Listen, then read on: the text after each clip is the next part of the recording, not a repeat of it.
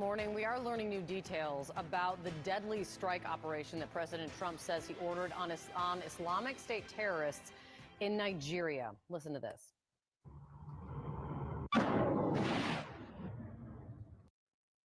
That, as you can see, released from the Department of Defense yesterday evening. The U.S. military reports multiple ISIS terrorists were killed in the attack, which the president first announced on social media. This comes after the president for months has warned that the United States could take military action in the African nation, claiming that ISIS had been targeting Christians in the region. The president, writing in part this on social media about it: I have previously warned that these terrorists, that if they did not stop the slaughtering of Christians, there would be hell to pay. And tonight, he goes on to say, the Department of War executed numerous perfect strikes, as only the United States is capable of doing. Now, Nigeria confirmed the two countries coordinated in this effort, in this strike. Their foreign minister joined CNN earlier this morning.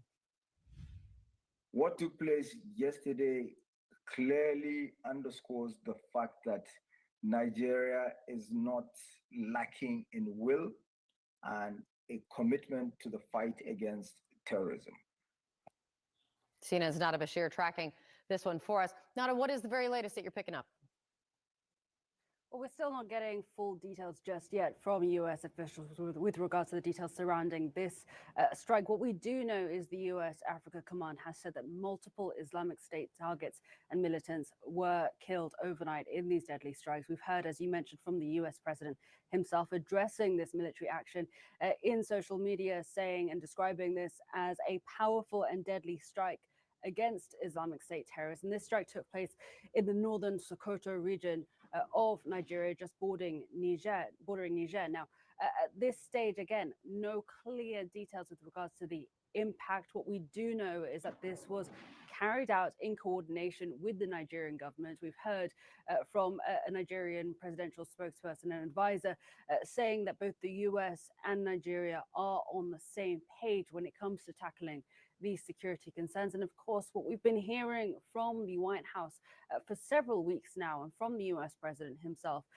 is the ramping up of concern around the protection of Nigeria's Christian community against extremist attacks. And it's important to note and underscore that, of course, Nigeria does have a deep-rooted history of security troubles when it comes to Islamist extremist groups. But these attacks that we have seen in the past have targeted both Nigeria's Christian and Muslim communities, two of the largest religious communities in the country. So this is certainly a historic concern within the country, but we are now seeing very clearly that first-hand action by the US military in Nigeria, according to officials, in coordination with the Nigerian government.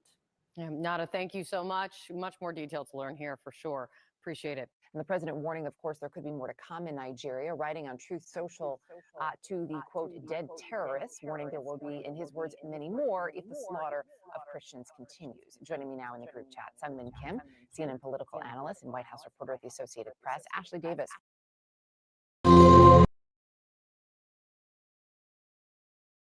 Hopkins University Agora Institute. It's nice to see all of you this morning. Sungmin, when we look at where things stand, the fact that the president really has cast himself as this peacemaker, often talks about the war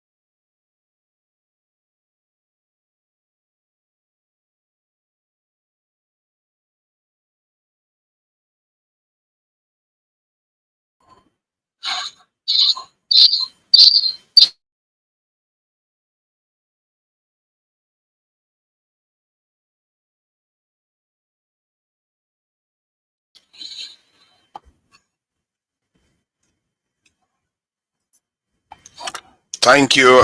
Good evening, and thank you all for joining me on this live stream.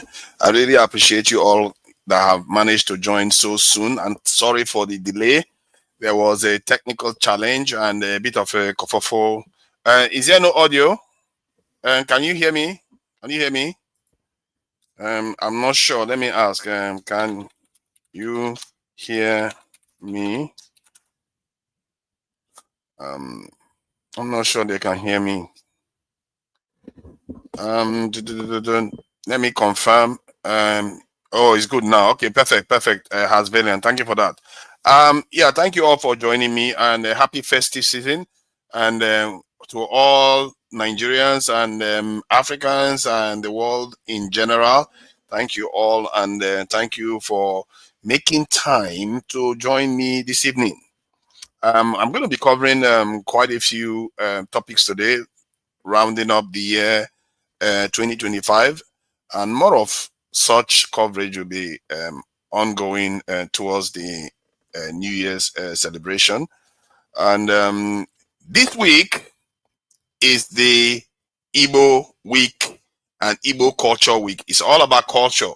You know, I've covered the Ijaw, covered the Urobo, covered the Edo, and I've covered the Efik, which is the Calabar Akwa Ibom, and now is the turn of the Igbo.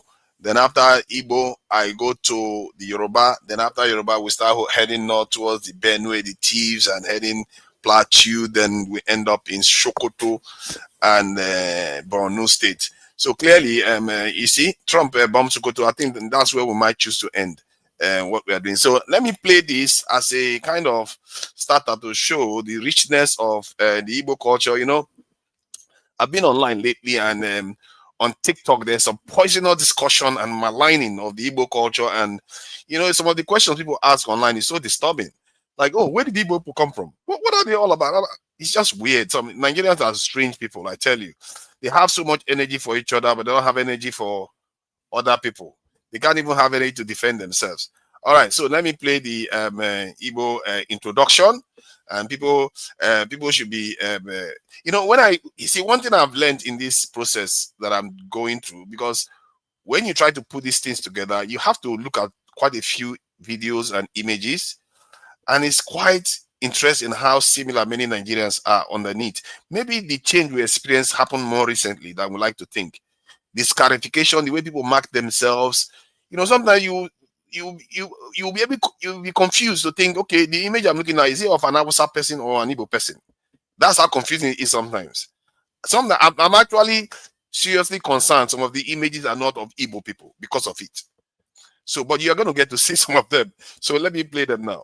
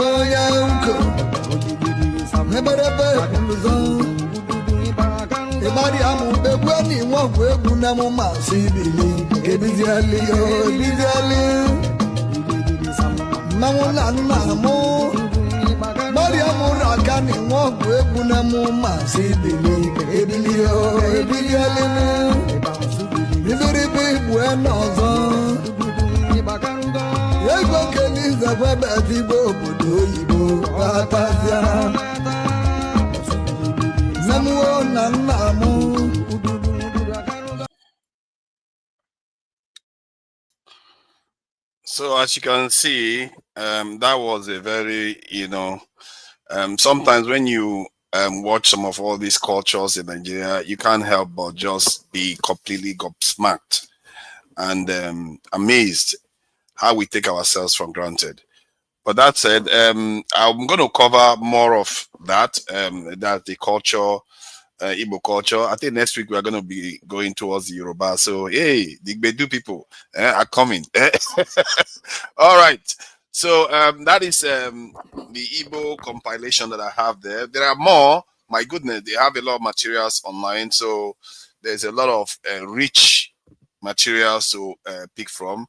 I just managed to pick a few together, and that's what we've got for now. But like I said, thank you all for joining. And the conversation we are to have here, just to be clear, you see, I think some people have conversations, and you as a person have to be able to make your discernment when people are having a conversation based on trying to keep some truths from you. You deserve truths, and you deserve to get those truths so you can make better opinion, inform better opinions and make better judgments. Because my whole purpose here is to try to get to the truth as much as possible. And this is why the chat hates me. Actually, the chat, they really badmouth me and tell me all kinds of stuff, because I'm not here to try to please people. And people don't tend to like it when you try to get to some truths. And the reason why that is partly because in the process of trying to get there, you make mistakes and they get cross, and or you come across as know it all, and all those other things. So people misunderstand it sometimes. That said, I also know that some people just want to come and bare their chest, and they want to come and just have their say. So they are not there for it to learn. They are not there to learn, and they have a right to that. And sometimes it's good for those type of people to just tell us they are not there to learn. They just want to get their opinion out there, and that is it. But on this live stream, generally, we are here to try to learn. So keep an open mind. When you are challenged, don't see it as if somebody is trying to disgrace you. No, we are all here to learn. I'm here to learn, and you should all be here to learn, because some of the truths we'll be able to uncover of this world and of our problems, the way you get to them is by being open to learning. And that's why I'm not ashamed to learn more, because if you are to get out of where we are, we need to go deeper, go further in anything that we understand, and learn.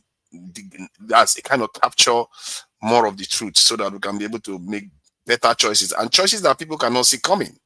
Because when you want to get out of problems, often they can't predict you. They can't, because they can't catch up with where you are, how far you have evolved. So that is how it's supposed to be. And we are not here to divide people. That's number one.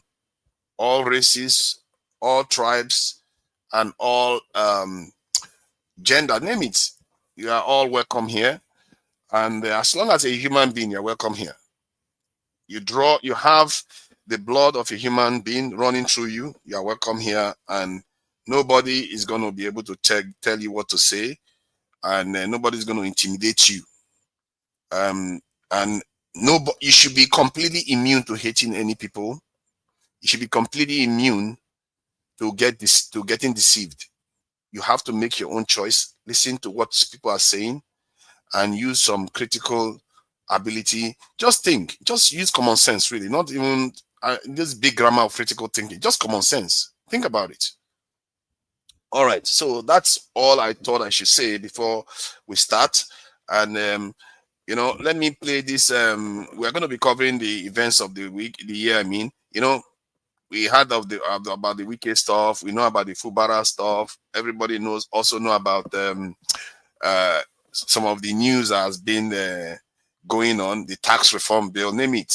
So, and Nnamdi Kanu's conviction too, that one was a big one. It almost passed as if it's nothing, actually. For such a momentous event, it almost passed as if it's nothing. It just happened and boom, it's over. Straight to Sokoto, that's the end of it, which is very interesting. And so let me play Wiki, and then I'll play the other events of the year, and then I'll start welcoming people to come and share some of their thoughts. Obviously, I know people will gravitate to us talking about the attacks by the US government in Sokoto. That is also fine. You're free to speak about that. And when you speak about that, please, I really don't like to use please, because I feel like I'm trying to give you something. Why should I be begging you to give you something? Nigerians do that quite a lot. They beg people to listen to them, and so that they can get a message through. And some of the people that do that a lot, what I find is that they're actually lying to you. Many people that do that, when they have to tell you please to tell you something, they're trying to lie to you. But that's why whenever I say to people, I feel like I'm underselling what I'm trying to tell you, because I'm trying to give information that is actually true, at least as true as I can make it. I'm not stupid. I tend to, when I see information, I'm very skeptical until I check it and check it and check it, and I also see whether it makes sense. If it doesn't make sense, if somebody writes on the paper that the sky is green, I'll be like, okay, I will check. Even if too many papers tell me that it's green, I will still say my common sense tells me that it's blue. I'm not going to believe it. And I hope that is how we are thinking, because our eyes, God knows our eyes really need to be open. And I don't expect you to see everything all in one go, but keep it open, please. All right, let me play Wiki's one.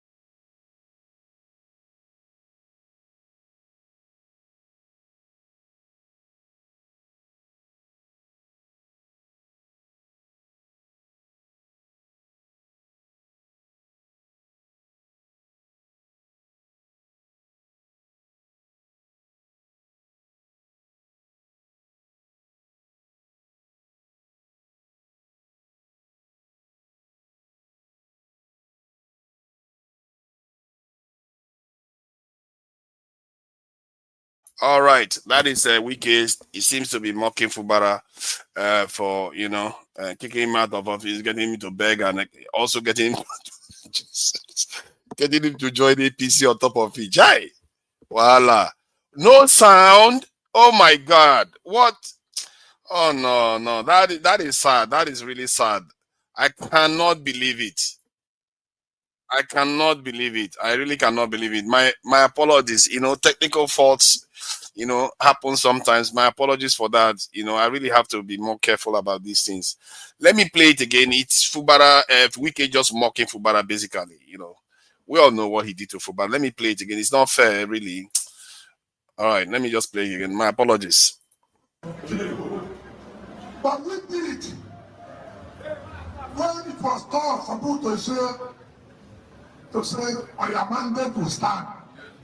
Who stood stand? I said, I am mandate to stand. And to the glory of God, who stood. And I am mandate to stand today is very strong. So you are the ones who made the mandate to be strong. I saw the last name is Godson. So all these people now you are seeing, and a man they will start that time, when they were needed most, they couldn't see that. They couldn't come out to say, just for Ahmed Bola Tinubu. Now that you stood and voted for him, and River State won. I tell you, all your struggle will not go in vain. All your struggle will not go in vain. So we have come to let you know that still be strong. Nigerians know us. When we take a decision, we have taken a decision. We don't take decision based on what people have seen. We take a decision based on that we are convinced, we believe that this will happen.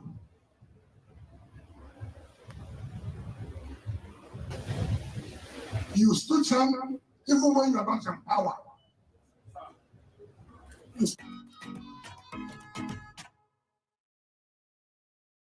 Yeah, I hope you heard Wike, mocking Fubara there, which is not nice.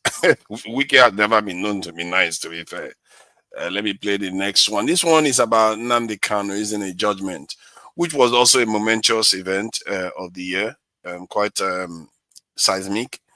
Let me play the video for it. We begin with the live videos from the court where judgment is being delivered on the trial of Nnamdi Kanu. This is coming after several years of standing trial on terrorism allegations. The leader of the proscribed indigenous people of Biafra will know his fate today. Mr. Kanu's trial has been one of Nigeria's most talked about legal battles in recent years.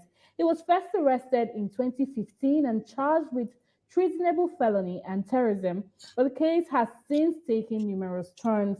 In 2017, Kanu fled the country while out on bail following a military operation at his residence during the time of Operation Python Dance in the southeast. In June 2021, he was arrested in Kenya under the contentious circumstances and brought back to Nigeria, a move his legal team and IPOB described as an extraordinary rendition. Upon his return, the charges were expanded to 15 counts, including terrorism and incitement to violence. Kanu's defense has repeatedly challenged the trial's legitimacy. They argue that fundamental and legal procedural errors, including possible violations of international extradition law and jurisdictional rules, undermine the prosecution's case. While delivering his judgment, Justice James Omotosho recounts the trial from 2015, as well as the entire proceedings in the courts. Joining me live via Zoom is the lawyer and activist, Mr. Chetam Wala. Mr. Chetam, if you can hear me, from a legal standpoint, what does this really now signify for Nnamdi Kanu's trial and his current detention status? First of all, we are grateful with the fact that this trial is actually coming to an end, because some of us had agitated and said that the whole back and forth within the Kanu trial that has lasted for over 10 years now, if I'm not mistaken, it's really sad on our judiciary. It's not something we really want for our democracy. We feel that criminal trial should expeditiously be dealt with and resolved either for or against. Now, today we are having, for the first time, the judgment. This matter has had a lot of back and forth, a whole lot of back and forth. We also saw Justice Binta recuse herself from the matter. We've seen a whole lot of delays from different quarters, on this particular issue. But finally, we are going to get a verdict, which is currently on. So I cannot speak basically on the issue of the verdict until a verdict has been given in the matter.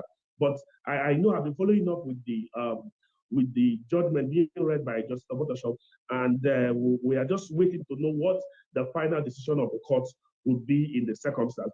But for us, basically, this matter has to be laid to rest one way or the other, because we cannot perpetually continue a criminal trial of this particular magnitude. It does not make sense at all. In your opinion, Mr. Chetan, what responsibilities will this judgment place on the federal government and security agencies moving forward? You know, basically, there are a lot of issues that have been raised. If you look at listen to the judgment and the witnesses who actually give testimonies based on the judgment read by Justice Omotoso. Like I said, the judgment is still ongoing and all that. Certain issues were also attached to our allegations, were also levied against Nnamdi Kanu and all that. And certain questions have come to the mind of one. I must say, the Nigerian government must continuously now, from going forward, make sure that justice should expeditiously be done. And we must also beef up the part of our security. It also shows that there is major lapses in our security network, how we gather information and how we deal with this information. So going forward, the Nnamdi Kanu case has been able to open our eyes to certain realities that have been happening, and that the government on its own has also neglected certain information that has led to serious security challenges across the country, especially with respect to this particular matter in the southeast part of Nigeria, which I feel now at this point, the government should as well be able to put in measures to address whatever security challenges there is. There are right now in the southeast. It is very key and it is important, because we cannot continue to fold our hands and allow some of these things happen, allow killings to continue, allow people's property being destroyed. What do you mean no sound? Tony, can you hear me? Tony, can you hear me? Yeah, I can hear you, forefathers. I hear you. Yeah, were you hearing the audio? I hear you, forefathers. Were you hearing the audio? Yes, I can hear you. I was seeing that there was no sound, so I was like, what? I hear you, forefathers. Were you hearing? Yes, I can hear you.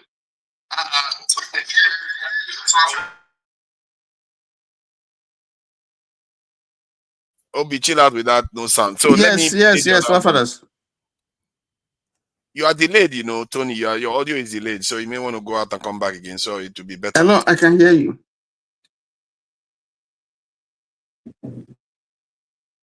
Can you hear me?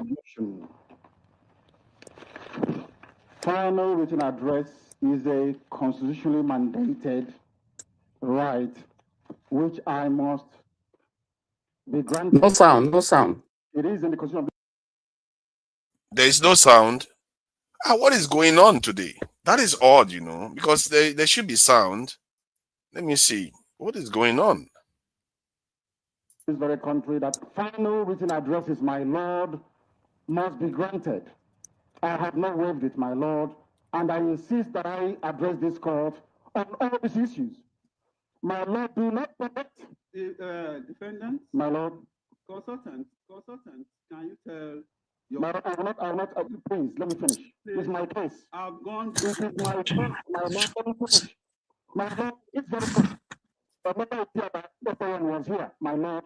Another Ethiopian said, at the right time we contradict and develop a piece of evidence.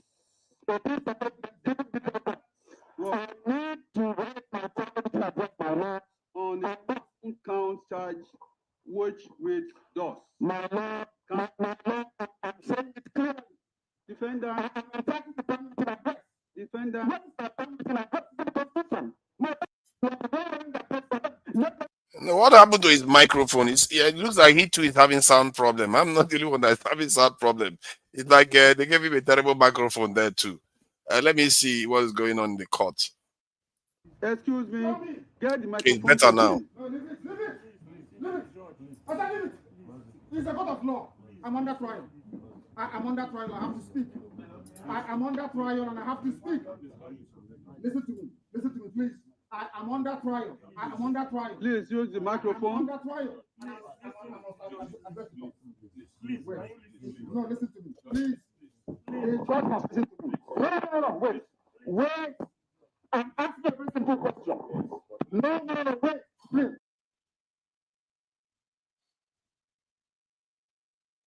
This is Supreme Court. Hold on. This Supreme Court here. Hold on a second.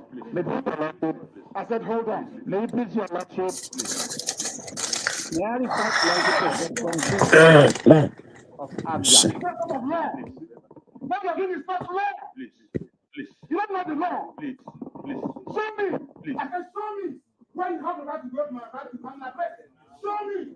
It's what the Constitution says. Show me. Well, I will rise and come back. You cannot show me. Can you please take him out? I will come back. I rise. I'll come back in 5 minutes. Show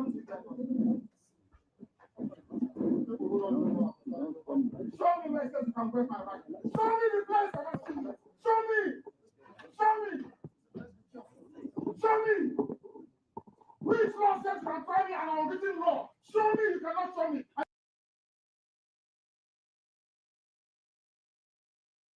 You're a judge. You claim you're a judge. You don't know law. You don't know law. Nonsense. Where is the parliamentary address? Where is it? Which law gave you the right to go to my parliamentary address? Which law gave you the right?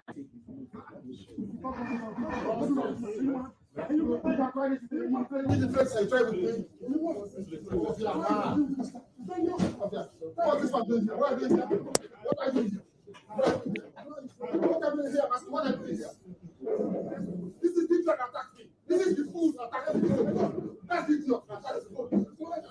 That's the fool.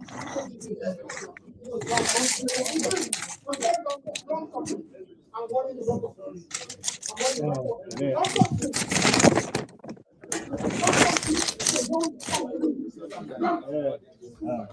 Smart people. You don't know law. Show me where it says you can wear my right hand address. Show me the law. Show me the law. I want to show me the law. You don't know law. They are demoting you. You're writing rubbish. Show me the law. One address. You say you go to the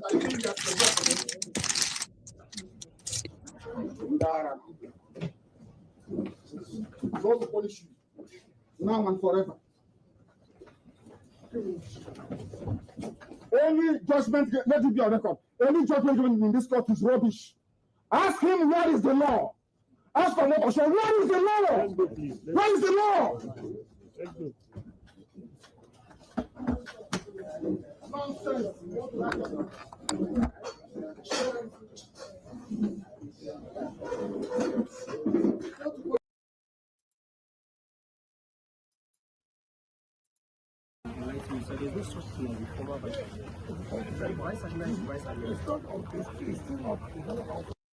Yeah, this was when Wike had confrontation with that young military personnel in Abuja.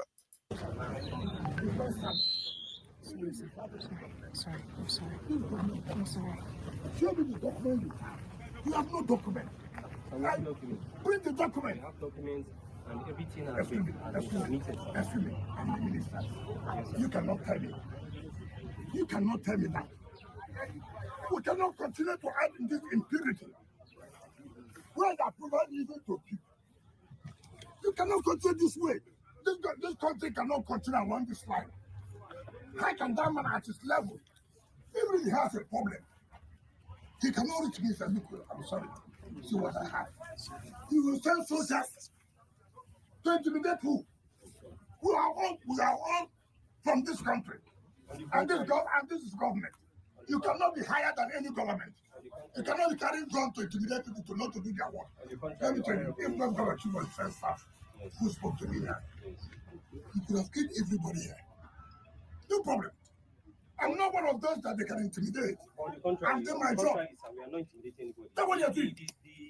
The civilian, the engineer mobilized to site, and then the staff or workers of FCT look at this. No, listen now. That is the threatening them. And that was when the admiral gave the order. He cannot give order against government. Because the papers are complete and he said it's submitted. Are you the one? Listen, you don't the police one.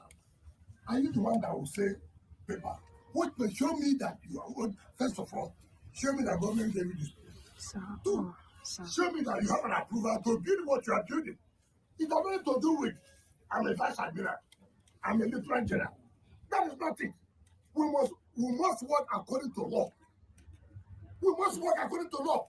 So you? No, you don't tell like this. Don't tell like this. Don't you try it. Don't tell me.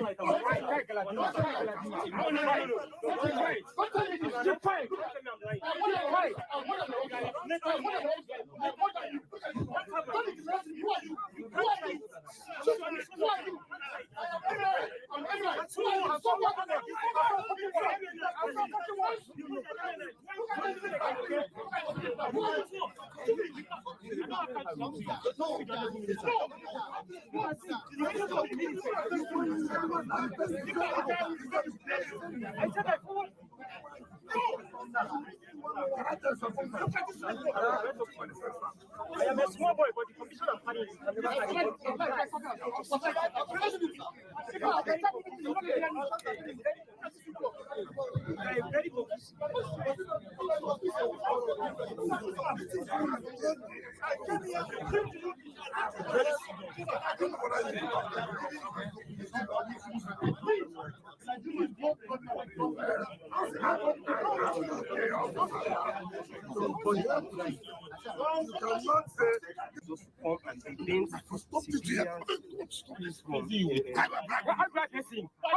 This is not professional.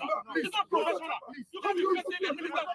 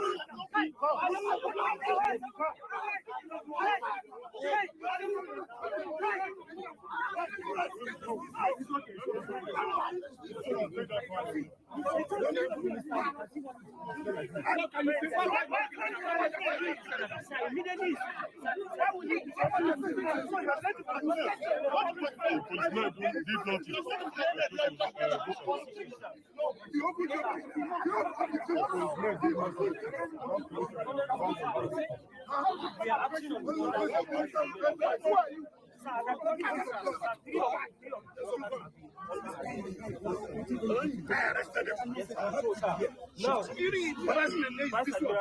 we have it's okay. From demolition is property. It doesn't matter. It doesn't That's matter. all that matters. I'm an officer, take to orders. So what? You had a who? Than me. So I'm an officer, take to orders. So that you take illegal order. Mr. General. Okay. You can never develop this property. I will not allow it. No problem, sir. I'm only acting on my orders. If you want to kill everybody, kill everybody. We will not kill You anybody, cannot. sir. We will not kill anybody, sir. You put yourself in trouble. My friend, you see, that is that. You cannot shut me up. You cannot shut me up. You are my senior. You cannot even talk when I'm talking. Because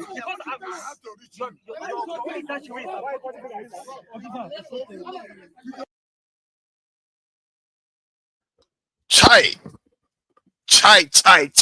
How can you say such a thing about my presentation? What do you want me to do? I have to present the year, the events that are occurred in the year. That's how you do these things. You see violence. Okay, maybe because Nigeria is violent. Okay, maybe Nigerians are violent. What do you want me to say? These are the key things. That's what people love to watch. Maybe I should do Quam 1 and Quam 2. That one too, is it not violence? What am I going to do? We should do Quam 1 and Quam 2. Hopefully that one will make you happy too. But there is good news. There is Akpoti, Natasha Akpoti. I don't think that one is violent too. That is quite straightforward. Let's watch some of the events, some of the stuff she did this year. From Ganaja to Adoko communities in Ajakuta local government area, to Osara and Okohanatsu in Okene, to Obangede and Okaitu in Okehi local government area, Senator Natasha Akpoti-Duahan commissions people-centered projects.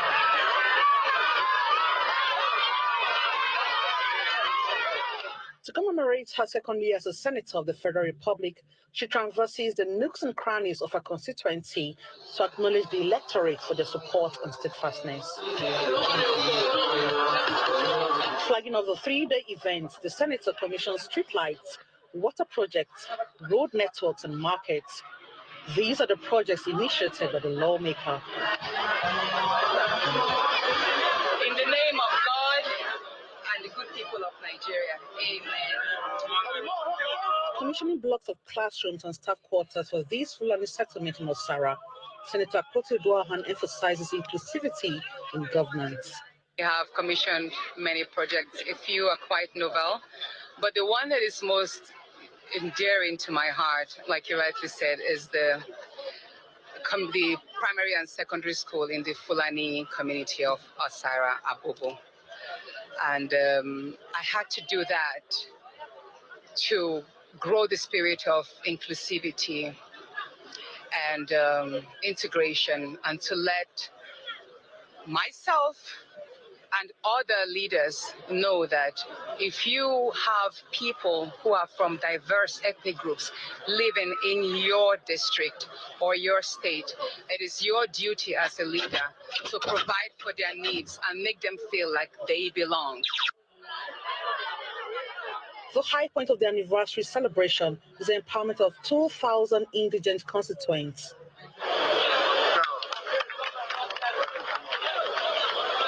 We need these vehicles to serve and stand the test of time. The senator also donated 8 transformers, sewing machines, deep freezers, grinding machines, farm tools and implements, and cash to women groups, cattle traders, farmers, and other constituents. Expressing delight at the gesture of the senator, the constituents made donations of their farm harvest to show their appreciation. She has touched almost all the aspects. In fact, she has even done more than it was in her manifesto. She has outdone herself, as a matter of fact. But then I'm still looking out for her doing more. But I wouldn't say anything because she's someone you cannot predict. She's unpredictable. She can just do anything out of the blues, and it's always extraordinary. The senator promised not to only facilitate developmental projects to all parts of Kogi. She urged leaders to prioritize the welfare of the electorate. See, that was peaceful, wasn't it, Chai? That was peaceful. Now let's cover another one that is actually peaceful too. Let's listen to this one. This was, I think, one of the greatest news of the year, actually, in terms of, to help the Nigerian economy start moving forward. Get even bigger. The Dangote Petroleum Refinery, located in the Lekki Free Zone, is expanding its output to 1.4 million barrels per day in a move that will make it the largest refinery in the world, overtaking India's Jamnagar refinery. we're expanding the Dangote refinery. We're announcing it officially. We're expanding the Dangote refinery from our 650,000 barrels per day to 1.4 million barrels per day. This will make it the largest refinery in the world ever. This expansion reflects our confidence in Nigeria's future, our belief in Africa's potential, and our commitment to building energy independence for our continent and the world. The expansion, expected to be completed within 3 years, will also create about 65,000 jobs, with 85% reserved for Nigerians. Over 85% of our workforce will be Nigerian, with ongoing investment in skills and technology transfer. Dangote further announced plans to list the refinery on the Nigerian Stock Exchange by 2026, allowing Nigerians to own a stake in the facility.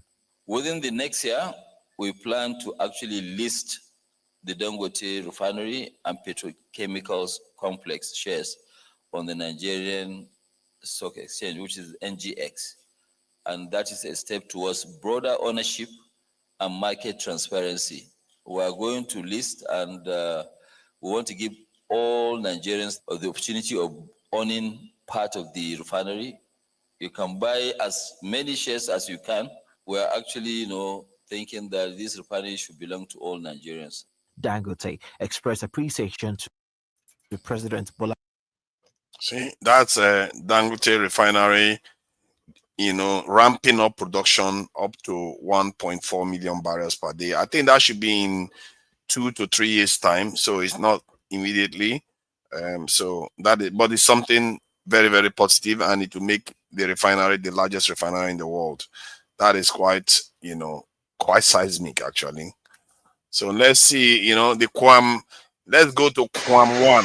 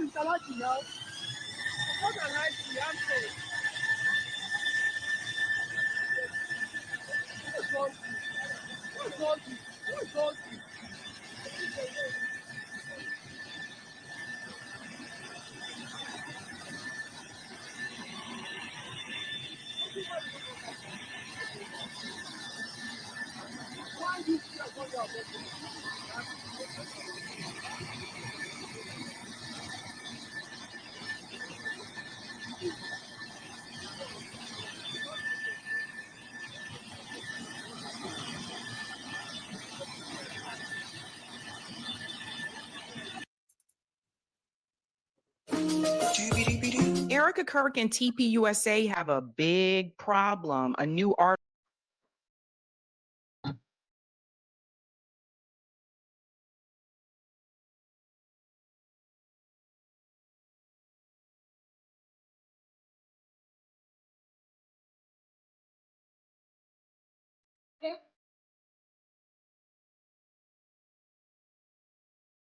I don't know if we put audio in their videos. Our audio now have copyright. Customer.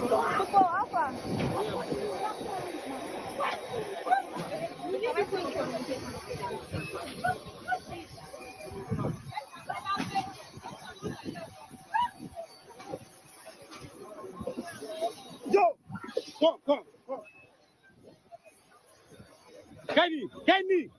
Egba. She's destroying the aircraft. She's destroying the aircraft. She's shooting her. She wants to grab a quick slapped her. She's destroying the aircraft.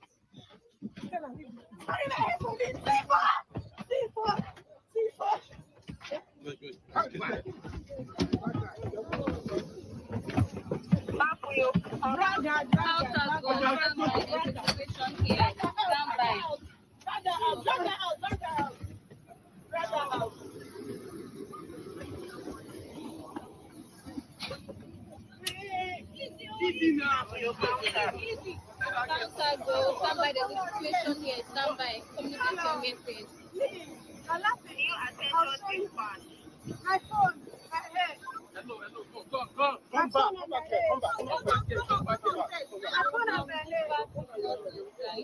Come back. Bless you.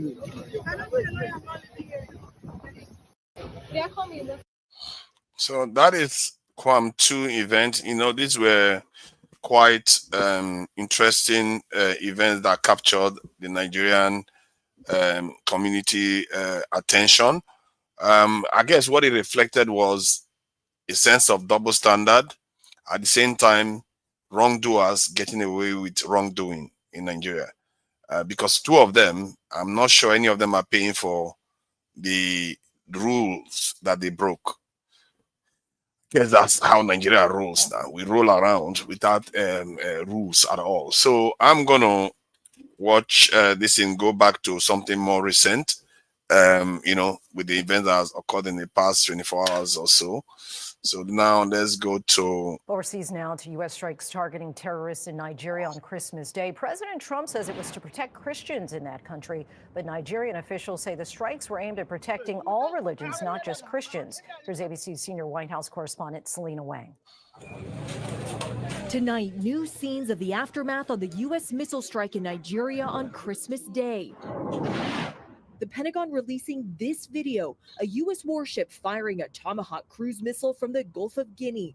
A U.S. official telling ABC News more than a dozen missiles were launched.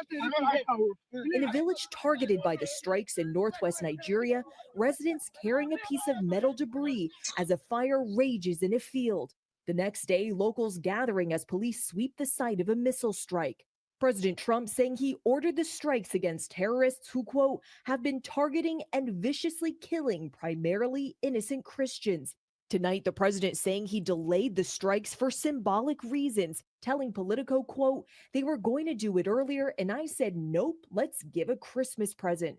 The Pentagon says multiple ISIS terrorists were killed. U.S. and Nigerian officials confirming they worked together on this operation. Analysts tell ABC News the reality on the ground in Africa's most populous country, home to millions of Christians and Muslims, is complex. Christians are not the sole target of ISIS in Nigeria. They have been indiscriminate in their violence. Nigeria's government responding to the strikes overnight, saying terrorist violence in any form, whether directed at Christians, Muslims, or other communities, remains an affront to Nigeria's values and to international peace and security. The Christmas strikes are the second this week. Last Friday, the U.S. carrying out dozens of airstrikes against ISIS in Syria in response to the deadly attack that killed 3 Americans. Selena Wang joins us now from Palm Beach, where President Trump is spending a Christmas holiday and planning to host some world leaders. what did I just hear? Again, let's hear that again. Remember, a terrorist is actually the president of Syria. But let's just hear this again. Selena Wang joins us now from Palm Beach, where President Trump is spending the Christmas holiday and planning to host some world leaders. What more can you tell us, Selena? Well, Lindsay, President Trump will host Israel's Prime Minister Benjamin Netanyahu at his Mar-a-Lago club in the coming days, and the agenda... No, sorry, I missed that. Strikes against ISIS in Syria in response... Again, ISIS in Syria. Carrying out dozens of airstrikes against ISIS in Syria in response to the deadly attack that killed 3 Americans. Selena. So ISIS is still busy killing Americans in Syria till today. And they are bombing and they are still killing. This never sees any end. The entire thing is a joke, really. The entire thing is a joke. Welcome, Tony. The entire thing, when I look at this stuff, sometimes I just feel like, what is the point? Sense doesn't make sense anymore. Everything is just all over the place. And when you hear some of our people rejoicing that Trump is bombing Nigeria, it's like, what makes you think that's going to solve anything? It's just bombing, killing a few people here and there. It's not going to make any difference to the bigger scheme until Nigeria does what they need to do. But people don't care. They just care that they feel like somebody's defending them. Because the Khan of Nigeria has been useless, to be fair. They have been very useless, and the Muslims in Nigeria seems to have the ascendancy. And I have to say, based on the conversations I've had in the last week, my impression is that some Muslims are in denial about what is going on. They pretend as if they don't know that their fellow, at least people that claim to be Muslim, are doing these things. And not only terrorism, there's also extreme violence when it kind of blasphemes against their religion. You know, you have to learn to live with people without lashing out the moment anybody blasphemes against your religion. And because it's Nigerians that you're taking out while you are doing that for the sake of religion that you just picked up how many 100 years ago. So I just feel like there's so much confusion everywhere. And maybe that's the whole point. And this is why I played. I like that quote from Hannah. I think Hannah Rand's. The quote about how you lie to people so much, and I don't even think it's like they confuse people so much in Nigeria that they don't even know what to believe anymore. All they want to believe now is, as long as a bomb falls somewhere, that's the solution. Even if historically it's clear that it's not going to be a solution, you see grown men still believing in it. It's exhausting. Sometimes I just feel like, what is the point of talking to people? They don't listen. They don't listen. And maybe it's just, you know, I guess you have to talk because some people do listen. You can't act because some people don't. So that's the only reason why I'm here. If not, I would just, there's no point being here really. Sometimes when I hear our people talk, it makes me just lose hope that we don't have a chance. Because the information is not that hard to find. It's all there. You know they will not. America is still bombing Syria. And Syria is an ally of America, right? But the entire thing is mad. The entire thing is bad. The Syrian oil is still being stolen by America. Even if an American is in the presidential palace, that's an American ally in Syria, is in the presidential palace. So why are they still bombing the country that is an ally? It's like America bombs his friends and bombs his enemies. And it's just confusing now. And if Nigerians think that being terrorists is a bad thing, go to Syria. Can you imagine if you're in Syria, a terrorist in your country is now your president? What is happening in Syria is not. Can you imagine if Shika was the president of Nigeria? What is happening in America is a power tussle between Israel and Turkey. Okay, but America is the one doing the bombing now. Regional power. Yeah, but how does that? Those guys, they said they killed 3 American soldiers. They are still killing American soldiers in Syria. That's why they get involved now. But the main thing now, who is going to be, say before now, Israel is kind of like the overlord within that region. Right? They do anyhow. But now, Turkey don't step up their game a little bit. So there's kind of like, that fight, who is going to be the... Because what is going on there, though? I want to understand. Maybe you have an idea, Tony. Sorry, and let me just ask him because he seems to know a bit about Syria. What is going on there? Because this ISIS, I know that the president is one of the terrorist group. Is he part of Al-Qaeda or not ISIS? The president of Syria now. Yes. Which one is he, Al-Qaeda or ISIS? No, but no, okay, you need to understand the goal of United States is to pretty much be in charge of the oil there. And the other guy who took off with his family, what was that his name again? Assad. Assad, right? Yeah. So in the process of putting pressure on Assad to move, that's why they supported the guy you're asking, boy, if he's ISIS. Yeah, or, is he ISIS or which one is he? Is he the Al-Qaeda or ISIS? Because it has to be Al-Qaeda if America is still fighting ISIS. I'm hesitating to say neither. If not, that's why the guy is. That's why he's the president today. As I said, it's one of them, all right. It's one of them, all right. They work with America to remove Assad.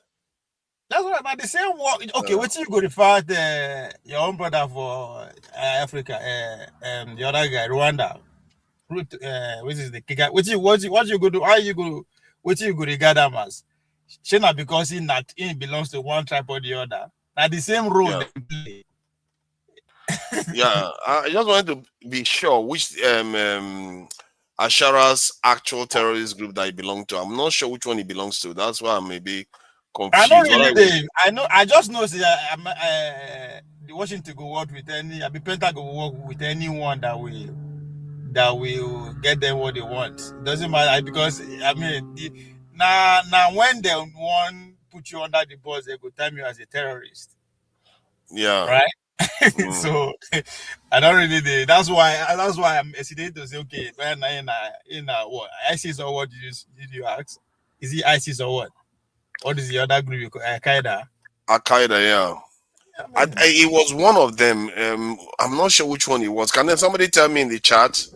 You guys should know now. All these intelligent people that are watching. I just know say in a rebel fighter, in state actor, in a non-state actor that was empowered.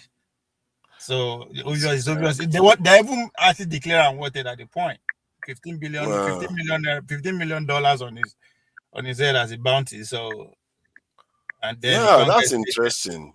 Then he can't get state welcome for Washington. So it's not just see one thing you need to understand about the White Kingdom. Let me put it that way. They don't pass the level where they hide shit like that, right? Now the planning, when they plan, you go know. But when they act out, they're not they are that. If they tell you that they come bomb you, just a matter of time they will come. They know so that now what thing happened within the guy that you're talking about? It was declared before the whole world as a terrorist. They put Bantim on his head, but at the same time they honor him. Before how many Nigerian presidents don't get that kind of welcome? It's from Al-Qaeda. It's from Al-Qaeda. They say it's from Al-Qaeda. So it was how many Nigerian presidents don't get that kind of welcome for Washington DC? No, none. At least you see that's the thing about when I tell people that these people the only thing they respect is power. Of course. If you can wield power, it doesn't matter. You could be their enemy the day before, the next day you are their friend. That's how they did with China too.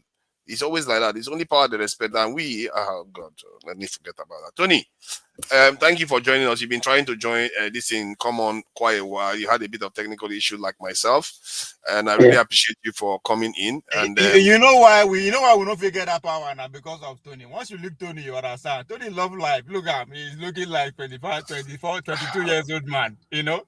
And that life, he love life. He not go one struggle for power. I feel like I need a total reorientation really for my purpose here because I think that Nigerians are not ready for anything. So, okay, my brother, compliments. Hi. To you.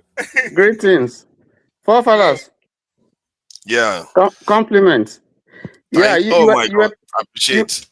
You were talking about Syria. I don't think of you never charge because I expected him to handle that Syria team properly. Because the question he asked was very straightforward. Now it belongs to a guy that I don't know. the I don't problem know in the Syria, guy, that good guy now. the problem in Syria is complex.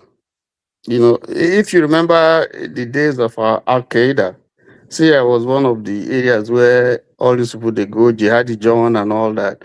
And the problem is that if you look at that area, there are so many competing interests. Syria has, first of all, Syria has diverse ethnic groups. You have the Alawites, you have the Druze, you have the Kurds. Syria also has oil and some other ethnic groups. And then, of course, you have a situation where there are Kurds in Syria, there are Kurds in Iraq, and they are trying to break away. I mean, there are Kurds also in Turkey, and they are fighting Turkey for independence. So both Iraq and Syria, Turkey is interested in what is happening there. It's interested in having a regime in Syria and Iraq that will not be anti-Turkey. Okay. Then, if you look at Turkey, also, it's pursuing. I mean, the sponsor. You know, this is the sick man of Europe. Turkey has been promoting, you know, Islamic ideology all over, even up to Nigeria. So you have Christians in Syria, you have Muslims in Syria, and you have various, you know, other Yeah, but schools. I'm trying to understand how this thing this issue of what they call it, Syria and the actions of America with other terrorist groups, and even the report that came out earlier on this year in America talking about how they were funding Boko Haram too. Like, how do this information, how is it that many Nigerians can hear all this information about this same country and filter it out? Like, okay, it doesn't matter. And somehow is it that because the Nigerians have lost hope so much and nothing has been done for so long, that they feel like maybe if Trump at least bombs something, even if it's basically it looks like it's an empty field from what I can see. There's no casualty. Has anybody seen any casualty from this bombing? Because it looks like an empty field. No, it's not. You see, we are yet to get the damage, you know, the battle damage report. It's yet to come. So there will be an assessment. And when that assessment comes, we will know the extent. It takes quite a while to put these things together. So that until that time, maybe by next week, we should be able to get a clearer picture of what has happened. Don't mind what you hear from the grapevine. It is difficult to believe that after about a week of surveillance and mapping of insurgent positions near Lake Chad and, you know, part of Sokoto and Borno area, that America would deploy. They did not attack Borno. I think they said it was surveillance. I'm talking about surveillance. Okay, yeah, surveillance. Okay. That America would, after obtaining intel, would deploy nothing less than Tomahawk cruise missiles, over a dozen, to those areas, according to them, 2 camps of ISIS, you know, and not do any damage. I think it doesn't stand to reason that kind of a thing can happen. Those things are expensive. You know, one is expensive. Yes, but you would think cruise missiles landing on the ground, people will see the damage and people will see casualties. You know, you don't have to wait for 5 weeks to see that thing now. No, but that's how it happened in Iran. You know, it's going to take. You sure? Iran, we're seeing it live. We're going to get satellite reports. Don't believe anything that you hear from social media. We're going to get satellite. If there is no damage, ask yourself, you know, why are you finding people reacting the way they are reacting? Because was they no don't know damage. what happened, because they don't know who is That's what I'm reacting. telling you. So don't let us not speculate. Let us get exactly the picture. But what I'm saying to you is a man cannot deploy that size of missile because, I mean, you're killing human beings. So you can't Are use you a sure crude it's not a missile. fake one? No, there was one a farmer found inside his farm, unexploded missile. Are you sure they don't do these cheap ones for us? They are selling the cheap missiles for us. No, but those things happen. Sometimes you have I know. It these doesn't fast. ordinances that will be fired, and some won't detonate. They won't explode for whatever reason. So, but that doesn't mean that they are not live. They could explode. Something can trigger them and they explode. But the point that I'm making is that for America to deploy that size and that type of asset in those two locations, they are not stupid, and it costs money. So there must be something that they have seen. And these are not just, these are precision optics. Have you considered that they are after us? That we are the bargaining chip here, not the terrorists. Well, that's where I wanted to start from. You see, the Yoruba service is saying that if there was no opening on the wall, the lizard will not find a place to hide in it.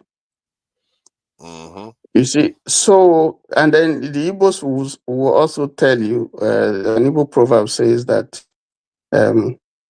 it is the man that went to the bush to go and fetch insect-infected firewood. So now he's having lizards all over the place. So he cannot blame anybody, but he will blame himself. So what we are seeing is the effect of failed government. You know, a government that totally failed and shirked its responsibility to all comers. So anybody can do anything that they like with impunity, whether it's the executive, whether it's the legislature, whether it's the judiciary, and whether it's non-state actors. There's a total failure of governance. There are so many ungoverned spaces. So people could just take that place and do whatever they like. So first of all, we must put the blame where it is, because government has failed, you know, and because government has failed, that is why outsiders will come and be poking their mouth or their this thing into your. But when we So, say government have failed, is it not us that have failed? no, when you say government, we put them there. We give them the authority to represent us and to make laws for us and to protect us. If they are not able to do that, you say we failed. no, Maybe we I should won't just say we. It's the government, the people who are representing us, who will give the votes to represent us that are failed. Is it not you that chose them? If you go and pick the wrong mechanic to fix your car, the one that only learns how to fix let us not go there. You know what happened. Let us not go there. You know what happened. Let's not go there. You know, because I like us to make logical arguments. Because when you keep let's not go there, because that's another argument altogether. But we're saying that the reason why I say government has failed is that in developed climes where democracy or people who are trying to copy, or even pseudo-democracies, you know, there's a procedure. You put people in there who will work for you. So if they are not working for you, there are processes. Even before election, there are recall processes. There are things that you can do to let them know that they are not performing the way you want, and you can recall them. So all those. You know what? You know my suggestion.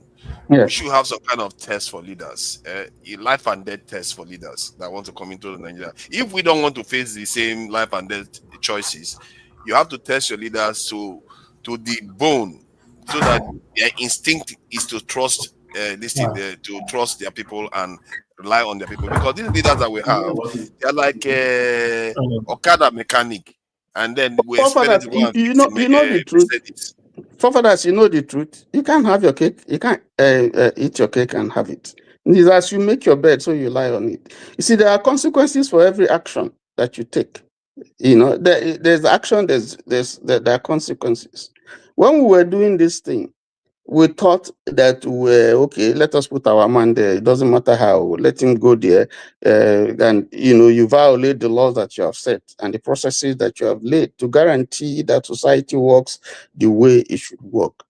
And for some people, they just think that, yes, they are winning. But there are consequences. And the consequences is what we're seeing now. The consequences, the failure of adhering to processes that will, eventually ultimately lead to the greater good for the majority of the people. When those processes are not followed, now you would think you have a victory, but that's a Pyrrhic victory, because at the end of the day, there are consequences and a price that you have to pay. Nigeria is paying the price for the things that he has done that are not proper. So the solution, the answer is there. But the problem, why Nigeria is entirely a different case, difficult for anybody to study, is that we know what the problems are. We have identified them, but we are not bold enough to say, yes, we have made mistakes. Let us begin to fix this problem. And for as long as we continue to play down and to think that, okay, we can continue this way and things will get better, the more, difficulty we are going to enter, the more people are going to take you for granted, because you become a backing stock to every other person. Let me ask you one last question. Do you think this bombing from America will be able to get rid of terrorists in Nigeria? You see, first of all, you have to ask what the intentions are. First of all, it is the government that has allowed them, going by what the government said. The government says, no, I'm not. I them. understand it, even if it's bad intention. My question is, do you think it will get in reality? Do you think it will happen that this bombing will get rid of terrorists from Nigeria? You have to ask the government what is the intention of this bombing or what association with America, because there must be a reason why the government agreed to enter. I'm not privy to those agreements, but there is something on the surface that we can see. You are going to see now that, first of all, on the short term, there are going to be disruptions, which we are seeing now. There are going to be outcry, But on the long run, it's probably going to be complicated, because there are other issues that we don't see. There are other imponderables that will come up. If this on the long term, what did he say was going to happen now? What if they bomb the terrorists on the long term? What did he say was going to happen? That's what I'm telling you. On the short run, yes, some people are going to. In fact, from what we hear, and I can't confirm this, we hear that Niger forces who are patrolling their borders have seen Lakarawa, because this is directed at Lakarawa. They are very active in the Lake Chad Basin and in Sokoto area. They have seen massive destruction, decimation, and they have seen some of them running away, maybe trying to run into Niger, but that's not confirmed. So that's why I said we have to wait for the damage assessment report. Until then, we'll be able to know exactly what has happened. But that's on the short run. Okay. Even today, as we speak, we hear somewhere there was a terrorist attack, somewhere in the country, in Nigeria. Yesterday there was too. So on the long run, you can see grievances, pent-up grievances. People are beginning, from certain sections, are beginning to say a couple of things. We don't want this, we don't want. What that will pan up to, we don't know. Is it going to stop? Is it going to force those people to say, listen, let us have a meeting and let us see how we can resolve this amicably and get these people to stop this thing? Or it may make them to be more belligerent and maybe worsen, the insurgency. We don't know. We don't know what America is going to do. We don't know who is going to step in, whether Israel is going to step in, or China is going to step in, or Russia is going to step in, and Nigeria will become, a tough for big power politics and rivalry. So, but based on evidence, historical evidence, you don't have any idea where this is going to go? No, it's too early in the day for me to be able to see where this will go. Okay. So I just want to hold my powders dry. Let us see the report. I know that people are denying; they don't want to say the real thing. But let us see the report that will be authenticated, not just report from America but from international bodies who are going to move into those areas, from satellite reports and so on. And so we can, that's why I said let us have, a damage assessment report and then from there, we'll take it from there.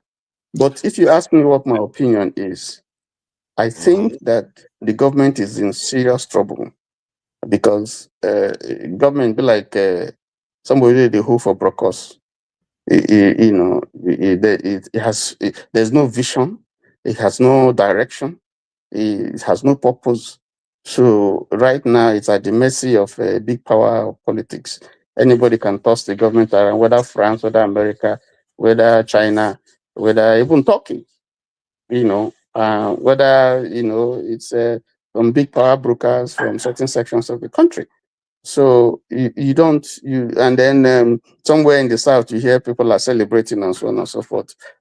So you see division, you see feelings being inflamed, you see people saying all kinds of things and so on and so forth. So I think it's introducing some toxins more into the political atmosphere. That is actually quite dangerous. You see, this thing, and this is why they are doing it, because they know this stuff could polarize the country badly. But let me take the question to Okpegolo.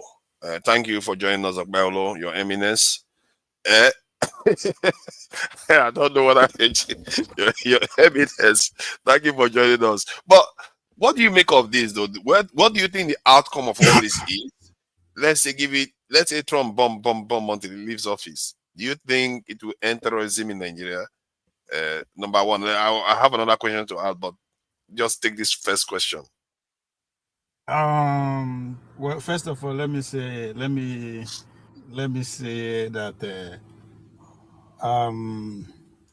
well, I was antagonizing KJ during his own show.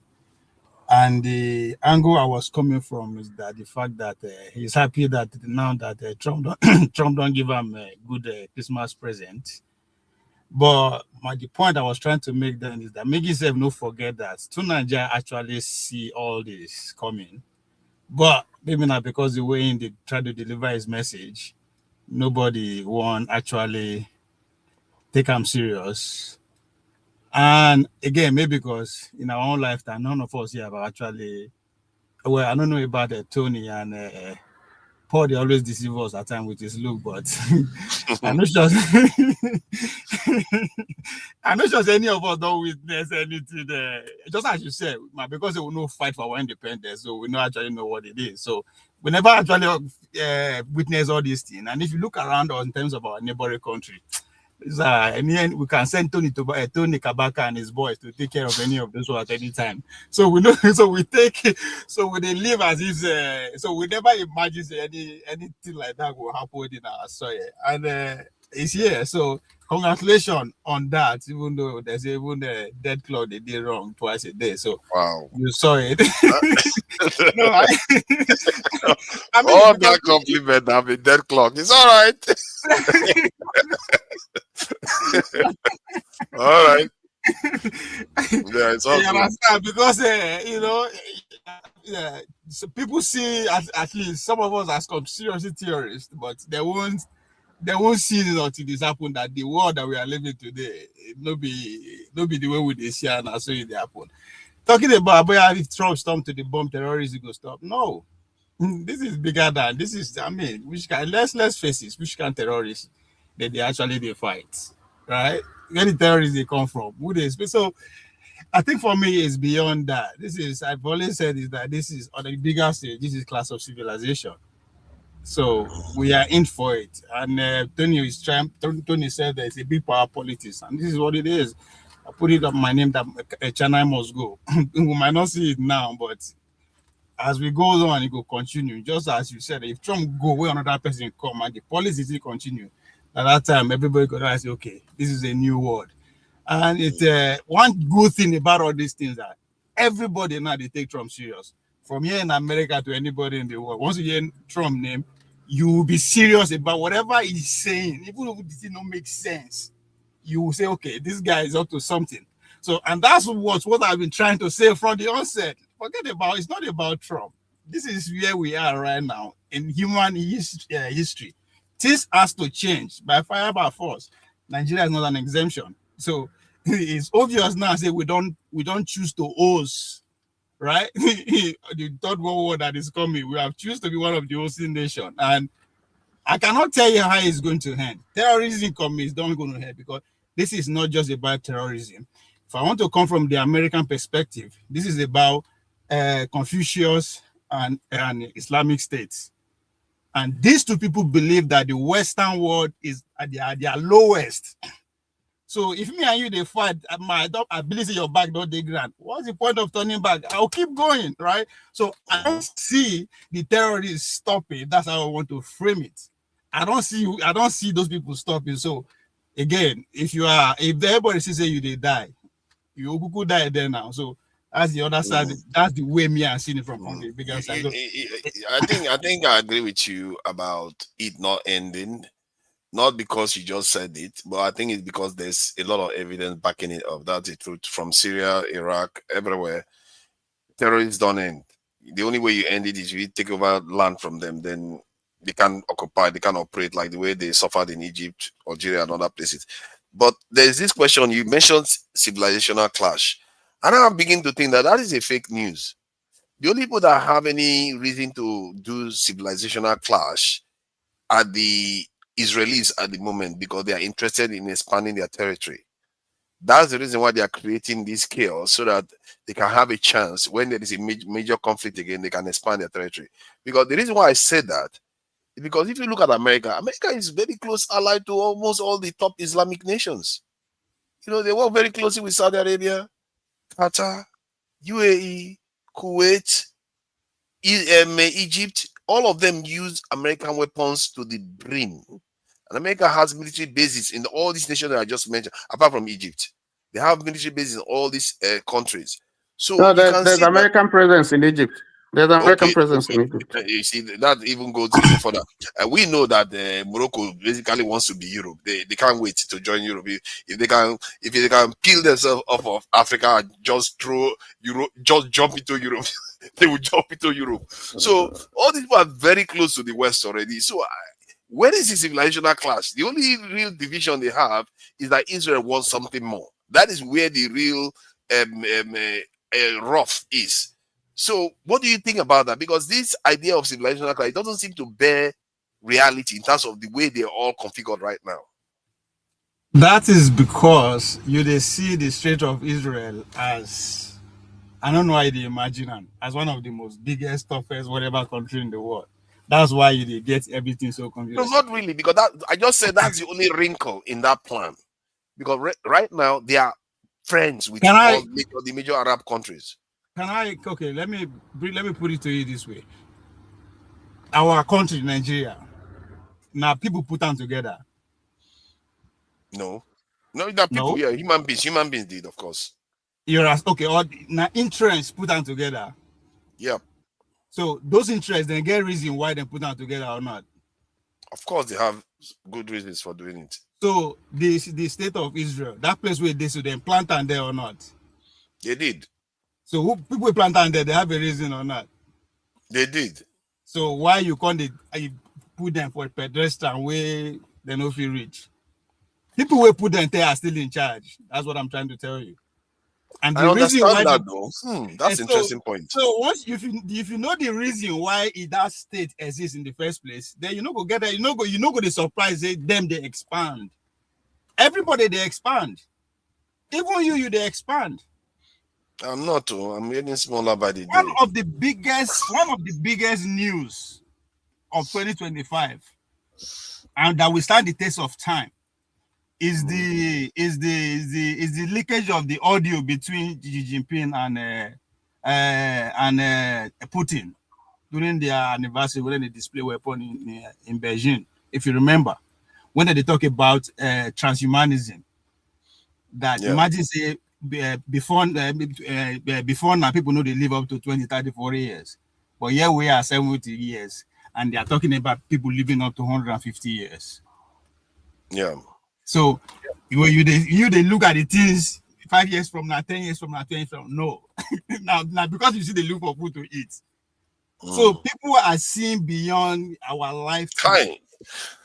You know, sometimes I feel like sorry. You know, when we are talking about this thing, sometimes I just feel like we really, you know what, I'm going to be having an elite class. If I may even choose to end this type of engagement, I really need people that think on a higher level here, because it's really depressing sometimes because there are so many things to grapple with out there that is going on right now. I can't even count how many things that are going on, and sometimes this whole discussion just then degenerates to Fubara, Wike, and Kwamwan. It's like, no, I can't. That part play also, because okay, now let's bring into our own domestic, how our domestic activities they contribute. There's also fight of civilization between these three big foolish tribes within ourselves, whether we like it or not. There is fight for supremacy between the Yorubas, Igbos, and the Hausas. Whatever that means to them, but it's obvious, right? Yeah. Ovie, point of correction: Yoruba, Igbo, and Fulani. Hausa is excluded. Well, politically speaking, how dare you? How dare you? Now, right? So when you see from angle, then if you as an external actor you want to take advantage of the states, that's an easy way to come in. Yeah. So that's the local player. So that's another way. This year, if you look at what happened this year, talking about local, January Tinubu, Tinubu do this year. Tinubu come out Fubara, right? Yes. The bill was signed in February too.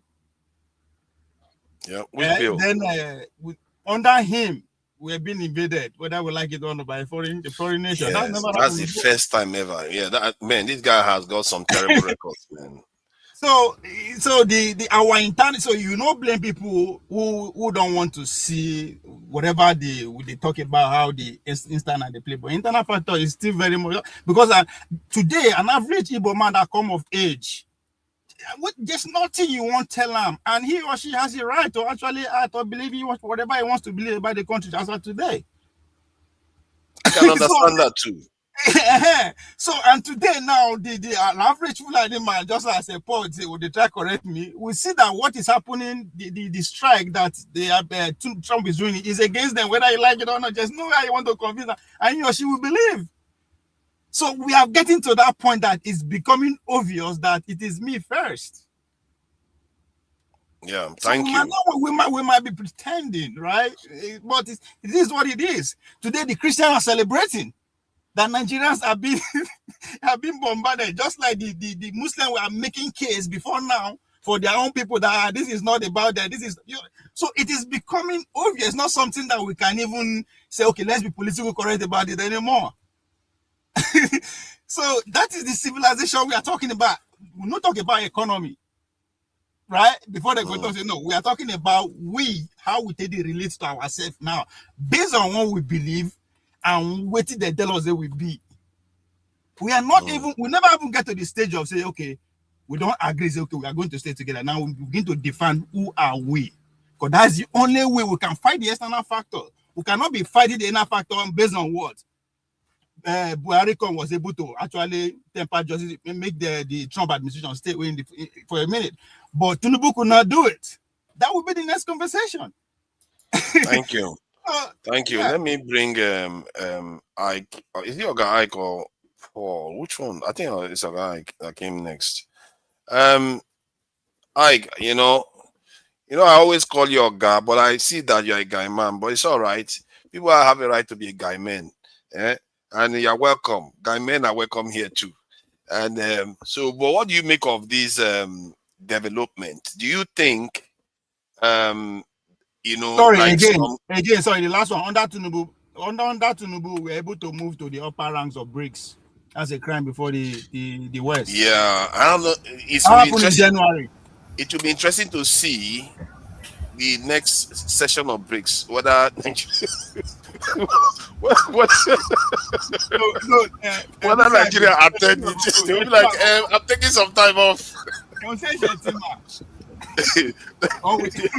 not going to. If you are not going to let us say Shetima, or you're like, I don't want to holla.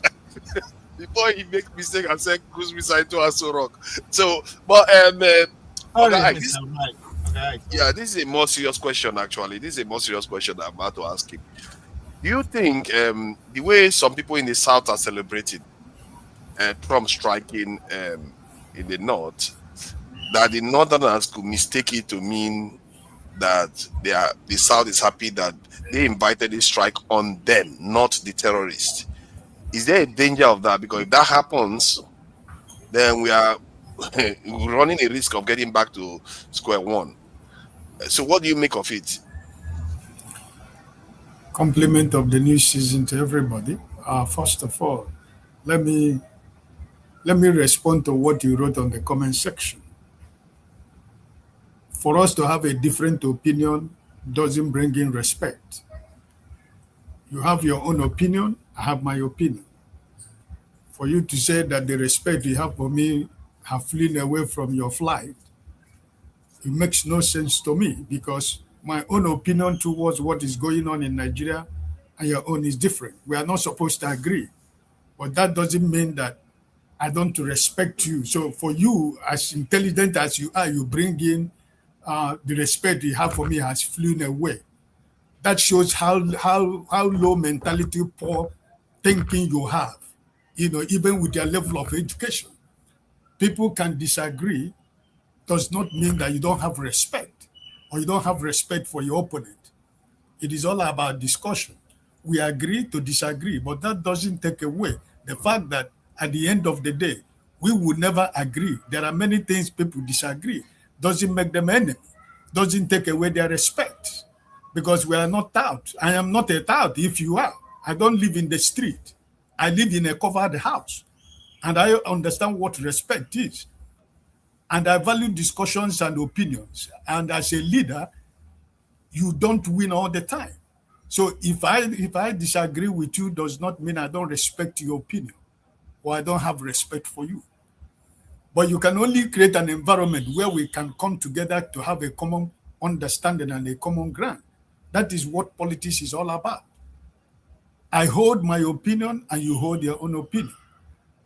But for you to convince me to believe in your opinion, you should also have respect to what I think or what my opinion is. You don't impose your opinion to me to believe what you said. But you should put it on the table where both of us can reach an agreement. We try to look at both sides and we see, okay, this is the place we have a common ground. We can agree here, but we cannot disagree. We can disagree here also. So the idea that you flee away the respect you have for me, I feel that is too low for you to go. But that's by the way. I'm not looking for respect, but I earn respect from people. I don't need to buy. I'm not looking to buy respect from people. I need to earn respect. And that is my own kind of person. That's my life. Okay? And that means okay, just hold on for a second. You see, what you just said just now is actually quite respectable. You see what I mean? And what I said in the chat, because the comment you were making there was completely like completely out of the norm, and that's why I made that comment. But I think you are right with what you said, because you can't throw somebody completely away just because of one opinion that they hold, or even two or three. You are right. I take correction on that, and please go ahead with your answers. But also, it doesn't change that opinion that I hold, because that's the opinion I still hold right now, even as we are speaking. That's the same opinion that I still hold. That my only frustration with what happened yesterday was America have to collaborate with the illegitimate government we have in Nigeria, people who are the architects and the sponsors of the terrorism. He has to go and share information and security report with Nigerian government, because you don't have a government. Because those people who are representing you, who throw their banner and their suit on a screen of television, they are the sponsors of the terrorism. They are the people that are terrorizing Nigeria.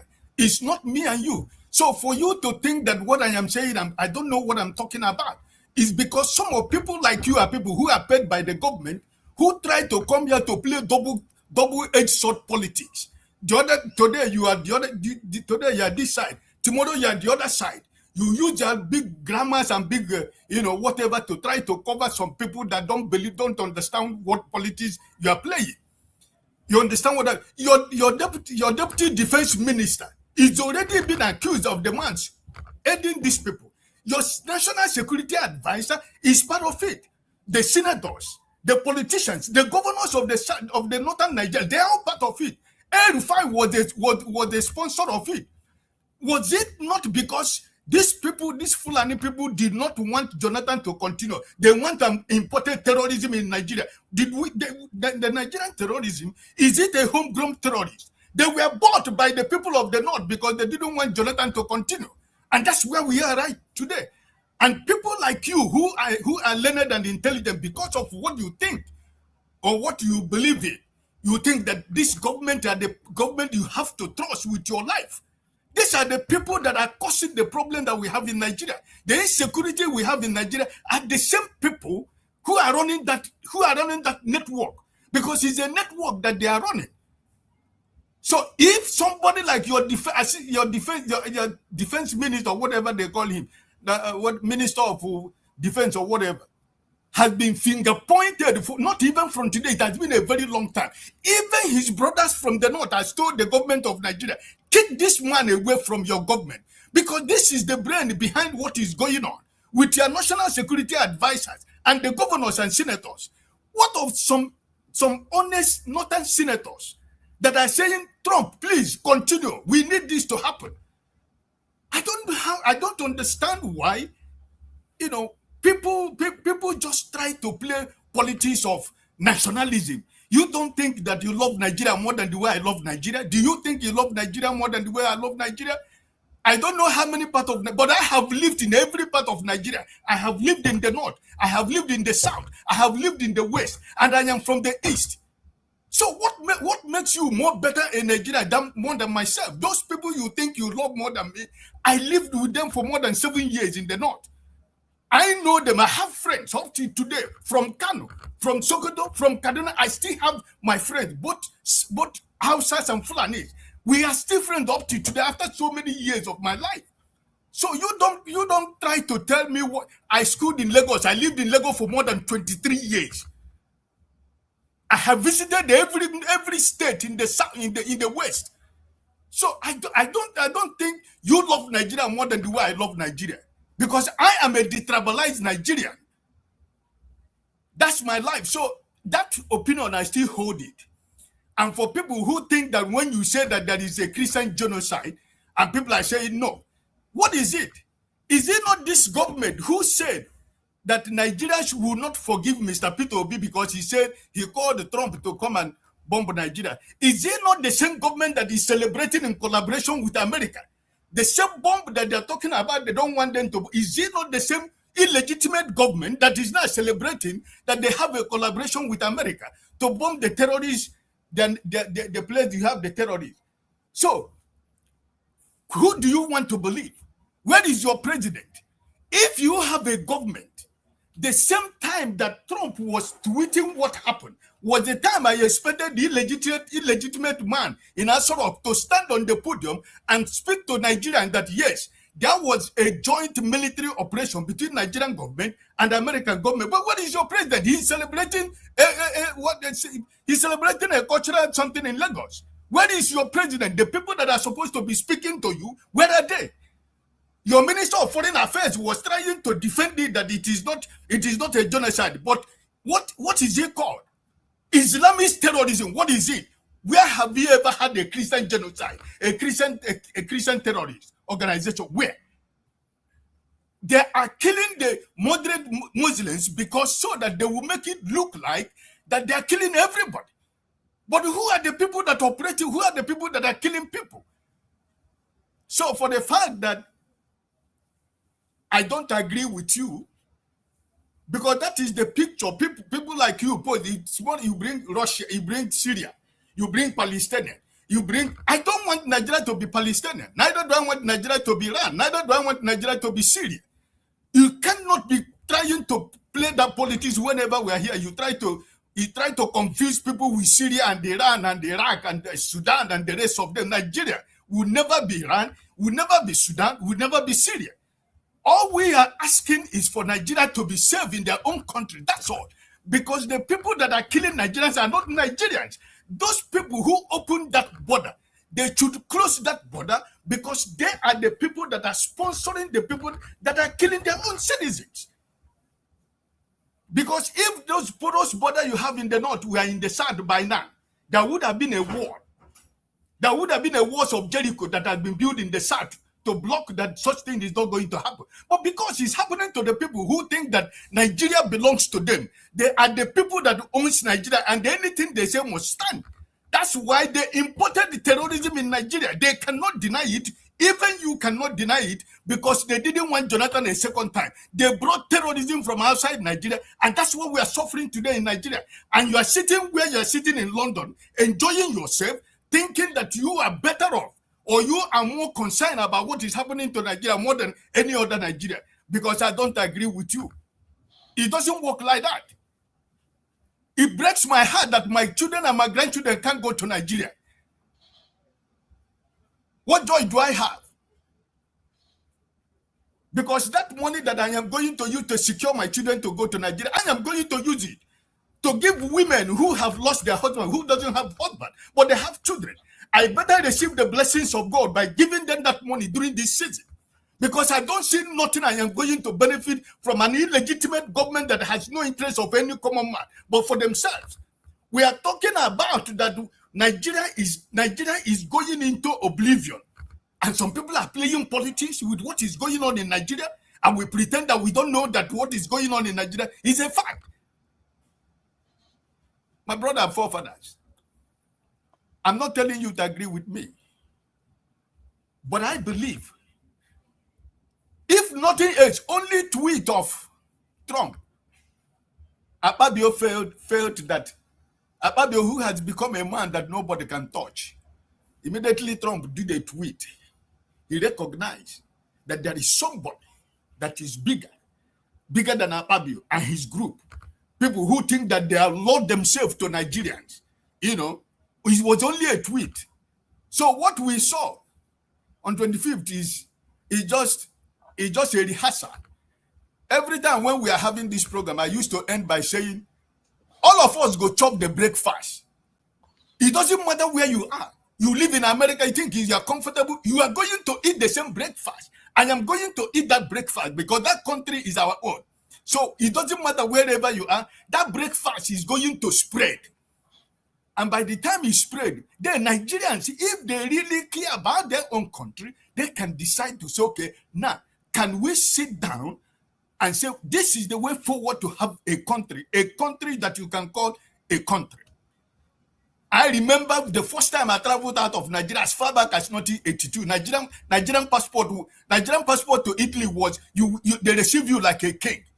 You hold a Nigerian passport today, they treat you like a common criminal in the street. They treat you more than what they treat the mafians in Nicaragua, because you are holding a green passport and you continue to pretend that all is well. You line up in immigration with other people with their passport, even countries in West Africa. They will ask you to go and sit the other side because you're having a Nigerian passport. And you think it doesn't mean anything. You think it is normal, they are doing their job. What of other countries that they let go? Is it not the same job that they are doing? Because you don't have a name. You don't have a country. Nobody have respect for you. Every countries of the world, they sign economic part, they sign military part, they sign political part. It's normal. If you do not have anything that you bring to the table, the man that you are going to make an agreement with you brought something to the table. It is only what he brought to the table is the music you are going to dance, because you didn't bring nothing to the table. You do not have anything you present to the table.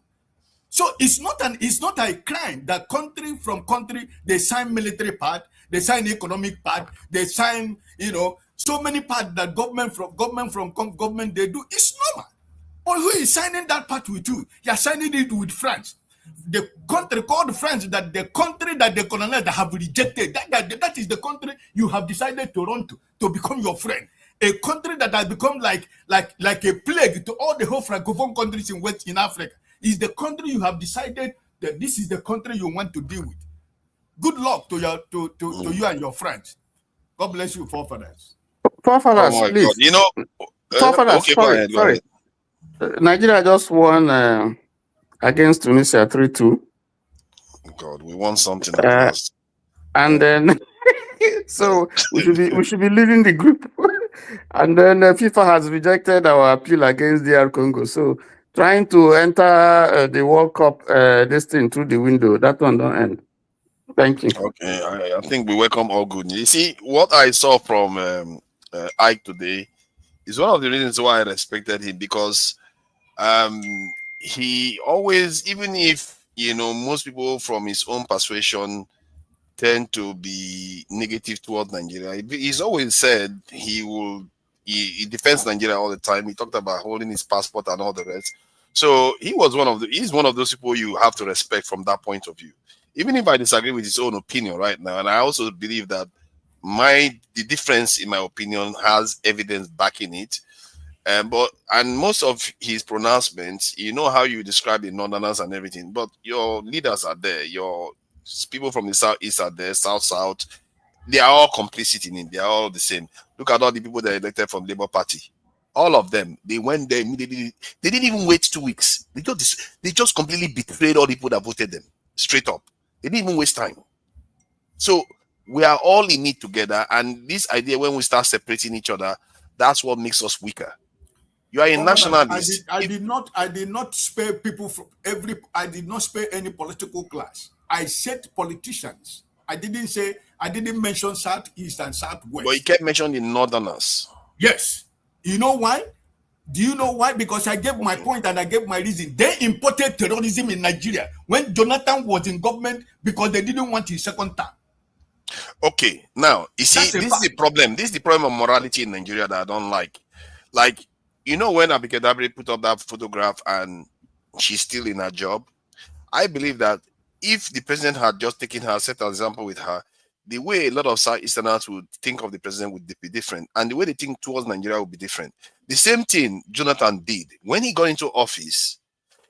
He took the tone of a Northerner, knowing full well that Nigeria, because before I left Nigeria in 1999 or so, were all under the understanding that it's going to be north-south, north-south. So it was this turn of the north. Jonathan came because his president died. He ran, became president, fine, because 2 years he served it out. Then again, he ran again. That alone would have agreed a lot of Northerners. We feel like, okay, this was supposed to be our turn. The Southerners have ruled for 8 years. Now they've ruled for 10 years. We just ruled 2 years. He ran for another election. He won. Now, almost 6 years in office. Then he ran again. You see, we create karma for ourselves without knowing it. That desperation probably led to what we are seeing now in the north. At the same time, people were forming parallel governments by the time Jonathan left office. They were threatening to form parallel governments in Nigeria. That's how bad it was. Maybe that's why even America turned on him. People keep thinking that it was because of LGBTQ. Maybe that's why America saw that, okay, this country is going to implode if this carries on like this. And we don't feel the pain of the North when Buhari kept losing the election. They were burning cars and all the rest. We don't feel their pain then. You see, this is the thing about morality. We have to be our brother's keeper. When we have an agreement with people, we fulfill it. And in a way, you say whatever I like about Erufai. One of the reasons he gave for supporting Tinubu, he said because they promised him.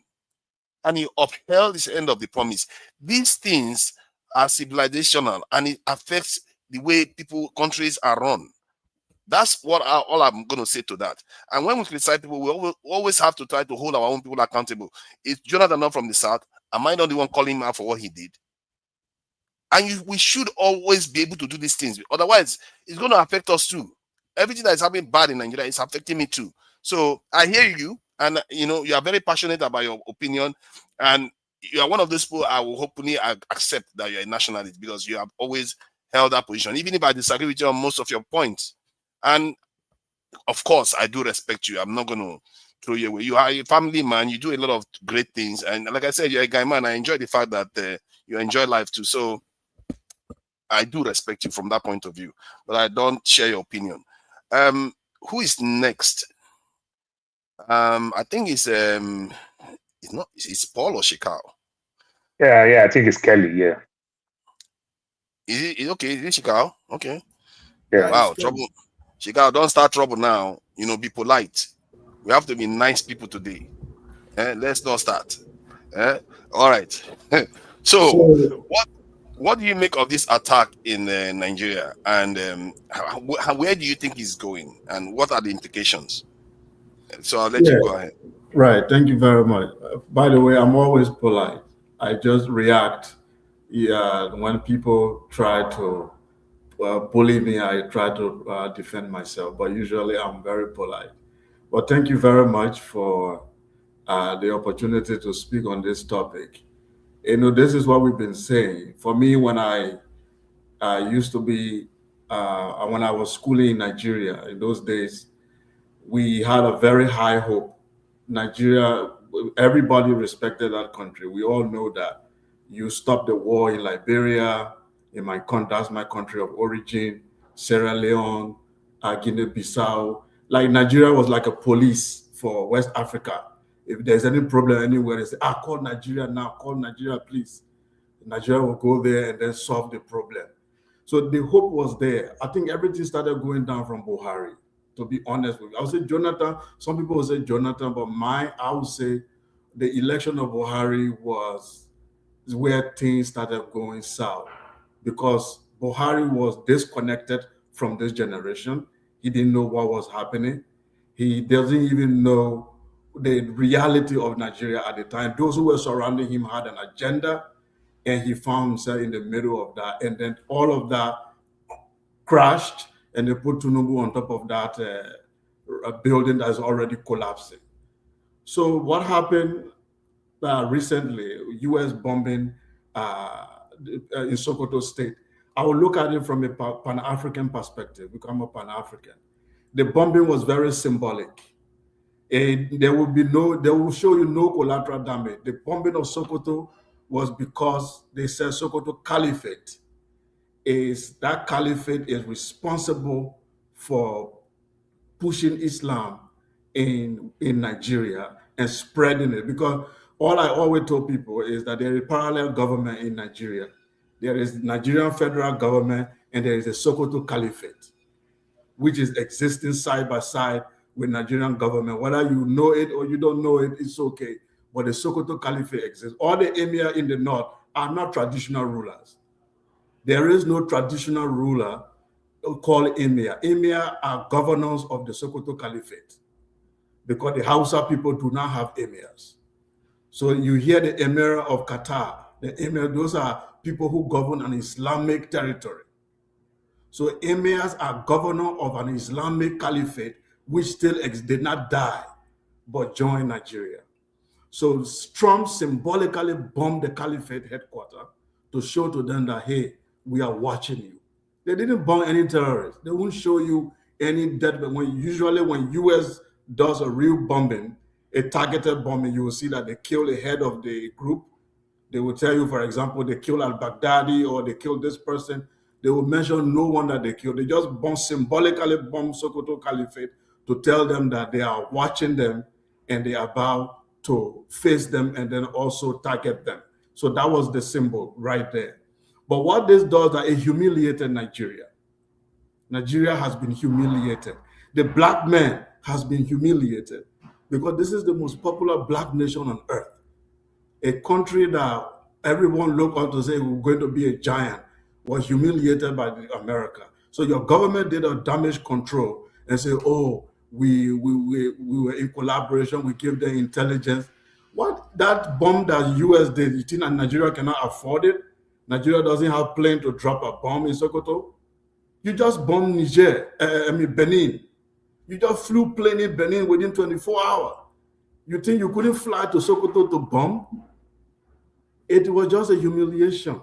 And to cover their face, they have to say, oh, we were part of it, we gave them intelligence.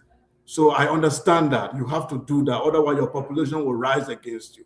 So I understand what they did there is understandable. But it's a humiliation of Nigeria. And Trump does not love Christians. Let's be very clear here.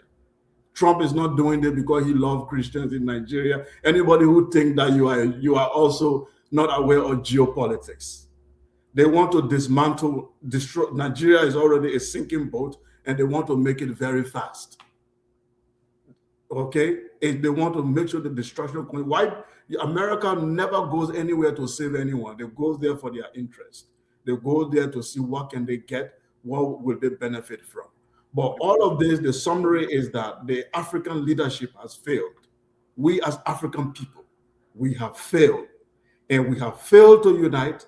We have failed to live together and build a civilization for ourselves and live as a people, despite our religious differences and cultural differences. We failed woefully after independence to build a country that will say never again will a white man come to our land and humiliate us. After 500 years of humiliation, we sat down and the white man came to solve our problem, our family quarrel. This was a disgrace. I'm not a Nigerian, but I cry when I hear about that bombing. Not because I support you, I'm anti-Islam, you know that. But it is because the humiliation of the black man just took place in Nigeria and we didn't see it happening. I will stop there for now. Thank you. I really appreciate that. Thank you, Sepu. I really appreciate you. Yeah. Thank you. And it's Paul, isn't it? Paul, thank you for coming in. So yeah, I would allow. Give me 30 seconds before Paul Okay. speak. Okay, No, go ahead. I was about the comment somebody made on the comment section. I was not when I brought the issue of Jonathan, I wasn't talking about the complete administration of Jonathan. I'm not talking about the corruption that was in his government. I'm talking about specifically issue that has to do the reason why he left, the reason why he was make sure that he was booted. I wasn't generally speaking about the corruption of his government. I know that. I'm not saying Jonathan wasn't a shit. You know, I was one of the people who said that he failed everybody, but the origin of his failing is where I speak about, specifically on the issue of insecurity we are talking about, and the issue of terrorism, not about on general note of his administration. Yeah, thank you for that. Paul, you see, from some of the stuff we've talked about in Nigeria and what Shika has just shared, the embarrassment it is for an entire race, not to mention we in Nigeria. While some people are celebrating at the same time, which you can understand, you know, people have a right to respond the way they want to respond. But where does the morality and ethics of our people lie? Because it's like when anybody gets into office, they forget morality. They just start misbehaving and acting as if they don't have any sense of fairness anymore. Like you see how this government sometimes the way they are behaving, you don't even think that they care about some parts of the country.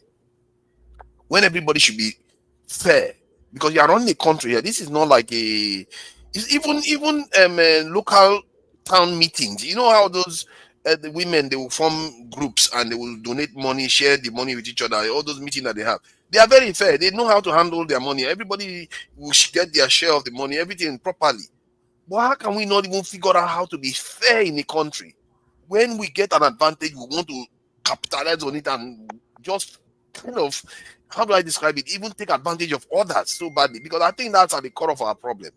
We don't seem to know how to follow fairness rules that is already agreed. Like when you say the North was supposed to rule at the same time, just allow them to rule. When it's supposed to come to the South, allow them to rule. When it's supposed to come to the Southeast, allow them to rule. This thing that many Nigerians do, just because they are in office, they want to cheat the other person. What is that? When is it? How do we stop it? Because that's what got us into this mess that we're in a way. But to Nigeria, that's not real. Well, sorry, Paul, go. Oh, okay. If you want to say briefly, you can just say briefly. Yeah. What does it in reality? That's not how power works. No, I understand that. But that's the problem. People are following power, but they are not putting in national interest first, and that is a problem because they don't follow ethical behavior. They don't follow morality. They don't follow agreements. And I think it's for everybody to want to betray each other all the time, and you get what we have now. Yeah, Father, you just spoke my mind. The biggest problem that we are having as a people in Nigeria, love of a nation is not there. Love of a nation was not there and is not there. It's so bad that it's past tense and it's also present tense. You know, when you look when Singapore become their own country, when they break out from Malaysia, they did not even break out with one tribe. They break out with multiple tribes and everything. But what Link Wan Yu said, he said never again. You cannot go to Singapore and even chewing gum, like we call it in Nigeria. You don't. They keep themselves, they pride themselves that they are clean people. Because the Malays people cause them that they are very dirty people. They post spit, just ordinary dirty. When they form their nation, they say never again. We stand with pride. Singapore teacher is the highest end teachers apart from places like Finland in the world. They pay them very well. If you commit any atrocity, you suffer for it heavily and everything. They stand with pride. Other nations of the world, you see places like in the UK, people leave UK to go invest in Singapore. People leave, say, oh, UK has become, oh, the US is no longer. They go find opportunity elsewhere, just like as they are doing in places like in Dubai, because they pride themselves and they have love of a nation. But we have love of religion. We have love of tribe. My tribal man, my this, my that. We bring this thing down to micro level. And that's how we reduce ourselves to nothing. See, Kelly said something. He said, back in the days, Nigeria, during the time of ECOMOG, we used to go fight and everything. So I've said that, use that phrase for many years. But I'm beginning to change it. Because if you look at IBB during the Gulf money and everything, no. United Nations just send us there to go fight and then they give us money. Every soldiers, every Nigeria, all my family, all my uncle, only my father refused to join military. People lobby to join. Oh, I'm going to Sierra Leone, I'm going to Liberia. Because of ECOMOG allowance. You understand? That UN money, they wear that blue beret. You understand? They make a lot of money because the military are not well paid. You know, back in the days, I kind of see it more like, oh, they are fighting, they are big brothers, Africa. No, just money. Even IBB stole from the money. The rank and files, the ratings who are on ground, also go there just because of the greed of allowance, not because of they want to protect that region called West Africa, that entity called Africa. It's not really there. And that is what is catching up with us. Look at Europe. Europe is coming together. Trump just threatened some 5 people not to come to the US. You understand? EU is coming together to fight that they're going to punish US back. You can see the thing just because of the Facebook social media thing. These are the things. See, I said it in the morning and I will repeat myself again. In as much as I want to kick over some of the things that is going on, look at it very well. Everybody will say, this thing starts from Jonathan time. Oh, the North. Jonathan is scared, you understand, to do his job because he feels he's going to offend the Northerners. Buhari came, he cut across among, is partly Niger, partly Nigeria. These people are his family. He couldn't do anything. So Buhari pushed it further. He will not call Niger, he will not call Mauritania, he will not call anything. Buhari will go far away to Libya. Oh, it is what US done. The light weapons and everything that is coming from Libya, that's what they are using to do all these things. He couldn't do anything. Guess what? Tinubu come, he's also scared of doing the same thing. But guess what? Tinubu will also have family in Benin Republic because this is his own tribe. He has power to intimidate those ones. Immediately flown a jet, you understand, to Benin Republic. But he will not do it in the north because we don't have that grip of love of a nation.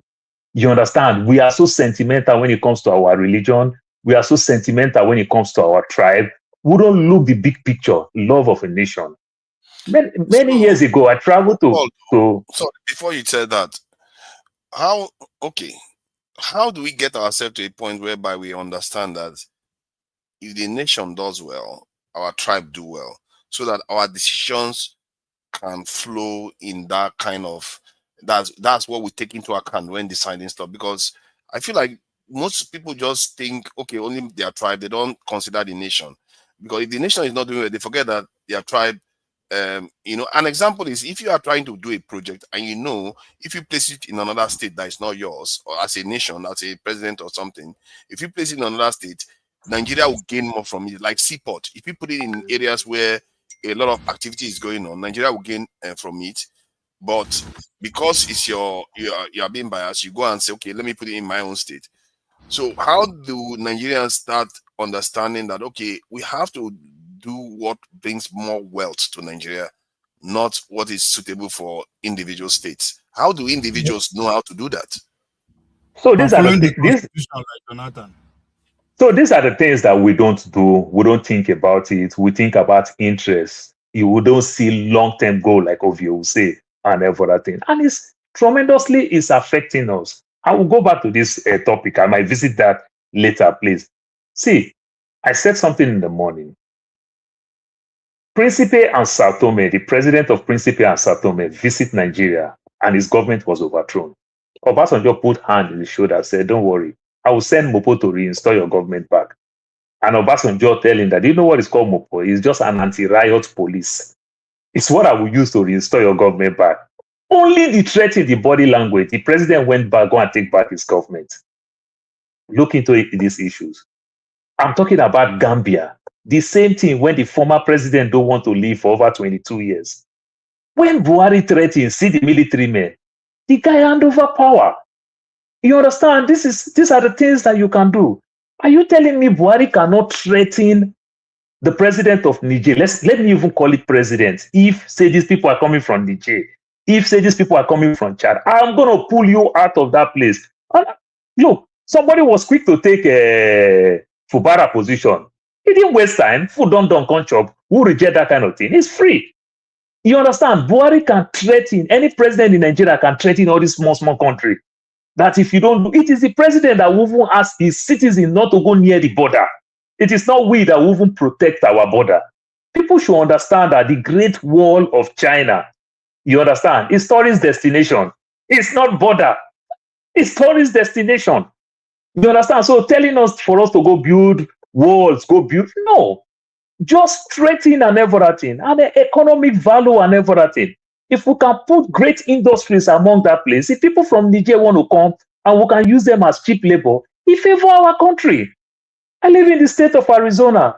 Good percentage of the jobs that we do here are coming from California because California is overpriced for some of those businesses. So they move to Arizona, produce this thing and ship back to California. That is expensive.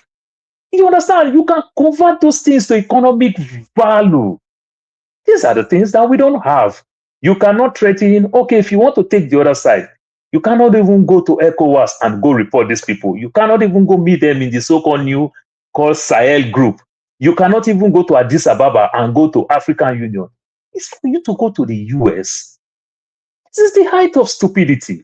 You understand? The white South Africans that were brought here from say fast track their citizenship as they are seeking asylum. Fast track. The same time they are suspending us not to come. So even though they are killing their beloved Christian, like the US said, how come they didn't open the channel for us for the people to choose the opinion to say, let me come and seek asylum? Now that these guys are seeking asylum in Cameroon. That shows that these people don't want your interest. You see Why would you go to the US? You see the one that puzzled me why anybody would even go to the US.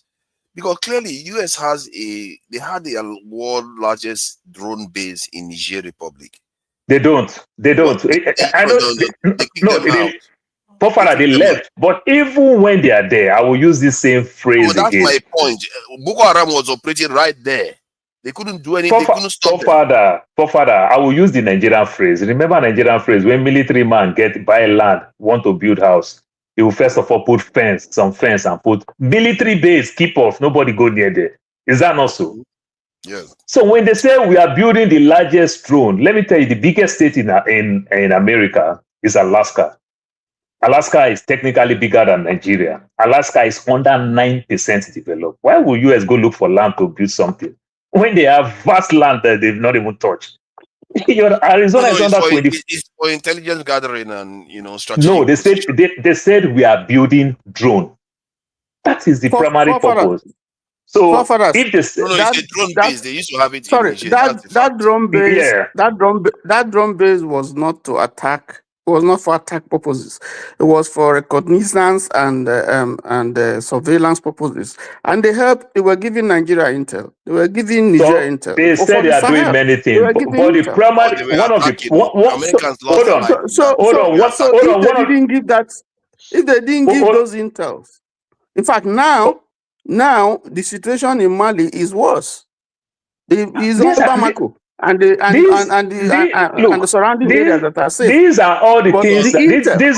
These are all the things they tell you for them to be more relevant. Sorry. No, it's not what they. It's not what they told me. No, this is documented fact. They were giving. They gave intel to Nigeria. Yes, because you pick the information. You pick the information from their own source. Look, if my father should come back, if my father should come back from his six, I will. Then it's my turn. Then it's my turn. Then wait for your turn. Then it's my turn. Then wait for your turn. To Nigeria. That's it's my turn. Wait for your turn. It's my turn. Wait for your turn. If you pick my father from his 6 feet grave and bring him back today, and you tell my father you want to watch one Joe Rogan, you tell my father to watch one Kanye West, whatever. My father will never believe. The only trusted news that my father will believe in his lifetime should be NTA, should be the BBC, the VOA, and the CNN of this world. But today, that is clear to us that the way we think we believe those people, it's not like that any longer. One of their purpose, they also say they used it for intelligence. Good, we agree. They also say they build drone there. You understand? But this is a military base that nobody have access to go inside. You don't know what they are doing. You don't know what they are taking under the soil there. You don't know. You understand? So when you gather all your information, it is what they tell you, you are still exhibiting. You understand? So when this is hypothesis you are giving. Exactly. We don't know what they are doing, so you can't speculate. I don't know. You don't know.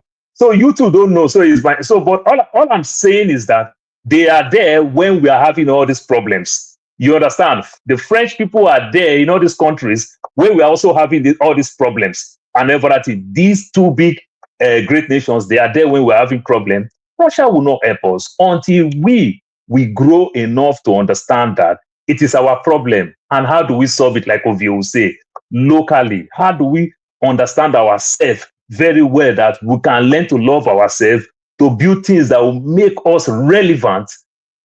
If we believe that any stranger will come for our own interest because they put the things the way they say it, that it makes sense and everything, I don't think we can grow. Everywhere they find themselves and the place they never go are in peace. For example, if you say all these things that you're saying, the highest country that have Islam in the world is Indonesia, 1.1 billion people. They don't have any problem with the US, and we don't see so many terrorists over there. You understand? But the place that the US always go, that is where we see a lot of terrorists. So these are all the funny things. So why is it like that? Sorry, let me just correct something. Tony, it's factual that even the Americans stated it in the opening of the base that they have armed drones, that they actually use them for these military operations in the Sahel to attack militants. And I also know of a case where American soldiers were killed in Niger because they were involved in some kind of operations there. So it was actually active, and yet Boko Haram. No, what I'm saying, the reason for putting that facility there was to monitor and to survey what is happening within the Sahel region and to give intel. It was a cooperative and to give necessary intel. And also to attack. Why are you omitting attack? Hold on. They have 1,000 troops that were stationed in Agadez. Listen, they had troops. You can't have a drone base without having active forces to stay there to man it. It's not They're going to protect themselves too now. Yes, they're going to protect themselves too. Why you don't agree with me? Yeah? I know they're going to protect themselves. Then at the same time, on the other side of the divide, the French troops are also there. On the other side of the defense, the French troops are also there, and these two countries share intelligence together. But we are still having all these problems. Forefathers, you said something. How can you use 1,000 troops to fight the entire Sahel? I mean, it doesn't make sense. That's not what they were there They are to not. do. They are not even fighting. But it's even less now. They are not. They don't even. They have 0 troops in Israel, and you think they are going to solve our They problem? have left. They have left Niger. They Yeah, but dismantled it. my They point is moved up. that now they are bombing Nigeria, thinking that they're going to solve the problem. Anybody that thinks that is going to solve the problem, even when they had troops on the ground, they couldn't. Not to mention They now. will What not. you said, Exactly. what you said. The reason why I interjected was that you said they had those drone things and things were going bad, and I said that's not the intention. The intention is not to help you to begin to fight to fight all those Actually, insurgents. that's The why they are intention there. is to help you, train you, give you That's info, why they are there. give you surveillance. That's why they are there. They are there. And they They are did give there. Nigeria They are in surveillance the. They are there. They are in the. They are in the what Gulf you of do with Guinea. information, you see, that's the problem we have. They gave you intel, They are you in the didn't Gulf use of it, Guinea. you 200 didn't use it to nautical do what you're miles. supposed to do. 200 And then nautical you are miles from blaming our another own person. ocean. That's the problem They we are have. close by. Look, they are there in Niger. 200 nautical miles or the Gulf of Guinea there. They also put, you understand, ship there and everything. They see everything. They do everything. But remember something very well. This country, everything they have, as brilliant, as smart, as powerful they can be. Today, most of their product is overpriced. Nobody buy that product. America make My good point cars. is, stop blaming How other many people for your American fault. cars sell outside Stop America? blaming others for America your has fault. so many You things. have It's to accept that American you weapons. messed up. I am Big not time. blaming them for nothing. I'm not blaming them for nothing. All I'm saying is that we should arrange our home. I am not blaming them for nothing. They're in the business of selling this weapon. You understand? And sometimes they enjoy when they see problem because it becomes opportunity for people to buy. So far, I will say something. The Kuwait, Qatar, Bahrain, Oman, Jordan, you understand, that have good relationship with all these countries. That they even buy all these weapons, like you said. How many times you see them use it?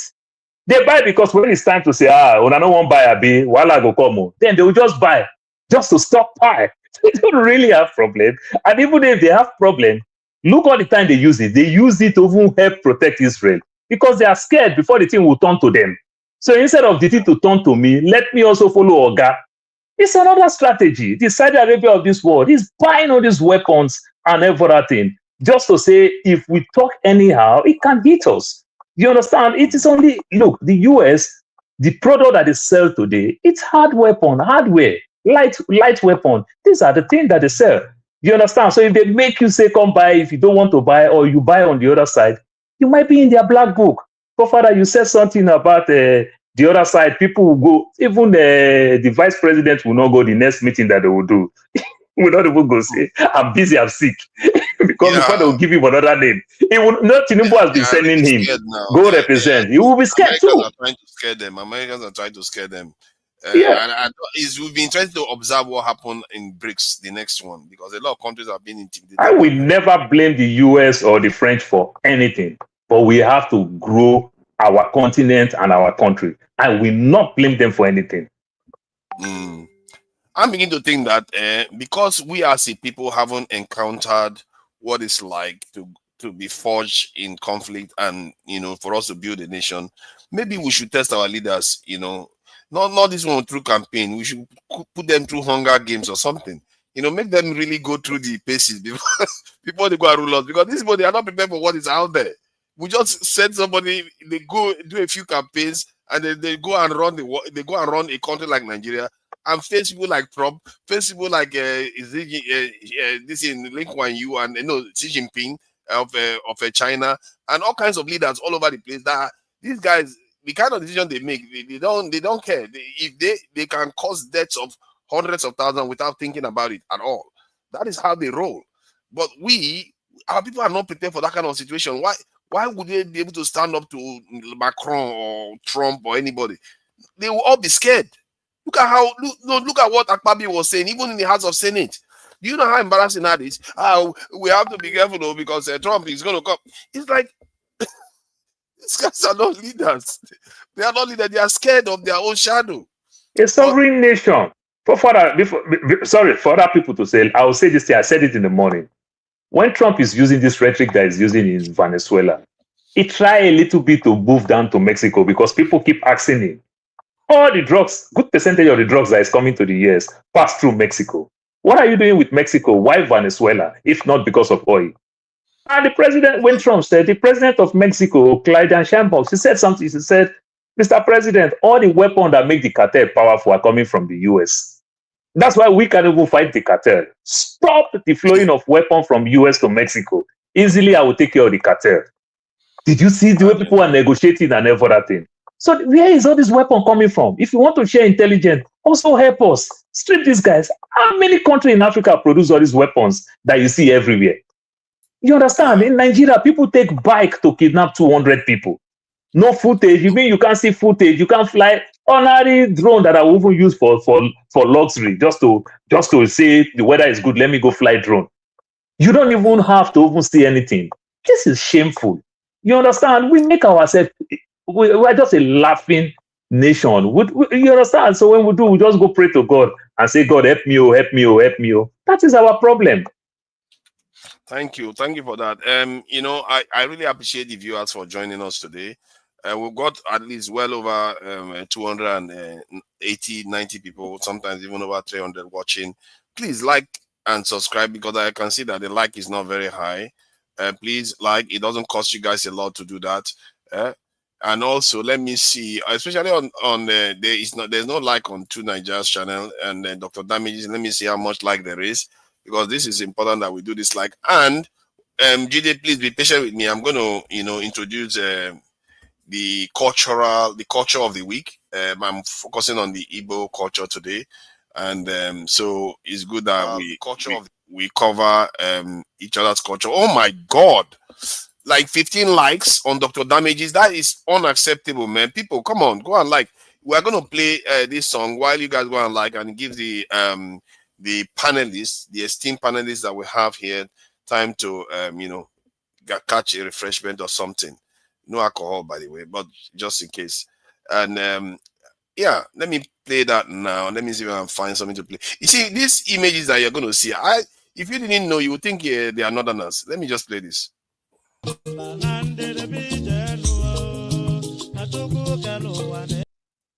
Hold on. It didn't go so well. Technical issues. My apologies. Okay, again.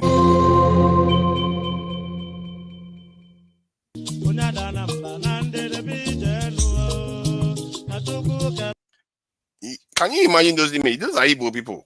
You wouldn't even, if I saw them today, I would think they were northerners.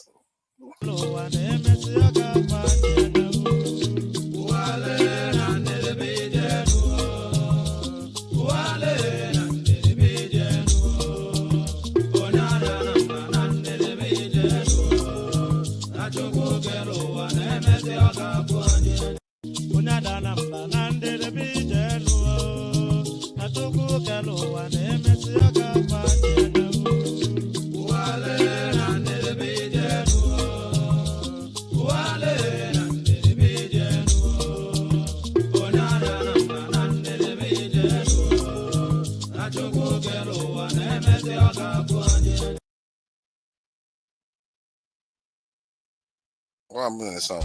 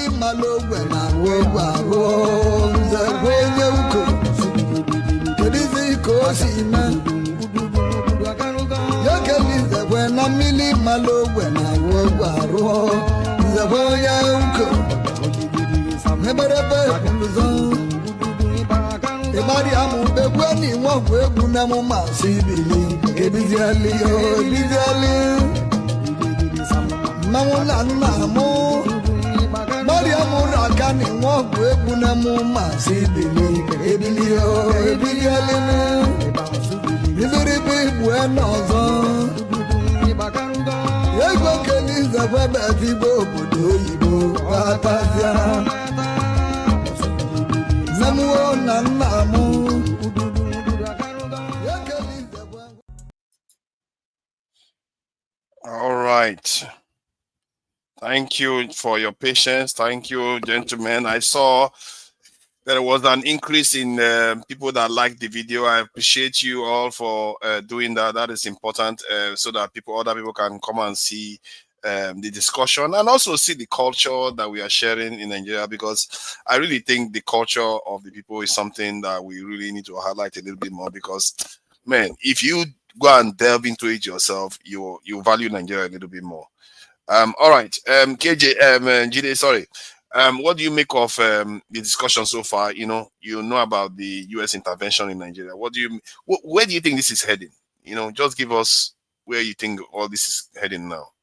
Yes. Currently, with everything going on right now, Nigeria is heading for disaster. And for everyone that have listened to me in the past, and forefathers and other people that have said the same thing, now we are seeing what's going on. I've given examples in the past. I'm not going to repeat it on this show, of different countries and the playbook they use. We are labeled as conspiracy theorists. Now we are no longer, hopefully we are no longer conspiracy theorists, or we are still conspiracy theorists, but America is now the savior. We shall see. There's an adage, it's probably a truism, that those who do not learn from history, they are going to be of two fates. They are destined for two fates. It's either they perish or they are forgotten.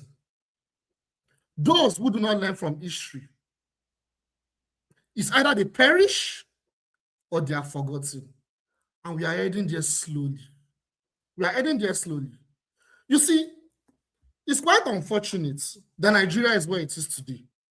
It's quite unfortunate. We blame our government for all their failures. Yes, it's valid.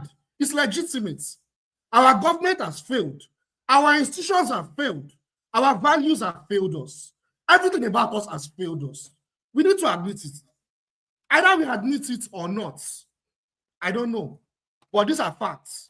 The facts are there. Our values in Nigeria, our government, our institutions, our norms, our practices, they've all failed us. That's why we are where we are today. Because if the government is that bad, yes, they are very bad, they are horrible. They are horrible. Our elites, they've turned their back, at best, they've turned their back on us. At worst, they are heading for our destruction in alliance with the US empire. And that's what we are probably seeing right now. You see, we blame our, like I said, we blame our government for all these problems, right? We blame our government for everything. Yes, it's valid. But is the solution now to bring an empire that has proven historically to not solve this problem, to come and solve the problem? I'm sorry and I'm afraid we're heading for disaster.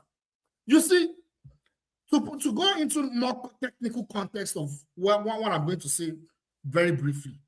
You see, one thing we need to understand is that Nigeria as it is, and I know some of us might have said it, it's a very vital country to the current adventure of the US empire. Right now, it is losing its grip on the dominance, on its global dominance. And it needs its proxies and countries that have huge influence. It needs to tighten its grip on those countries to maintain its dominance. And Nigeria is one of those countries. Nigeria is one of those countries. So now what we want to now do now is the narrative of Christian genocide. The one narrative of Christian genocide. And then before I even go there, we talk about how our government has failed us. We talk about how our government has failed us entirely. What is the solution? It's simply, not simply, it is a revolution. It is a revolution. That is how other countries do it. It's a cultural and political revolution that we need. Not bringing the US empire. Not bringing in the US empire. It is a revolution. But you know what? Because of our mentality, like I said, our norms, which is we always want to find an easy way out. We always want to find an easy way out. This is our mentality. We always want to feel comfortable, someone else to solve our problem. It's a big problem in our society in Nigeria. We do not want to take responsibility to solve our problem. Look at Venezuela. Is Venezuela richer than Nigeria? Why hasn't US empire bombed Venezuela? You know why? Because the people are united with the Venezuelan government. And guess what? The Venezuelan government that we have today, it was through a revolution. It got to power. It was through a revolution by the people of Venezuela that it got to power. Hugo Chavez, Maduro is now the successor of Hugo Chavez. That is what the solution is. We should take power from all the criminals that have destroyed our future and the future of our children. But we don't want to do it. We are calling the US Jide, you know, when you are talking about that, it just occurred to me that, you know, a small country like Cuba, right next door to America, defied the US. Defied the US. US can't do anything. They had their and our leaders are shaking from oceans away. Look at Cuba. Do you know the story of Cuba? And our people are not ready. They're just not ready, people. They had multiple enemies, just like Nigeria has multiple enemies. They had the Spanish Empire, the US Empire to defeat. They defeated two empires, an island. They defeated two empires, the Spanish Empire, the US Empire. Look at what we're faced. We're faced with the Arab imperialism and Western imperialism. Those are the enemies that are facing us right now. Arab imperialism, funded by the UAE, funding Fulani jihadists to destroy our country. The Western imperialists, through our government, they are forming pacts with them to destroy our country. Those are the two major enemies that we have. We are the ones that are supposed to take that fight. And if we're not ready to take that fight, my quotes, remember my quotes, if you do not learn from history, because they've been here before, if you do not learn from history, you will perish. Now, forefathers, you asked me a question. Where is this going? That strike, I think someone mentioned the same thing too. The person was here before, I can't remember his name. That strike on Sokoto was a symbolic strike. It was not a strike to kill terrorists. No, it was not. In fact, the empire does not have any intention to defeat the jihadists. In fact, they are the useful idiots. That's what a lot of us don't know. They are the useful idiots. They are the lapdogs. So what they're trying to do with the Sokoto missile strike, what they're trying to do is a symbolic strike. You know what it means? A lot of us probably know that most of the terrorist attacks is in North Central and the Northeast. It is to send a signal to AES. To AES, the goal, the long-term goal is to use Nigeria as a proxy and the Nigerian government and the Nigerian military as a proxy in a further potential war with AES, and also destabilize Nigeria with the narrative of what? Because Nigeria cannot fight their government if Nigeria is stable. You need to destabilize Nigeria and still use Nigeria as a proxy in the fight against AES. If you look at where Sokoto is located on the map, it is located close to Miami, just a few miles to Miami. If you look at it, and like I said earlier. You mean Cuba? No, Sokoto, the missile strike. It's close to Miami, Niger. Miami. Oh, I thought I beginning to think that Miami in the US. I begin to get confused. Okay, Miami. Okay, Miami. They look close to each other. It's a symbolic strike, and they say that more is coming. You see, if you look at now, it's alleged. We still do not know because of the information war. Hold on for a second, please. Oh my God, I don't know why I'm a bit slow, I guess. I didn't connect the dots that, okay, when America is striking in North, it's easier for them to just drift from there and strike Niger and the other countries.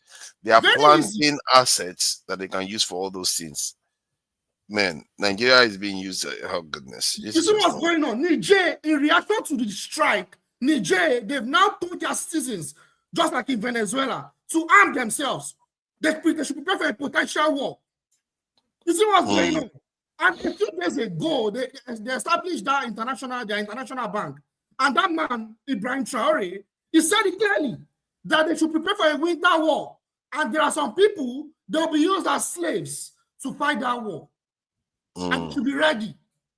America is going to lose the war because America is going to lose that war because Nigeria will be stupid to join the war, by the way, because Algeria will join, and Algeria military is stronger, way stronger than that of Nigeria.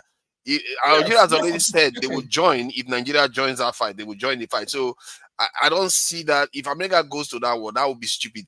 As a matter of fact, Meir Shima, you know him now. Yes, I know him very well. His analysis is that Trump is degrading America's capability by focusing on Nigeria.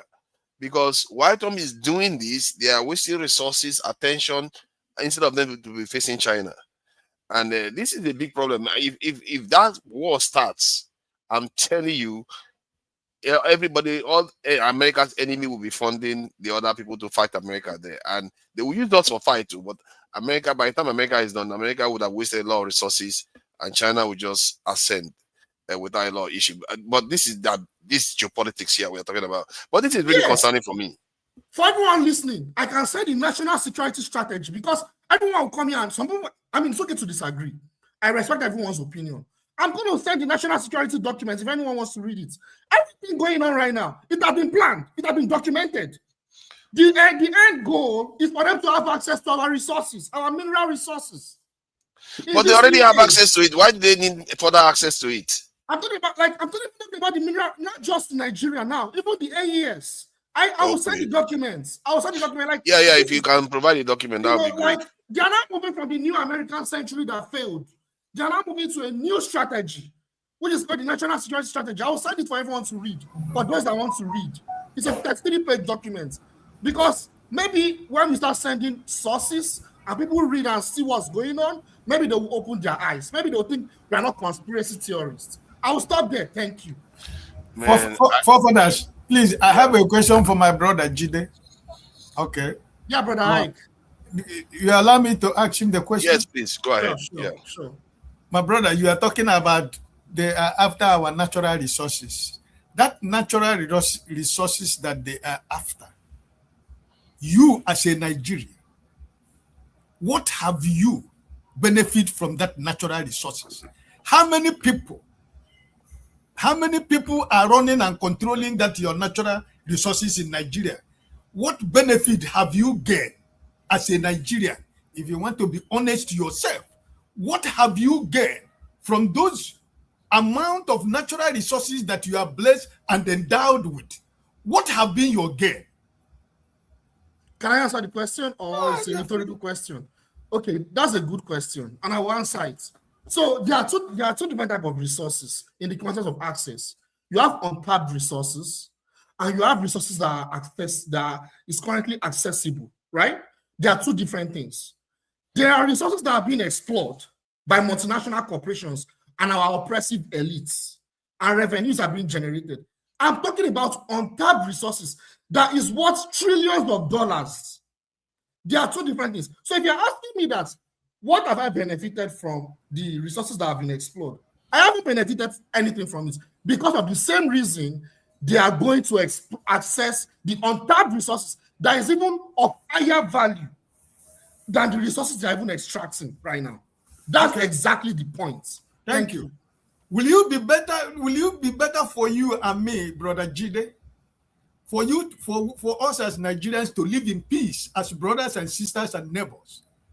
Is it better for us to live in peace without any problem than to keep these resources that we have not seen, that is below the earth, than to live the way we are living now? Which one is better for me and you? That's the point. That's a good question. So that's the point.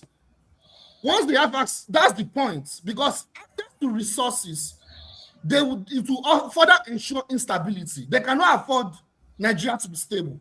That's exactly the point. The way you control a people's, look at Congo, is Congo stable? Is Congo stable? Look at Somalia, is Somalia stable? I don't know access to the resources there. Libya is one of the most recent examples. Is Libya stable today? They don't have a government. And multinational corporations not stealing the oil in Libya. That's what I'm saying. That's exactly the point. I will send the documents. We need to read this thing. I think you have a point there. You don't understand the concept of how these people work. Like, and it's I like the way you have handled the questions this season, because I'm really impressed from that point of view. But like for me, I think I get where Ike is coming from. That is it not better to live peacefully than worry about resources you're not getting anything from? But my problem with that is that how can you live in peace when you are hungry? Everybody is poor. Thank you. I mean, that's another way to even look at it.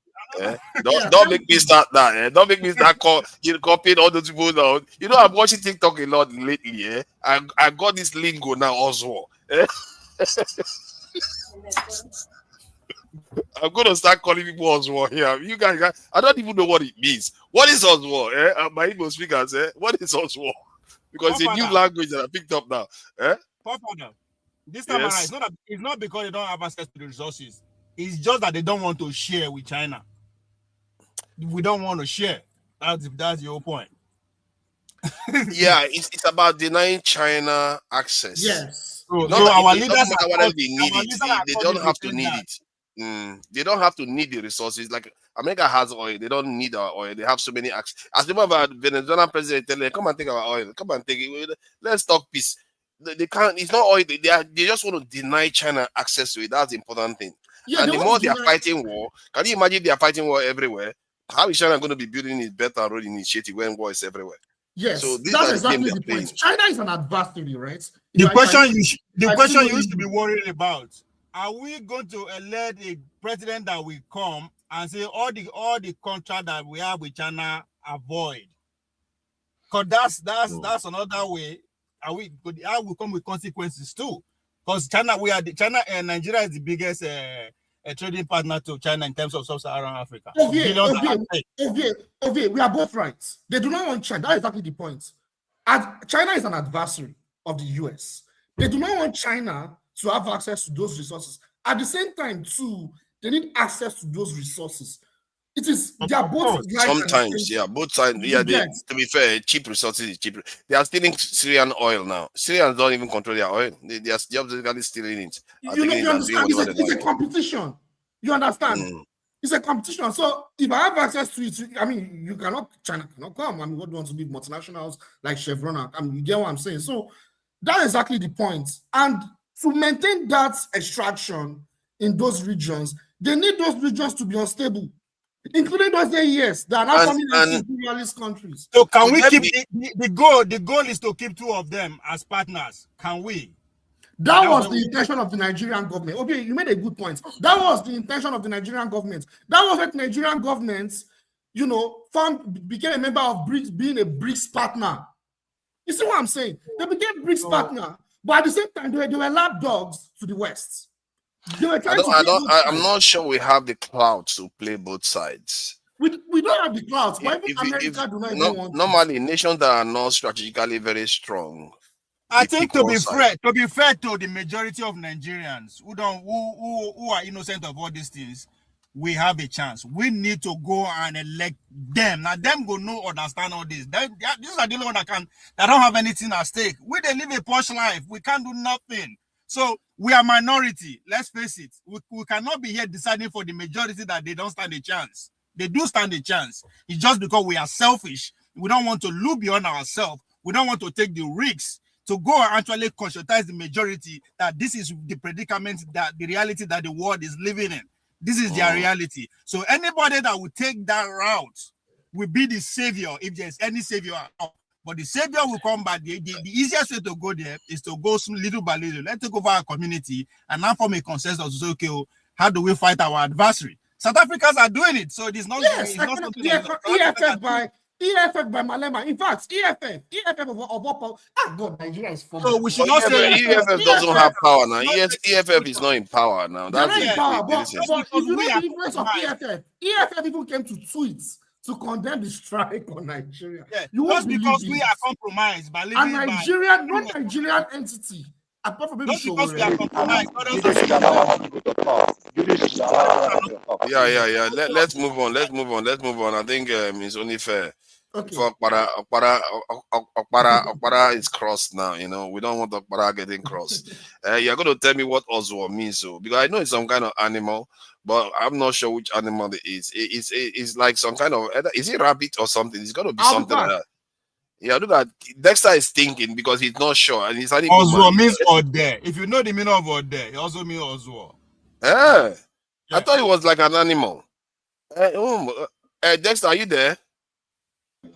I'm here. Oswald is a Bini word, normal curse word in Bini. Oswald.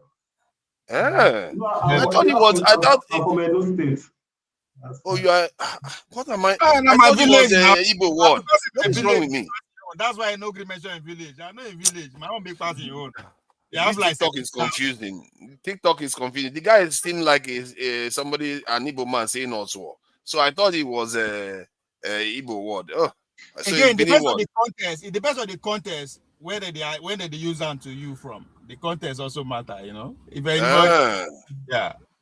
Wow. I thought it was an Igbo language, you know. Oh, okay. Okay, I'm learning now. You see, this is why you say these things openly, so you can be corrected. Thank you for joining us, Dexter. And I think next is maybe he was here before you. Were you here before Dexter, Jonaba? I'm not so sure. No, Jonaba. Not like I'm in a hurry, but I was here before Jonaba. Oh, you're here before him. Okay, that's fine then. It's only normal. So what do you make of this now? Do you think the way we are reacting to this, I feel like sometimes the way the nation is reacting to it, could it lead to misunderstanding that, okay, those people are laughing at us because Trump is bombing us instead of bombing terrorists? And especially, we have to be careful because when the bombs start falling, more of them start falling, it start killing civilians too. It will not be good to see other parts of Nigerians laughing at that, because then you could have a situation whereby people misunderstand it and say, oh, they are laughing at us because Trump bombed us. Oh, they are the ones that brought Trump to Nigeria. And then all you need to do next is just to light the fuse and all hell breaks loose again. So nobody needs that. So what do you think? How do you think this is going? The dynamics of the way people are responding in Nigeria. How would you advise Nigerians to handle this without it seeming like we become suspicious of each other? Because already they are accusing some people of bringing this to Nigeria. Thank you for fathers and everybody here. If we want to tell ourselves the truth about why, first of all, why we are in this situation, because Nigeria is based on a lie. Nigeria has been living on a set of lies for years. That is why we are where we are. And we are not ready to say the truth. Nigeria has been an unjust society, a society where doing the right thing is far from us. The average Nigerian lies, steals. That is the truth. The average child in Nigeria right now going to school, your WAEC, they make the parents even help the child to cheat to get into school. The average Nigerian is ready to cheat. That's why we are where we are. That's why we are facing this disgrace as a nation. You know, it's not today. All these things, when a rot starts, it starts like a very small debt in your house. You leave it, it keeps growing. It's like when you see a bin. Have you seen a bin pile up on the street? It starts from one person just dropping a litter. It doesn't really matter. 4 people drop, 10 people drop. Give it 1 month, the road will not be passable again. That's why Nigeria is where it is. Unfortunately, like I always say, there's a generation in Nigeria that can never tell the truth. Never. Because it has entered their bloodstream. It's already like a cancer. It has eaten into us that we can't say the truth. And so this is what it is. So what the Nigerian system is experiencing is like an autocorrect system, you know. It's like the body is now fighting itself. That's why we are where we are, you know. And the problem is we don't want to tell ourselves the truth. We don't want to tell ourselves the truth of our existence. We have not achieved nationhood. You want the country to be united, but we are divided across fault lines. Yeah, you know, on one side, we want to enjoy the benefits of a united nation, but we don't want to do the hard work. We don't want to make the sacrifices that United Nations make to be great. We want to deceive ourselves and tell ourselves we are the giants of Africa, we are this. No. If you actually look at it, Nigeria has been riding on the glory of the British, of what the British established. Yes. What has been the nation of Nigeria, constellation of Black people, what have we done for ourselves? What we have done for ourselves? Allow ourselves to be divided across tribal lines, ethnic lines, religious lines. We can't tell ourselves the truth about things. Injustice will be happening in one place because it doesn't affect me today. It doesn't really matter. And then we are having this. Even in this situation now, even in this whole Trump, we are still going to be telling lies because one will be spilling narratives. You have people already spilling narratives that are not. Look, any system that wants to work, even China today, the China we're talking about today, is a system based on justice and truth. If you steal money in China today, if you steal public money, you are going to face the law. You know, it's not hard. But it's easy, but that little hard work, that little effort of integrity, we lack it. We absolutely lack it. You know, and I feel very bad because you have Nigerians, many of us here travel outside the world and go and live in foreign nations that have made their own bed. But we'll now be talking about, you know, we'll now be talking, oh, they should not do this. But why are you living in that foreign nation? Why? Why are you living in the foreign nation when the bed is made for you? They say, oh, don't allow them to come here. But the people in Nigeria are dying. Families are, look, see how we are stealing narratives already. Oh, when casualties, how many people have died from herdsmen, bandits, terrorists in Nigeria? It doesn't matter. The general died, killed like a chicken. It doesn't matter. We moved on. We moved on. We moved on. It doesn't matter. We will be spilling narratives. Instead of us to, the general died. That is national mourning. For some countries, it will, like 2 weeks, people will be mourning. The general died, killed like a chicken by ragtag bandits or whatever. It did not touch us. It did not touch us. It did not make us to be angry, holy anger, and flush those people out. It didn't do anything to us. We moved on. We'll be spilling narratives. Oh, it is this one, it is that one. And the truth is this. When people talk about America goes into a place, they never solve the problem. The truth is that no external, but it's just like a husband and wife that have problems. No matter how much people outsiders have good intention, no matter how much the outsiders have good intention that come to solve the problem of that marriage, the outsiders will not live there forever. The moment those outsiders leave, it is the same couple, man and woman, that will decide within themselves whether they will live in peace. That is the, so when people, the narrative of America never comes, it is you, it's not America that will determine. If you are waiting for America to come and determine your peace, then you have missed it. I'm sorry, you are not reasoning, you are not thinking well. It's you, it's Nigeria, it's Nigerians, if there is actually a Nigerian, that will determine for themselves whether the country will survive as an entity and achieve its aspirations. Until we come to the table and discuss these things, tell ourselves the truth. You see, the idea of not being able to see, one of the problems we have in Nigeria is that there are some truths that are difficult to say. And because they are so difficult to say, we sweep it under the carpet. And that will not allow the country to grow. Great nations have to say the difficult truth, no matter whose ox was gone, even if it was your rebel monarch.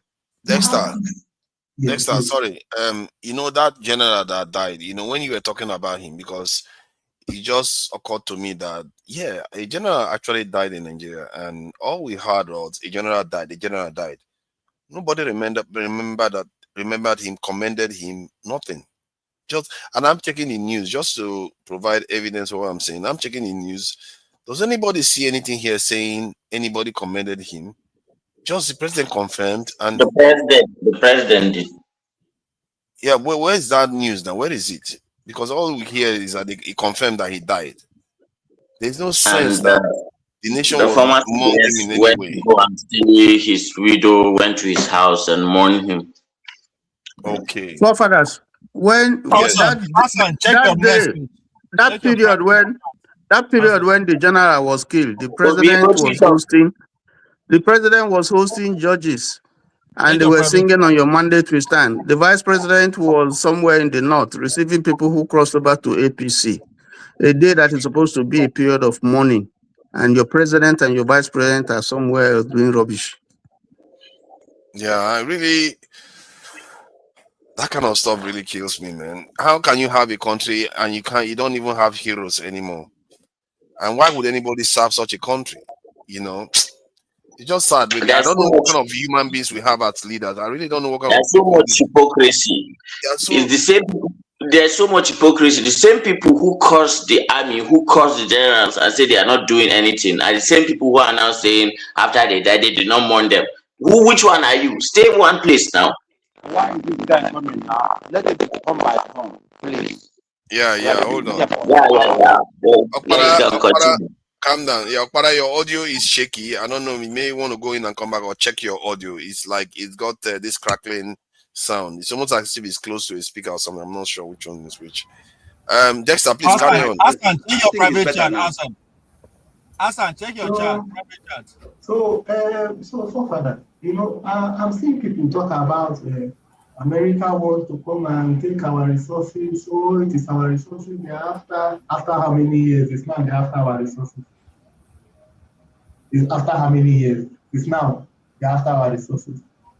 Who resources help? Can I ask people of Ogoni? How many of you have lived in Ogoni? How many of you have lived in Ogoni? How many of you have lived in the creeks? How many of you have stayed in the creeks where they can't drink water? Where the water they are drinking is where they defecate inside. You can't live in the creeks in the morning. You can't defecate inside the water in the morning. How many of you have lived? Is Nigeria the posh areas, Abuja and Lagos? How many of you have lived in the creeks in Bayelsa? How many of you have lived in the creeks in what do you call it, in Okrika? How many of you, those people, what is there? What the resources there? What have they gained? What have they benefited? The same politicians, the same people that are looting the thing. Nothing to show. 80% of look, Nigeria's budget is predicated on oil resources. Go and ask the people of aircraft what have they benefited. Go and ask the people in Olobiri what have they benefited. Why are we selfish people? Why are we just wicked and selfish? The people that when the oil comes up, what have they benefited? What is there to show for them? And we are saying, oh, it is one, it is resources, which resources? Resources like food. The human resource is the most important thing. What have those people benefited? Yes. Don't worry. For how many years will they wait to benefit? Generation after generation. Go to Port Harcourt, the air is polluted. The air quality, oxygen quality in Port Harcourt is very low. Anybody living in Port Harcourt, you are living on life support. Go to Bayelsa, the same thing. You know, while you are saying that, let me just ask a few questions because you are beginning. You know, I grew up in those areas, and all these things you are saying is striking me quite heavy. So, first of all, have you been to Okrika before? Of course I have. You've been to Okrika, okay. All right. Places are my thing. You know, those are places. Okay. So let us know how many people have been to Oron, Eket. How many people have been to those fields? The last time I was in Port Harcourt, the air, there was this black yes. This black the particles. The soup. Yes. Yeah. You sleep in the night, you wake up in the morning, inside your car is covered in it. I wonder why is that? Your house. Inside your house. It was due to refineries. They were doing big refineries. So Wike did tackle that though. Wike did. They were busy stealing crude oil and making refineries everywhere. They were trying to make a living. Go see, let me tell you. Go to what you call it, Oyibo, Obibo. Between Imo River. Do you know how many refineries were there? Do you know how many? Do you know that the farmland, because of the Imo River, you know, anywhere you have that the river overflows its bank, it's a very good place for farmland, for farming rice, cucumber and all that. Part of the farmland was destroyed. Guess what? The refinery was the active refineries. They were supervised by military men. Yes. It's now that what is his name? Alex Oti wants to transform that place, he wants to build real estate there. So they have moved away to try and stem off that kind of thing. No, the truth is this. When we Nigerians are talking, are we talking from a selfish interest? You know, or are we talking from what do we see? Is it about what we are going to gain now? Or is it about what will transform this nation? The truth is this, forefathers. If Nigeria wants to make it is not hard, but we have to be ready to say the truth. Whoever's on is God. Let me tell you, the person you call King James in Nigeria today, if you go and read the Bible in the Nigerian church, 90% of all our pastors will tell you they are reading King James Bible. Not so. They say King James Bible. That's what they're reading. But I'm telling you, if you go to the UK, they will not read King James Bible because of some of the atrocities he committed. And the point is this: they are ready to talk about the atrocities he committed. It doesn't stop the fact that he wrote a Bible. But they're ready to speak about it. And they're ready to say, this man that we are saying but he did these evil and bad things. The problem with Nigeria is that the moment we idolize somebody, we don't want to hear the bad thing. We want to sweep it under the carpet. We don't want to. Look at this, the issue with the pastors in Nigeria. Handouts. If people don't even the followers don't want to hear the scandal, they don't even want to think and say, it's like this thing is true. We want to sweep it. And if you continue like that, you will continue encouraging evil. That is one of the biggest problems. If Nigeria have to sit down on the table and tell the truth about Nigeria, then everything has to be opened. Everything has to be open. Whoever's ox is God. Whether it is the people that we have been holding as national heroes before, everything, the records have to be opened and tell the truth so that every party knows. See, if you try to give you an example, if you try to do something shady in the Western world, like in the UK today, it is civil servants that you are telling to do the thing. After the civil servants do it, is the person that will leak the information. Yes, now. Wow. they will write the thing that this prime minister said I has done this thing. This person, he was supposed to pay 70,000, he paid 30,000. They are the same people that will provide it. They will even write a book and expose it. But in Nigeria, what will happen? If permanent secretary, if minister come and tell permanent secretary, I'm padding this budget by 30 million. Permanent secretary say, okay, what will I get? Yeah, I'll give you 1 million. You exactly. And come and talk.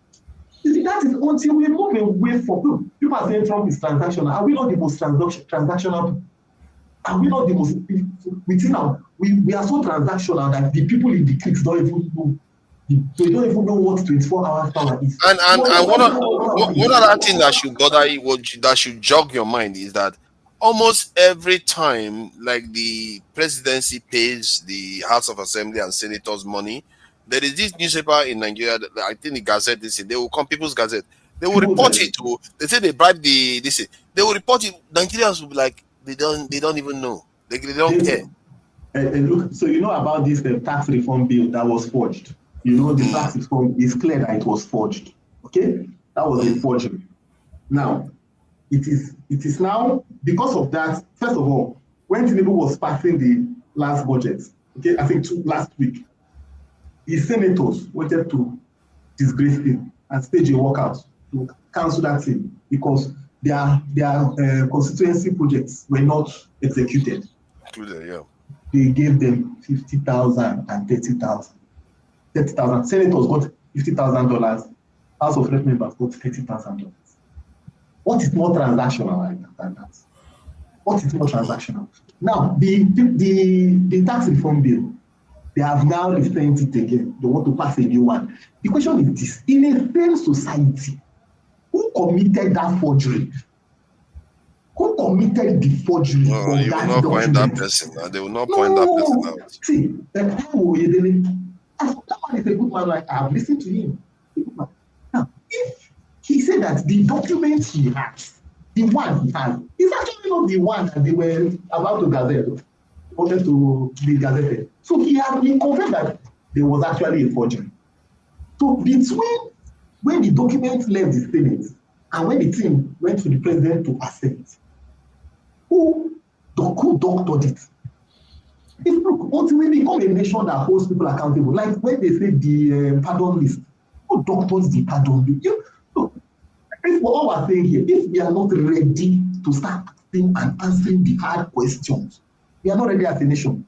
We just want to be riding on hope of we go up 5 levels, we go down 15 levels. That's what we'll be doing. The reason why you don't know the name of the person that doctored it, because these people are extremely powerful people. These people, because one of the things they changed there was to ensure that Nigeria sells oil in dollars. These are extremely powerful people. And the minister they represent maybe even beyond the government, the Tinubu himself. So that's why you don't hear their name. It is value system. So for that person to doctor, if somebody did it, somebody transmitted it. Let me give you an example. At the onset of Tinubu. Yeah, how dare you? No. The person transmitted, yes. But if you know that person is extremely powerful, you will not come out and name them. Let me tell you something. At the onset of Tinubu's government, it was something that was happening. Things were leaking. Any thing that the government wanted to do that was like an anathema, it was being leaked. People will snap it and leak it out and leak out the information. The Tinubu government did a purge. They did a purge of internal, because first of all, that was when people like Bayo came out and said that most of the people employed in the civil service and all that were from They're from the PDP years. So they had loyalties outside. So they did a purge and put in their own loyalties. The point is this: the average Nigerian should be apolitical. Until the average Nigerian, until we become apolitical, which means that, look, I don't care what party you come from. These are the values that we must see. The moment we are not seeing that values, we will spread the information everywhere. So whether you are APC, PDP, Labour, whatever you are, that is what, until we come to that level as Nigerians and have that value system, that I am apolitical. I don't care whether you are Igbo, whether you are Yoruba, Ogoni, Efik, whatever. They are value systems that we will hold you to. The moment we move from that to value system, If anybody enters there and starts messing up, it's still. That's why I say that there's a generation. Look, Nigeria has to build a new set of individuals that have the right value system. And that's why I always say we must work towards investing in education. Because when you invest in education in a child for 14 years, you have transformed a generation. Because that child will become the leader 20, 30 years from now. So, Thank you. Thank you. I appreciate it. I think it's Okmara. Jonaba, yeah, Jonaba, definitely Jonaba. Jonaba, thank you for your patience. You have really been patient there, given all the time others have taken. The question I wanted to ask Dexter when he ran out of time was about where all this is heading. The attacks in Nigeria. Do you see it ending terrorism?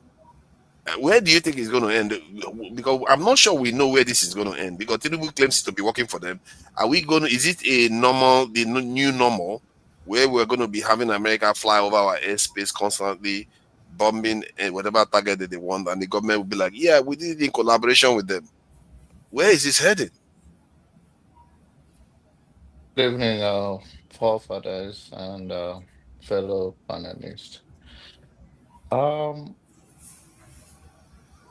we've been set up long ago, long ago. It's not today, and it's not. Uh,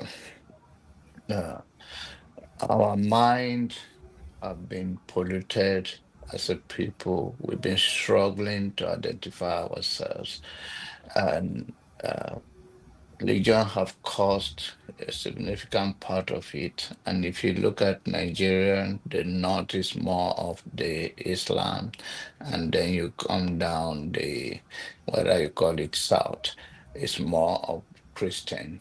And our value, we attach it to it instead of attaching our value to humanity and the love of a nation. And then we can start from there. And then that also now that also now have brought these tribal differences instead of also again love of nation and humanity come first. So as far as our mindset has been programmed this way, it's difficult for us to even know who we are as a people. How do we grow in our own space? Our mind have been programmed, have been changed for years, and somebody today, he will talk about their own pastor more than they talk about their father that brought them to this world, that sponsored them, go through their mother, their father. They will tell you their religion comes first or their faith. And so we have issues that constantly relate to this kind of a thing. And some people even say, instead of elevating our conversation, where do we start something? I believe that if anyone that really have a good idea or run on ideology of what is our value is all about as a human being, whatever any child want in America or any human being want in America, that's what also they want in China, in Nigeria, in any part of the world. The dream of humanity to live in peace and progress and side by side. But then we also forget that there is a mind game, there's a geopolitics of the world, the power play that play to all of those things that sometimes it's more than resources. If the resources, they already have you already. And if you have in mind that you're already programmed to do what they want you to do, what is on the ground there, that is more important than the human lives there. And like I said in the morning, our forefathers that have insight and they are very deep, they see these days coming. And those are forefathers today, they are not recognized. Society, they push us to not to even talk about them. They don't want us to talk about our history.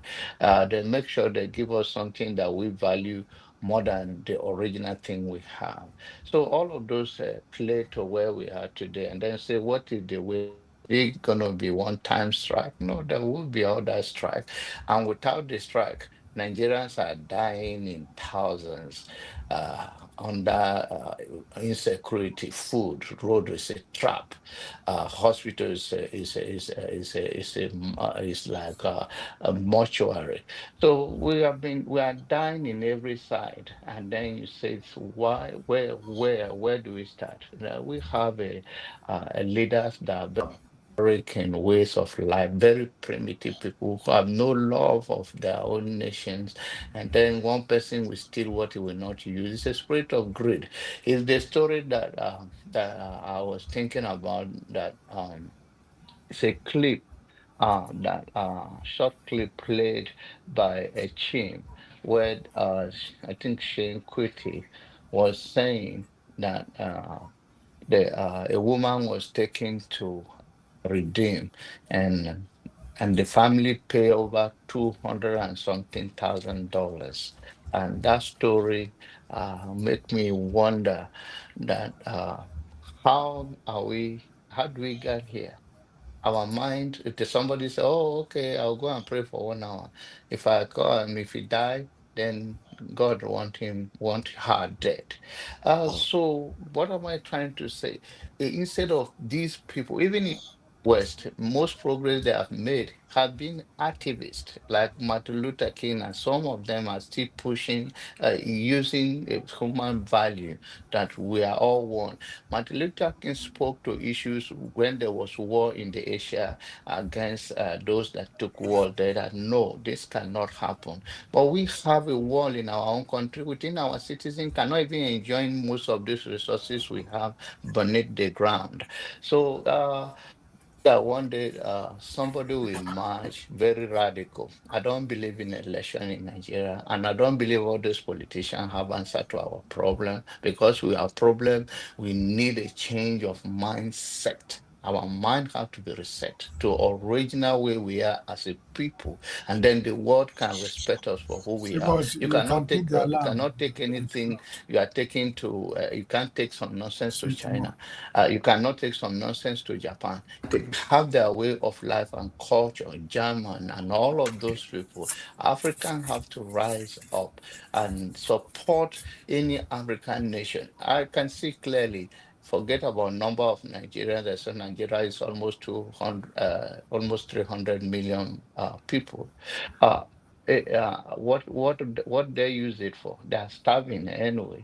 I believe that there's other African country. If we see them emerge, well, all Africa focus on bringing them up, talk about them, trying to promote whatever it is, so that anyone that go first, then we can say, okay, Black nation is rising. And to even seeing the falling, if you see the mind of so-called educated Nigeria that have no respect for themselves, for their lives. I saw somebody say, oh, before this strike, so they're not now suffering. Where in Nigeria? And is that supposed to be something we are proud of? That any human being in our nation is supposed to suffer as a result of bad leadership? Because to them, it's turn by turn. It's a Yoruba person there now. Even when they are not benefiting anything, it's okay. Let him just do whatever he's going to do. If we have this mindset, then we are going nowhere. So I believe the way forward is to see something very radical, and let's support it. All those when you tell somebody, if we sincerely vote for this person, we can change the person you are bringing is already a stooge to the Westerner. So what are you thinking about? We need somebody that will say, I'm not even going outside, like we see in Cuba here. And we are talking about far Nigeria, and they are doing, we see Cuba here, very close to Nigeria.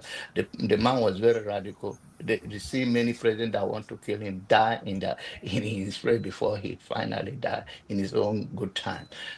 It's something more than this. If it's not, if it's here, if it's against my enemy, then it's okay for me. And if it's the people I don't like, if anything happen, it's okay. That's not how we will build a nation. Whatever happened to any part of Nigeria or any black people on earth, it happened to all of us. Let's press for a better leader, and let's push for that. If any African country, as I summarize, coming up that we see that are doing well, let the youth started promoting promoting them. Let Nigerian youth that have some money from the east, from the west, trying to organize to go and show support, have a rally with them, say we are with you all the way. As far as Nigeria is falling, at least we have a backup of our neighbor, not this, we all have to burn down.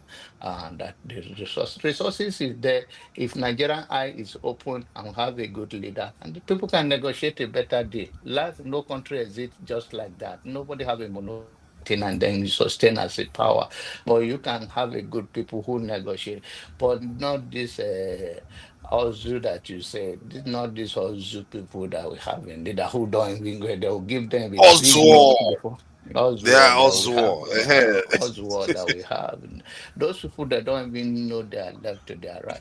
Most of them you are seeing now, they are not in their right mind. They wake up every morning, doctor have to check their blood pressure, and they are fighting for their life. And is that those decision that is a long-term decision? These people are dead on arrival. They are ghosts walking. And since we have this kind of people, and we are not pressing and to speak to truth to the power in the way that we can show love, but in the midst of it, let's build a system that we even identify ourselves and build a boundary.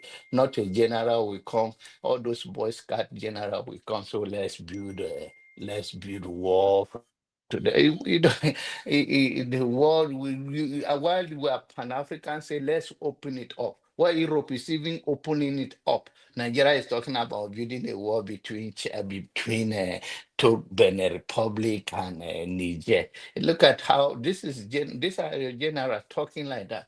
Why the security intelligence is collecting is not collected by that way of whether we have a war, then protect us from people. Migration stayed right there by the gate and allow people by that's a money making machine. They'll be collecting money, raw life. Say, hey, bring it, and they will be giving them as you are paying, you are entering. As you are paying it, you are entering. Just all those are the brain that people have in Nigeria in 24th century. And nobody tell the general, say, what are you talking about? So that war will stop it when they can use drone everywhere. These are the people that are making decisions on behalf of Nigerians, that the brain that what they are talking about, a Boy Scout cannot talk like that. So when we have these people, it's a long walk to freedom. Thank you. There are two things you said that I wanted to touch on about past leaders that knew about what we are going through, that they knew what we're going to go through. So I would like you to shed more light on what you mean by that. Which of these leaders saw what is happening now? I know of Nkrumah seems to have predicted something like that, but I don't know whether you are referring to him. And the issue of the case of Cuba is quite a glaring one. It shows you what bravery and people with vision can be able to accomplish. This is a man right next door to a superpower. They fight the superpower to the end. They tried everything to upturn that country. And still that country is in peace. Even if they are not flashy, they don't have all the flashy gadgets everywhere, they are still fine. They make some of the finest doctors in the world.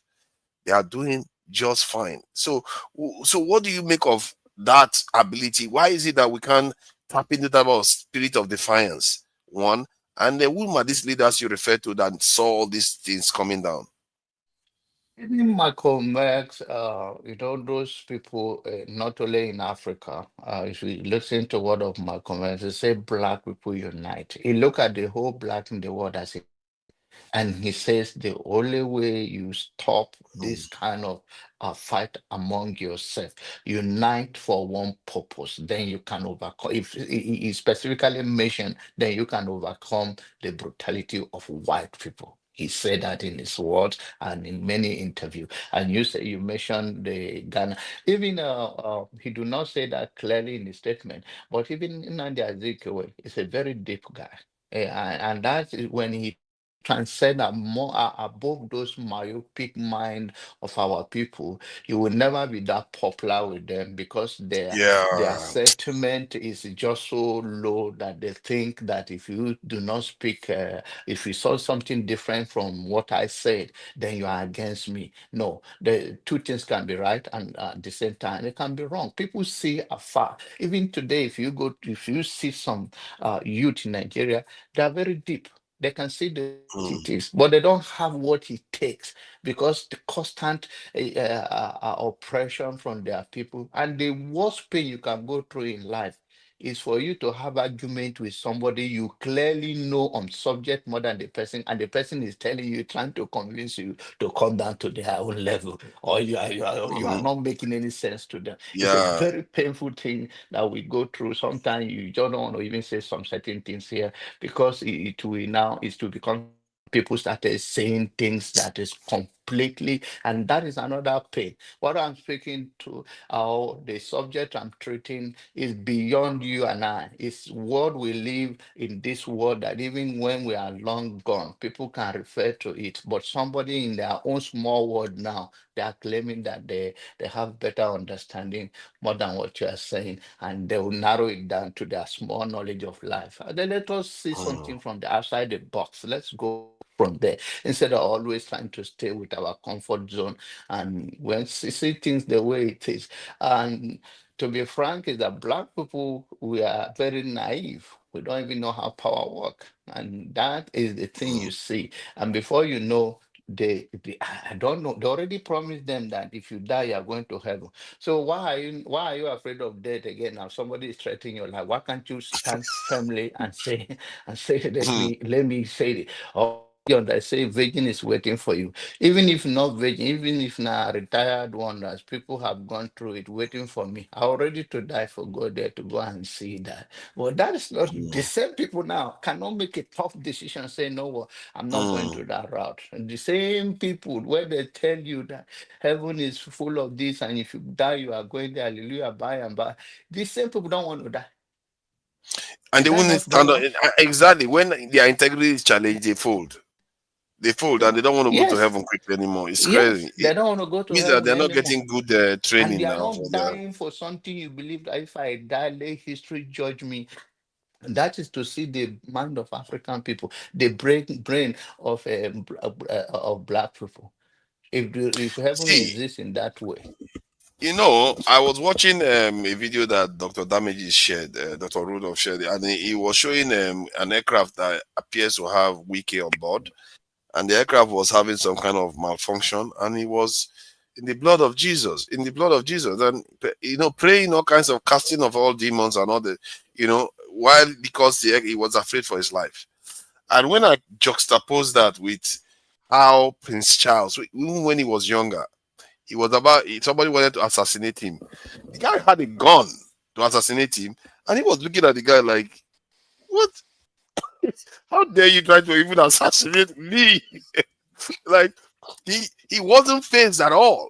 Like these people, and it's very interesting the way we see life. We embrace life as if it's not going to end, as if it's not going to end. And some of the things you said, especially about Nnamdi Azikiwe, it's almost as if for people to mourn him, the day Nigeria fixes itself, people will mourn Nnamdi Azikiwe more than maybe they will mourn Awo.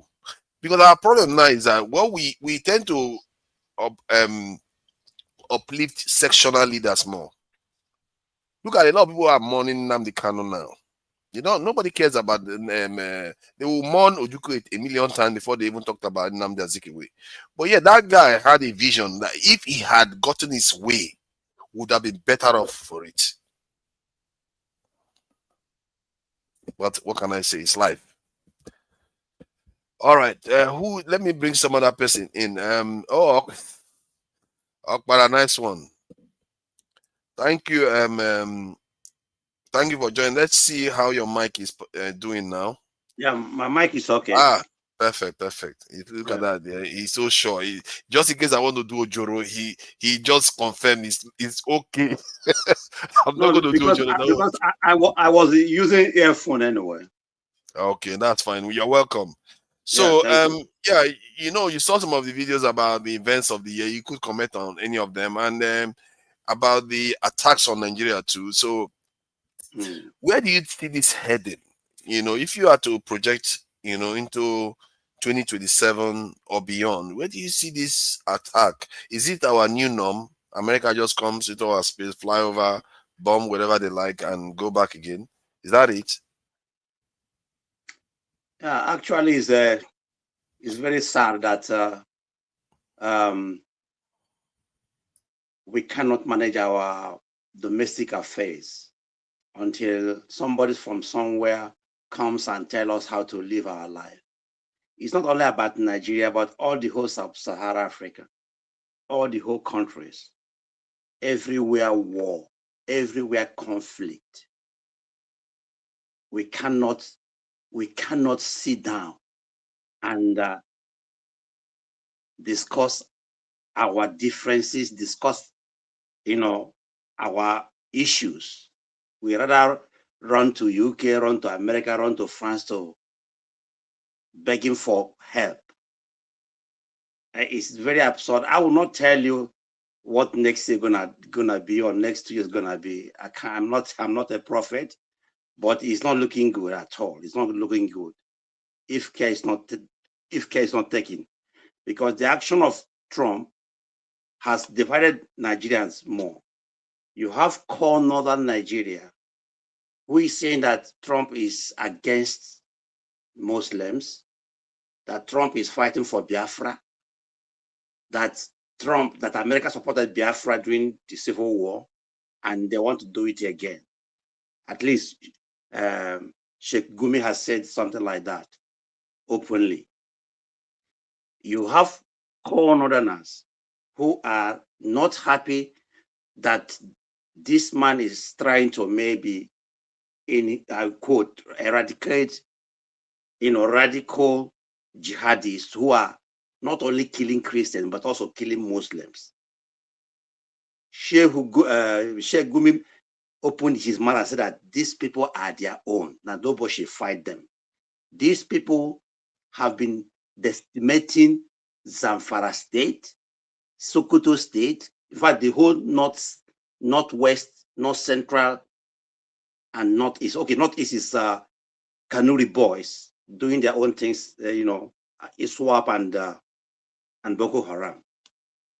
I will not tell you what the situation gonna be tomorrow or next, but it's not looking good at all.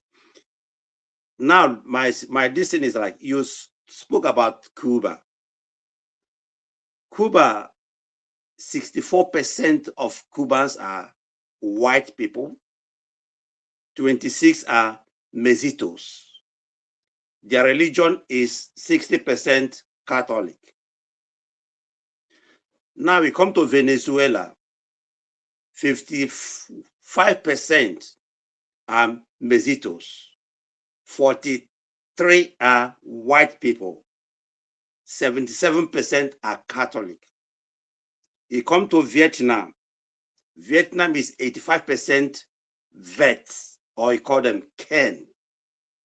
You come to Bangladesh, 98% are Bengal, 99% are Muslims. You come to Singapore, 75% are ethnic Chinese, 75% ethnic Chinese. You come to Malaysia, 79 or let's say 70% are Malays. 80% are Muslims in Malaysia. You come to Indonesia, 40% are Javanese. 87% are Muslims. You come to India, 82% are Hindus. Their religion is Hindus. You come to China, 91% are Han. 91% are Han, Chinese. The religion does not really, but mostly are Buddhists, but they're not really religious over there. You come to Pakistan, 45% are Punjabs, 97% are Muslims. Now come to Nigeria. How many are Igbos? How many are Yorubas? How many Hausas? How many are Fulanis? How many are Ijos? What religion do we share together? That is the problem. You spoke about. Hold on. The information you shared just now has to be confirmed. And you know what I confirmed? You shared them the wrong way. Now, let me show you what you are doing. Yeah. And don't do that. You see, this is the thing I don't like our people doing. Don't do No, that. share Now, it now. we are looking at it right now. The number of ethnic groups in Indonesia, do you see that there? 1,300. Excuse me. Allow me. You can. Oh, you didn't share that with us, did you? Excuse me. I shared what they ate. So you just shared what they had in common. Excuse me. They don't share what they don't have in common. Excuse me. Let him finish. Just let him finish. You get his point. Let him finish. Let me I finish. got his point. I get his point too. His point is to No, say he that hasn't we are learned the very point diverse. yet. He hasn't learned No. the point. Hold on. Come on now. Don't do that. I get his point. Ask him now. Then you can counter him. No, he basically he already asking the question. How many tribes are we? Excuse me.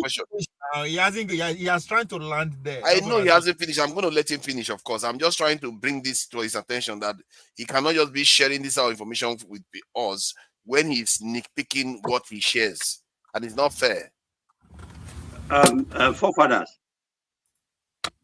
what I shared was all these countries I mentioned, they have multi-ethnic, ethnicities like Nigeria.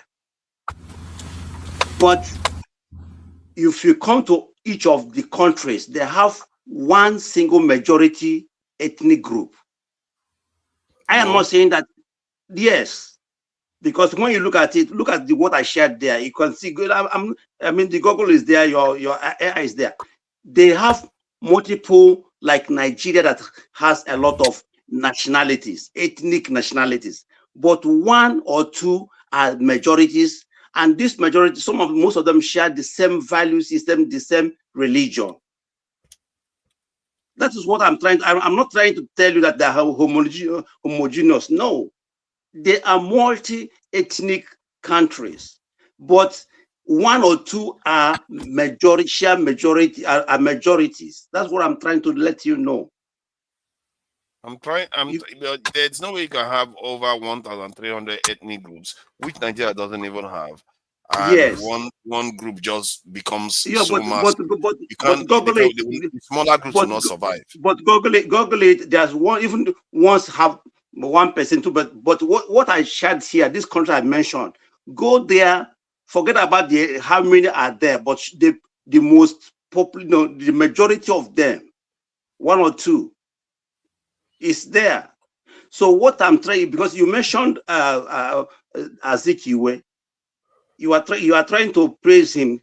I think he was the most myopic among the whole three. If you compare to what Awolowo did or said, or how Awolowo saw Nigeria, and how Ahmadu Bello saw Nigeria, and how Zik saw Nigeria, my own opinion that he was the most myopic amongst them. He was preaching one Nigeria, while others were preaching regional and sectional Nigeria.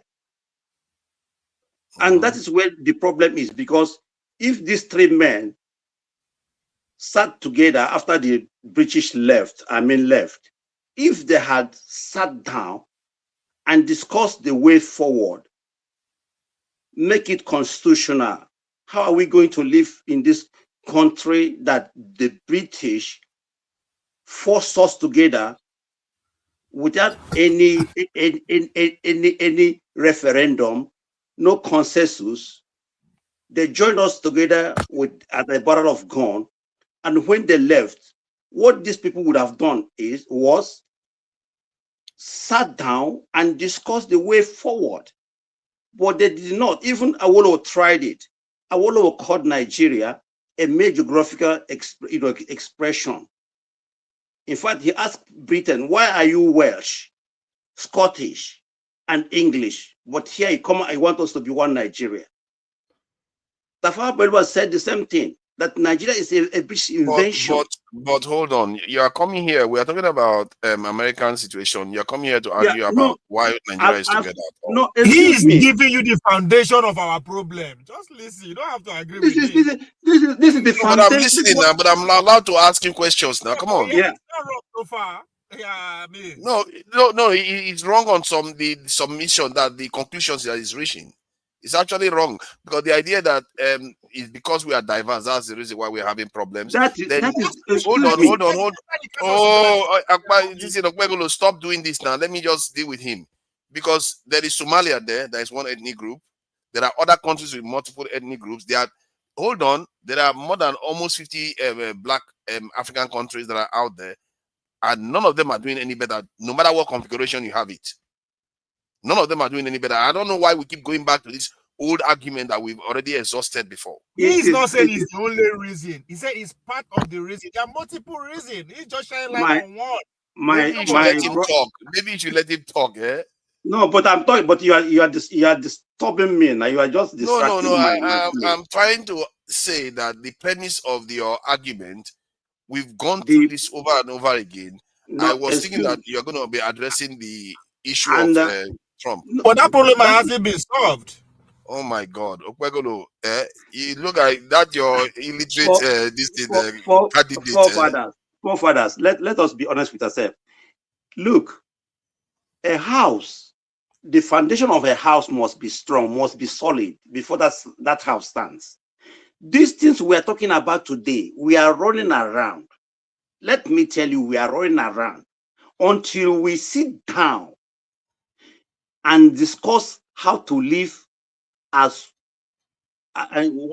in one Nigeria with different value systems, so that until we sit down and discuss how this country called Nigeria is going to fair for everybody, whether you are Ijo, whether you are Bachama, whether you are Jukum, whether you are Birom, whether you are anything, until we sit down, assuming that Nigeria has 500 ethnic groups, all these ethnic groups must be represented. As we speak, if you go to northern Nigeria, where you have, in Plateau State, you have more than 40 ethnic nationalities. Most of them are not even in the House of Assembly. And they're called citizens of Plateau State, or citizens of Borno State, or citizens of Adamawa State. Nobody's representing them, even in their state. They have been, marginalized, even in their state. Don't want to talk about federal.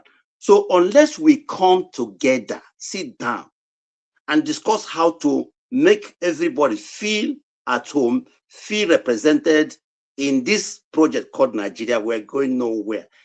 America is coming in because we have not, found our stand to say we are one people. America attacked Sokoto. In Imo State, where I'm coming from, people are jubilating. People are saying, yes, kill them, do this, do that. In Lagos State, there is Ayo, or what do you call it, festival. In southern Nigeria, in Ijoland, you saw what's happening in Port Harcourt. Nobody cares, because this country is not one at the moment as we speak. Okay, I live here. What you are describing is a country with multiple regions and different priorities. But yes, the same is true for the US. The people in the Bible Belt completely abhor the people that are coastal. They don't share the same value at all. They don't like them. They see them as sinners. As a matter of fact, some of them believe that when California was on fire, that it was God that was punishing them, and they don't feel sympathy for them at all. So and let's face it, even the white people that are in America, they are not from the same ethnic group. Yeah, but that's why they have federation. That's why they are federation. They have different laws. Excuse me, but Nigeria is a federation too. And I don't know why we keep hold on. Let me say this. I don't know why we hold on. There's okay. First, I want to no. You are encouraging bad behavior here. Don't do that. You know better than this. See, what we are saying here, like you are acting as if Rivers State lives the same way as Sokoto lives, or Umuahia lifestyle is the same as a Borno lifestyle. Everybody has their own behavior already. Oh my God! Oh, we're going to stop interrupting constantly. You are contradicting yourself. You are contradicting yourself. Okay, tell me how I'm contradicting myself on that point. I've told you, if a entity called Nigeria, if we were agreed to be one country, where we shouldn't be one people, but one many people or many living in one country. Why should what happened in Sokoto? Why should it be, pleasant to people in River State or people in Imo State or people in Asaba? Because they don't like the fact that people are being targeted. Terrorists are targeting them. It's obvious. Excuse me, forefathers, please. I'm sorry Yeah, to go ahead. interject. Let me speak to this place. Now, I'm sorry to say, this is the low level we come from in approach to our issue that we already outgrow it. Nigeria run a system of federation, by the way. And this is the problem of Black people in general. This is within Nigeria. We are not even looking at ourselves from humanity point of view. And this is why it was easy for white people to come. And when they came, they divided us right away. Because we are looking at things, your value is better than my value. The way they do things in Sokoto, it's not the way they do things in Imo, Enugu, or any other place. The same thing in America. We know how many tribes live in America, but there is a system that everybody behave. The breaking down of law and order in Nigeria, giving room to this person. So this is happening because this is this. And this is why when we get a position, like I'll become a public official or have any federal appointment, that's why we tend to be very, very partial about it. And that's why when even within a state, that's why you see that if some of us that exploit think that will be used by the larger tribe in the state, like for in Benue State, Idomama have never been a governor. Do you think that is right? If because they are divided among themselves in the first place, and all those petty politics, or I don't really care whether it's Tiffman if he know what he's doing, but if he know and he can make sure that Benue is safe for everybody and everybody can strive. I don't want to be a politician. I don't have to be a politician to be free in Nigeria. But you can see the setup of Nigeria. Only the politicians among themselves. Everybody is represented in Abuja. By the way, everybody is represented. So if we are talking about it, then push from the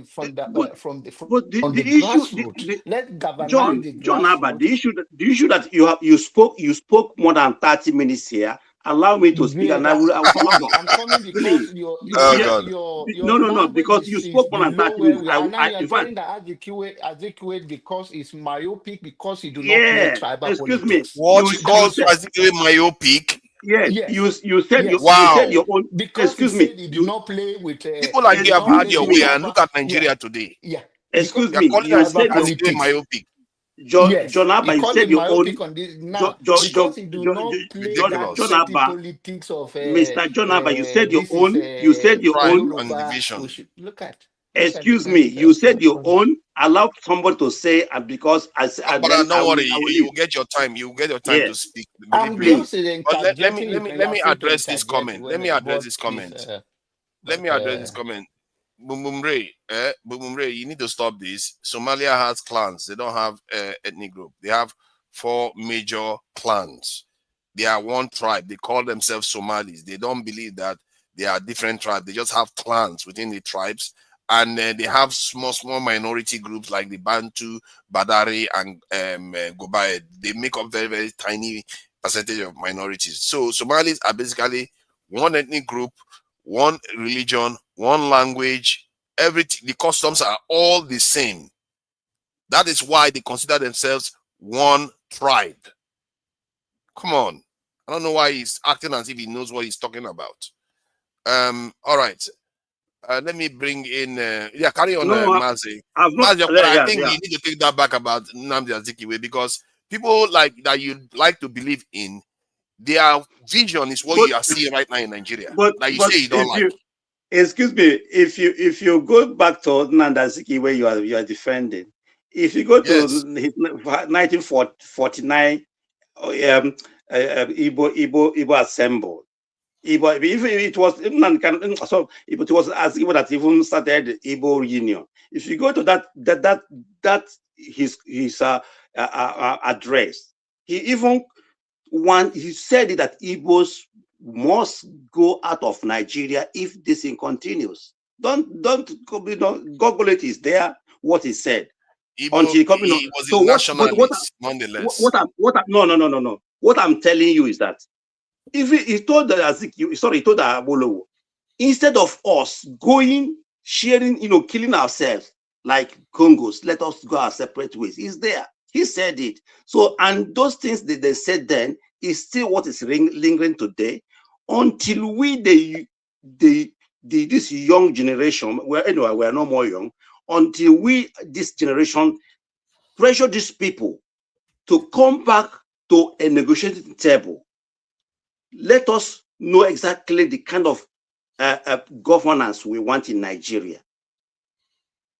Do we want this quasi-democracy that only benefit the few? Let me ask you something, because I think some of the points you made, I feel like you are trying to, have every single ethnic group or tribe have their voices heard in Nigeria, and which is a good thing. Is a good thing. The question then is, would you be happy with a direct democratic system where people have the power to do whatever they like with the state? They can vote, they can change things, they can change laws, and like those ethnic groups, they will have representatives, but they may not have as many as the bigger groups, which is only fair. Which is only fair. So they too have the power. They can now, if something happens in the country and there's a law that like this tax bill now that people don't like, they can say, okay, they will get signatures and they will carry out a referendum and they will rule it out and say, you make these changes or cancel it, like the way they do in Switzerland. Would you prefer that kind of system? That kind of system will give you a sense of belonging, that as let's say if you are 10,000 people, ethnicity, and you have problem with the constitution of Nigeria or all these kind of policies, you can say, I don't want it, and you go for referendum. If your people say we don't want it, and the government will listen to you, like it's done in Switzerland, because whereby only 2 or 3 ethnic groups can decide what goes on in multi-ethnicity country like Nigeria. It's not democracy. It's not democracy. For example, you mentioned Switzerland. It's even rotational presidency because of the almost 4 or 5, ethnicity. 7 presidents at the same time. They have 7 presidents at the same time. Yeah, so something like that. So why not? Why not? That's why you see stability there. You come to Europe here, where you have even 30,000 people, Liechtenstein, having their own sovereignty. That's why there is in Europe, as well, at least Western Europe where I live, that's why there is stability. That's why there is no conflict. Because it's no matter how small you are, Germany is about 85 million people. Will not decide for Liechtenstein that is 30,000 how they're going to live their life. No, they won't accept it. So, but would you support the kind of structure that Switzerland has for Nigeria, where everybody, the regions select their leaders? But very, very important, because that was even what Aburi Accord was all about. Allow this kind of, let there be confederation. Because the way a Yoruba man wants to live his life, it's not the way an Igbo man wants to live. It's not the same thing. A Kanuri man has his own tradition and culture. A Fulani man, an Hausa man, an Ibria man, and a Igala man. It's natural. I live in a place this point you make just now is the one that confounds me, because right now I'm making a video of Igbo culture, and I can tell you, Igbo culture is not close to the same as Fulani mass culture. No. Please. Don't go that But way. my point is that what you are saying is already happening now. So why are you saying we need to aspire to that? It's already there now. It's not. All the groups are already different. Yeah. Excuse me, but we are different. But we use one powerful constitution, one powerful unitary Abuja that controls everything. Let me tell you, my friend, I wanted to do something to open a little business, a little thing in the village. My CAC have to go to Abuja for confirmation. Where does it go? It will always be like that too, I think. No. I mean, not always. It was not always like that. It was not always. I mean, finally, even in Switzerland, it's going to be like that. No. My friend, I live here. If I want to open my business, I go to my commune here. I register it. It doesn't go to Düsseldorf. It doesn't go to the capital of the state where I live. It's here in commune. You mean the capital doesn't have the No. If I want to register a business today where I live, I go to my commune. You know, if I want to do anything, I go to my commune. I have nothing to do with even the capital of the state where I live. If there is a election here in my place, if we are selecting a communal election, the governor doesn't even know that we do an election. He doesn't even come here to campaign. So that is the federation, with the federalism we're talking about. If Imo State wants to conduct a gubernatorial election, the Abuja has nothing to say, has nothing to do about it. That's the kind of government we want in Nigeria, not one quasi federation that Abuja will send somebody to monitor election in Anambra State, in Imo State, in Delta State, and INEC will tell you who is gonna be this and who is not going. That's not federation. If you want to live in a pure federation, if you want to live in a country that is called one with different ethnicities, we have to come together and write it down and say it and make it constitutional. Finally, somebody was talking about Jonathan. Jonathan became a president in Nigeria because Yar'Adua died. If Yar'Adua had finished his 8 years in office, the office of the president would have gone back to Southwest. That is the truth. Nigeria is constructed in a way that it favors only two ethnicity and nothing more: Abuja and Lagos. Tell me, why should Port Harcourt, that has my mother is from Ikwere, is an Igrinta woman. When I go home, if I visit my mother's house, I cry. Why should Rivers State, that has one of the biggest oil companies, oil reserves and resources in Nigeria, there is no single headquarters of NNPC, anything in Lagos, in Port Harcourt? It is either in Lagos or in Abuja. Tell me, why should an NNPC headquarters be located in Abuja and not in Rivers State, and not in Akwa Ibom or what do you call it, Delta State? Tell me, why should the whole NNPC, everything was in Lagos before it was transferred to Abuja, and you tell me that this country is not going to have issues within itself? I think you are right there, because remember, this same question you're asking now was what Isaac Adagaboro was asking, why the headquarters is in Enugu when it was in their area. It led to a special movement. So this fairness problem. But I found information about your Switzerland stuff. There are 2 layers. The federal level is still there, and the cantonal level is still there. Yeah. So my brother, let me finish here. I'll log off. Please, this thing we are talking about, I pray that our children do not discuss this in another 30 years. This is time to discuss this thing. This kind of governance we have in Nigeria, if we continue having it, oh boy, it is going to be worse. Every country will come in. Look at France. France now is even our colonial master again after Britain. So we're going to face these issues until we come together and say enough is enough. How are we going to live our life? How are we going to run this country as a federation? Federal system, like you talk about America, somebody from California has nothing to do. You don't see a governor going to beg Trump, please help me. Or Trump will tell him, if you don't defect to Republican, I'll seize your allocation. It doesn't happen in the federation. Here in Germany, it doesn't happen. Anywhere you have federation, it doesn't happen. Only in Nigeria. Until we get it right, until we come down from the high horse and say, this system is not working, let us make it work by making everybody to be independent. It can be confederation, it could be quasi, sovereignty. Nigeria is going nowhere. Good night from here. Thank you. I appreciate the fact that you want a more representative system. So that is something we can agree on. But the idea that Nigeria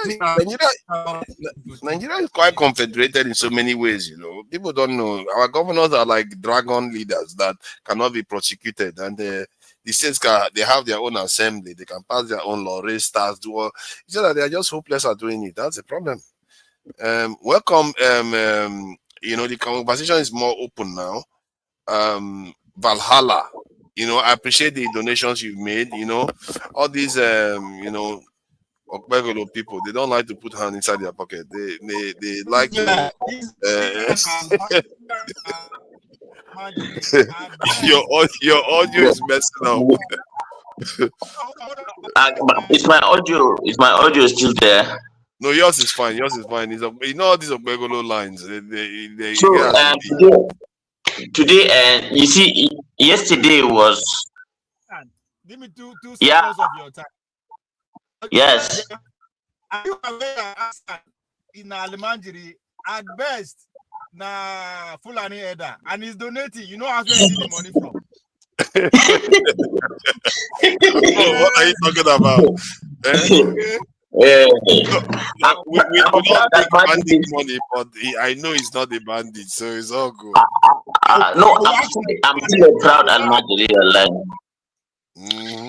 Because the basis, that's my basis. That's where I got whatever I am in life today is because I was once an Almajiri, and I'm still an Almajiri in a sense. Yes, I was once an Almajiri, and I'm still an Almajiri in a sense. Thought I was insulting. That's interesting. That's interesting. Yes, I'm proud of it.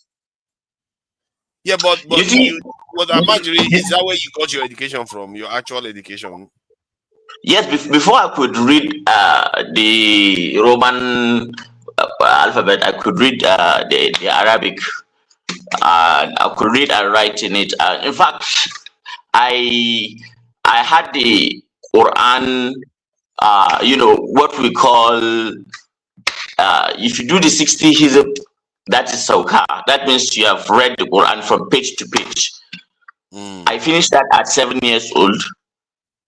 So there is a policy in our house that you don't go to Boko unless you are through with Quranic education. That's the policy of the house. But hold on. Do you know? Oh my God. You know, on my profile, I put this thing, you know, what I call technological revolution there. You know, if you have children learn something in science, which is technically studying the creation of the Most High, by the age of 7, they are able to read that textbook back to back. And they go on to study the rest of their life. This country will be transformed. But instead, these are people ask people to go and read the book from the Middle East that doesn't give them any real power to transform their nation. I'm saying this, I'm not saying it doesn't give you soccer, morality, and all the rest, but it doesn't build a mobile phone for you. It doesn't build a satellite for you. So that's I feel like if you guys tweak that a little bit, you guys could transform Africa really with that. 7 years. You'd be surprised. You'd be surprised. You see, I think part of the reason why I'm quite literally invested in the pursuit of knowledge is because of where I started from. Now, from the outside looking in, you think Islamic knowledge is like Bible knowledge, where you read Romans, Deuteronomy, whatever. It's not like that entirely. You know, the Quran has some 114 surahs, different surahs dealing with different things, and then there is Sirah, there is Tawheed, there is Tajweed, there are a lot of subjects around it. I don't want to go into that. You won't understand it anyway. But let me just tell you something. You see this, the fact that me and you are talking right now, the algorithms, you know, the university system, they were, in fact, modern medicine, antibiotics, their origin is all from Islamic, you know, research. You know, even the Europe, their Enlightenment period came from, you know, the Islamic, you know, Enlightenment. So there is a place for all this, but right now is the Christian. What do we say? Is the Christian civilization that is ruling the world. Now we have assumed second-class citizens, but I think our time is not far away. Maybe by the time our grandchildren will be. Hold on. You see the problem. There. Hold on. Oh, guy, hold on. You see the problem there. Hold on. You see the problem there. I think we're going to cut that one. We're going to cut that one right now. I can't believe you just said that. You fell for it. I can't believe you just said that. Wow.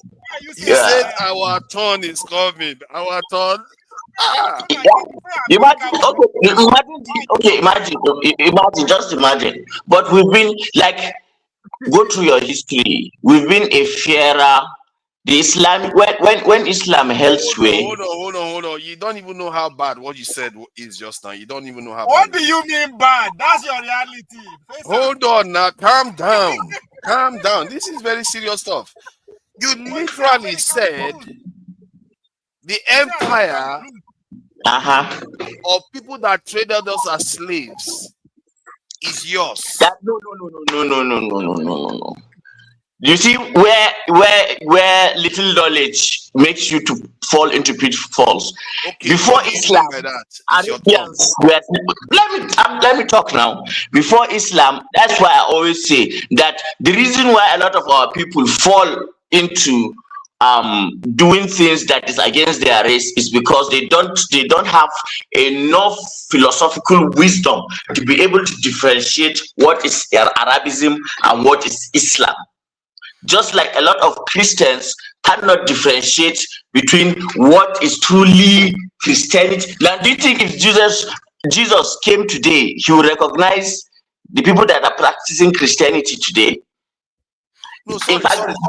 The context I'm talking from is that it's like me now, or any like KJ now. KJ is not going to say is the town of Christians to rule because he can differentiate that. It is your time now. Sorry. Sorry. Don't even know you are in privilege. Sorry. My point is that sorry, you're not understanding. I feel like he's going to know that even if Europeans are Christians, but he's not going to assume that it's Christians that are ruling the world. Because he doesn't feel like he's part of it that are ruling. He doesn't feel like he's ruling the world. No, hold on. He might feel like he's a Christian. Hold on. You try to understand what I'm saying here because this is a subtle point. Even if America is ruling the world and America is a Christian nation technically, but we as a people, like a Christian in the South, is not going to feel like they are the ones ruling the world. They are going to feel like Americans are ruling the world. They are Christians like us, but we are not the ones ruling the world because they know it's not an African nation and it's not us. But the way you came across just now, you made it look like you own the leadership of, you are part of the leadership of Islam. Well, you don't understand what I mean by that. That's how you came across. That's why I'm trying to explain it to you. I wanted to rally you up, and I wanted to show you something. The way Muslims feel in this environment. Okay, so the very fact that you, especially forefathers, you keep insisting that Muslims this, Muslim that, Muslim, it's a privilege that you have, because you live in an era where the Christians have normalized, demonizing Muslims. You can do it and get away with it. Everywhere I go, I am demonized. I have to prove myself not guilty because I am assumed guilty in the first place. Because I travel around on my name alone. Paul is asking for the link. You don't face all these things because you don't know. Your name is something probably different. But when people see my name, privilege. He called it a privilege that I can question some things about something that is not part of us. Because you see, this is the thing I feel like many people that practice Islam, they internalize it as if they are Arabs themselves. No. Make no mistake. No. It's not the Arab. When you see me, do you see an Arab? Other than your color, as a matter of fact, the people that look like you are killing Africans because they think they are Arabs. I'm telling you right now, other than your color, there's very little that distinguishes you from Arabs. You talk like them, you someone that you want to be them. Like a Christian. That's how he's approaching you, like a Christian. That's how I'm reflecting the energy. I guess so. Reflecting the energy back, It's a mirror. It's the same thing because I'm not coming around the Christian too. To make my point more poignant. He doesn't get it. Yes, he's not getting it. So it's just the mirror. Hold on, but the biggest difference is that I criticize America all the time. I criticize, in short, Christianity all the time. And I do criticize Arabs all the time. I do criticize their racism all the time. Don't I? To be fair. It's just that the way you don't want to give me that credit. You want to take it. Credit now. I'm giving you credit now. I told you now. I said you did. It's only fair. You did. The only thing that it kind of triggered me, the way you said it will be our turn to rule. I was like, whoa. Yeah. Him as a Muslim. Believe me, you are not the one ruling. It's them that are going to be ruling. Okay, what did Trump say? What do you think it feels like for somebody to first breach your sovereignty, second to hit Sokoto, where is historically associated with your religion, and then third to say it's a Christmas present? That is like giving red meat to a hyena. So, and then the Southerners are celebrating all over on the internet and on our face. And when we come on platforms like this, everybody comes around. Your people, you this, you killed them, you did that, you did this, you did that. It's the privilege that you have that America is the superpower and it's a Christian age, and now you can do all. People who are usually in privilege do not know. Ajebutters don't know that they are Ajebutters because they don't know what pain is like. Oh, sorry. So are you saying it's a privilege for us to talk? So if America was not in power, yeah, when you talk to us, it's a privilege, of course. If America wasn't around, what would have happened to us? If America wasn't around, yeah. Okay, check the history. There was a time when Islam held sway. Up till now, if you go to places like the Palestine that your Christian superpower is helping to decimate and finish, you find Muslims, you find Christians, you find the Jews, all there. In fact, it is the Muslims that have kept the Church of the Holy Sepulchre sacred, and a lot of historical churches. I'm asking for the point of view of you saying that. If I want to make the point that will make things come out, you don't want to hear it and you interject. No, because in all the times that the Muslims have held sway and are the imperial power in the world, they were just to Christians and Jews and every other people. But as far as Islamic doctrine is concerned, they are fair to everyone. But there is this jizya that It's a tax that if you are not Muslim, you are going to pay. That is the only thing that I would say will probably come across as something that is unfair. But if you look at what the tax is, if you compare it to what it is now, do you know how much you will be expected to pay? Just guess. Okay, but you said something about privilege. Where does it? If we are not, no, you say it's a privilege for us to be able to criticize Islam now. So if America didn't exist, what would have happened to us if we criticize Islam? I don't understand what you mean. If America, you said America is around now, it's a privilege for us to criticize Islam. Justice, fairness, equity, the right to do everything that any other person does. We won't ban you from coming to our cities. If, for example, America, maybe the answer is jihad. All these things will have been the same. Is that what you are thinking? The answer is. The answer is jihad.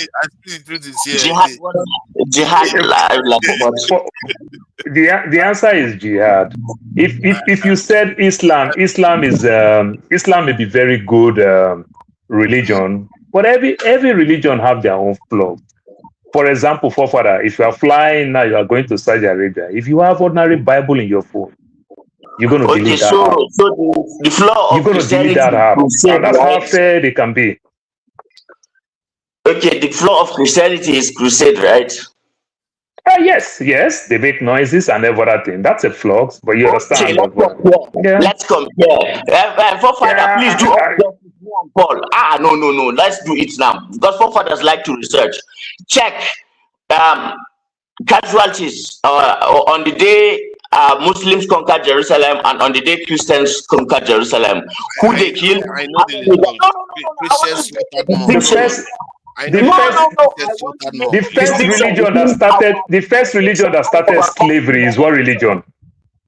That started taking black people as slaves. What religion? What do you mean? It's Christians. No, it's Islam. It's that Christians. started taking black people as slaves. It's Islam. Arabic Christians. Christians. Is Islam. Arabism. You see, you are choosing. Forefather, look at that your facts again. No place for you to run home, Mr. Paul, with your glasses. Is Islam. Hold on. I think maybe he may have a point there, because I think from what I gather, when Mecca Muhammad came along, the people there used to, in other words, they are Arabs. People there used to practice slavery, and the slavery they used to get to was racism in Arabs. It's not an Islamic thing; it's an Arabic thing. Yeah, but it's an Arabic thing. But you are also conceding so much power to those same people. Which power? What do you mean we are conceding power? You are conceding a lot of power to them. You are learning their language. You are learning everything. That language came before Islam. The language was not invented with Islam. So you're learning everything because you want to have access to it. Okay. Look. Let me go a little bit, because you are a scientific man and you like science and all that. Let me talk about anthropology and sociology and evolutionary biology. Even the Meduguri that you come from, that happen to be even the person that even take down Usman Danfodo and the likes and everything. That's why you don't have Emir. You have the Shehu and everything. You are still losing the grip to the Islam. You are still losing the grip. Even Meduguri who fight this thing, who fight Usman Danfodo. As of today, you are losing the grip. Hold on. We can't hear each other. This is the privilege. Okay, let's calm down. Okay, let's calm down. So let's stay organized. Let's go. You say, hold on. You did say you have to be fair to me. This in Valhalla. You did say it was a privilege for us to be able to criticize Islam, that if America was not around. Then I said, what happens if America is not around? Tell me, please. I want to know. Why are you meeting me then? Why are you meeting me? No, I'm meeting me so like you can be able to tell us now. You are now on mute. Tell us what's going to happen if America is not around.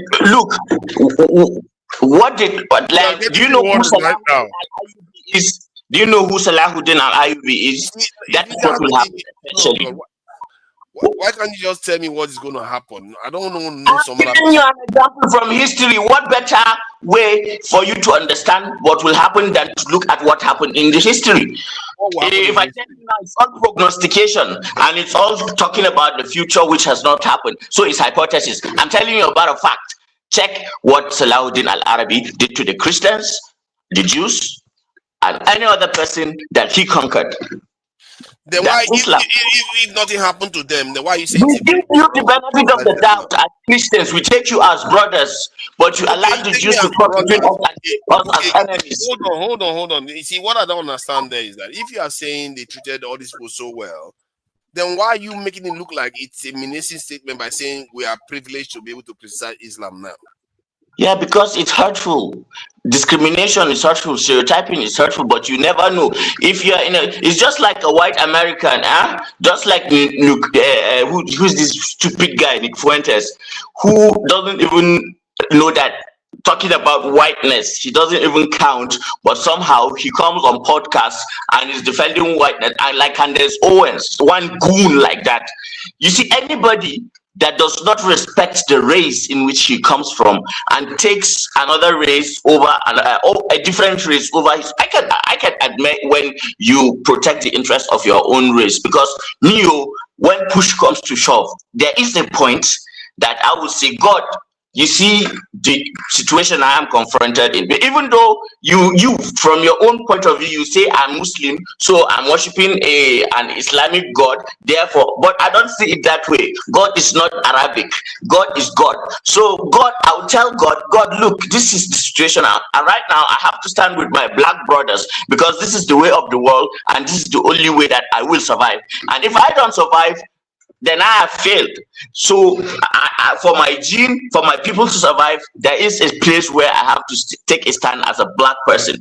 So you see these layers that a lot of us do not cover, and you'd be surprised where I learned all this. It's at home. It's the Quranic education that I got at home before I even went to any classroom, that I got the moral philosophy for me to look at life through it.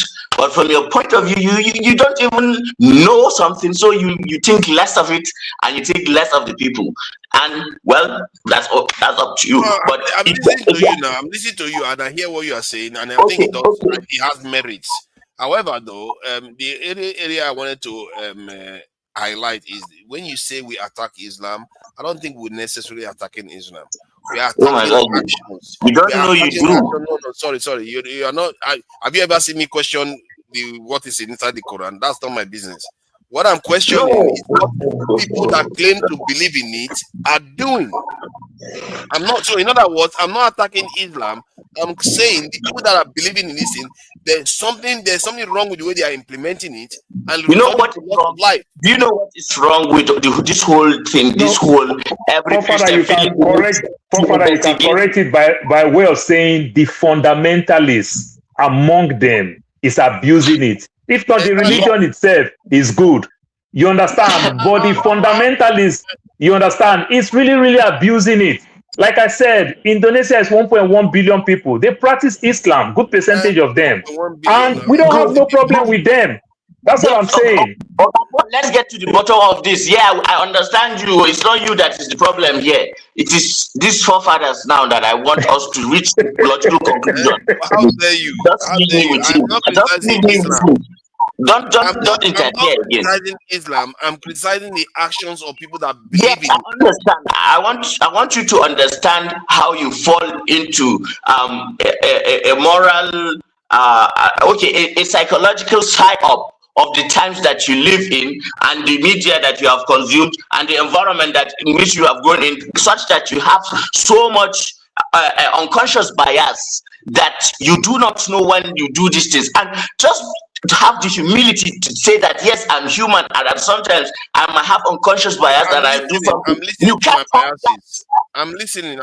Tell me what my biases were. Good. For God's sake, for once you will listen. Okay, so listen to this, right? We all know if you go just look at independent sources online and check how the war and killing of Muslims is reported versus in Iraq, in Libya, in Gaza, in Nigeria, especially the Boko Haram thing. Do you know the bomb blast that happened a day before yesterday and that killed Muslims in Maiduguri? What this day and Punch reported online and in their newspapers? Bomb blasts on Christmas Day. Yeah.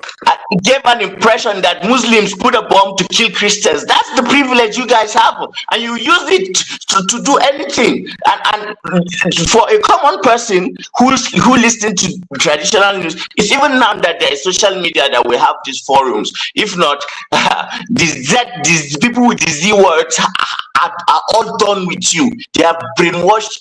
No one has been. Their brains have been mashed into nothingness with propaganda like the Christians by the Z people. It's unfortunate.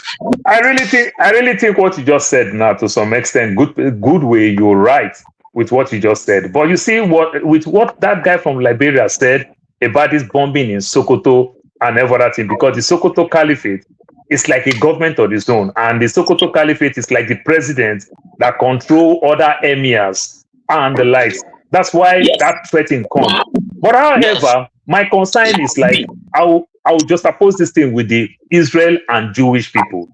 You see, I'm not here to criticize Jewish people, but I will criticize the Israeli government for the action being taken. So sometimes when we get this problem with this Islam, the way their leaders act is what some of us don't like. If their leaders join us to criticize, like the way very many of us also criticize the big pastors, for us to see a younger pastor that has no fame talk this thing and go all the way around the globe, you understand? So the same thing, if we do that, if we shame this so-called big, literally worship them, you go and kiss their walls, kiss their butts, you kill for them. I only use it. I only use it as an example. I said there is difference between Jewish and Israeli's government, the government action. You understand? So the same thing. What is our government doing? If Bola Tinubu manages things very well, if the Islamic leaders or the Christian leaders manage these issues very well, didn't take side, come outside to criticize when it's time to criticize. Do you know? To some extent, we can nip this in the bud easily. You understand? But people will not talk when it affects them. And that is what is really, really affecting us. I understand it affects you, but it affects me more. I have lost more people than you have. You talk about losing your cousin or someone like that. No. When you say so again, to some extent, I'll say you're biased. How many times have you ever... Look, let me tell you. Something happened in Edo State. They kill some people from north. The governor quickly run to Kanu. You understand? To go quench these things down. How many times have you ever heard that based on religion that Christians kill Muslims? But do you know how many times you see Christians take down Muslim based on religion, own doctrine? Let me tell you why. Did you see Christians even follow the Moses law? Village, just like white Americans see that they can talk over black Americans and say, do this, do that, do that. It's the same way you Christians take us because of somehow you speak English and technology. If you even say the black Americans, me being in America today, it is what the black Americans, the fight that the black Americans fight. It is the privilege I'm benefiting today. But guess what? What privilege have I benefited from the Islam? What privilege have I benefited from Christian in Nigeria? None. You see, okay, listen to me now. You don't want to listen. Will you listen now? Go ahead. Okay, I'll be asking you succinct questions, and all I want from you is a yes or no answer. Okay? And then we'll reach your conclusion. Now, Nigeria got independence in 1960, yes or no? I think it's yes.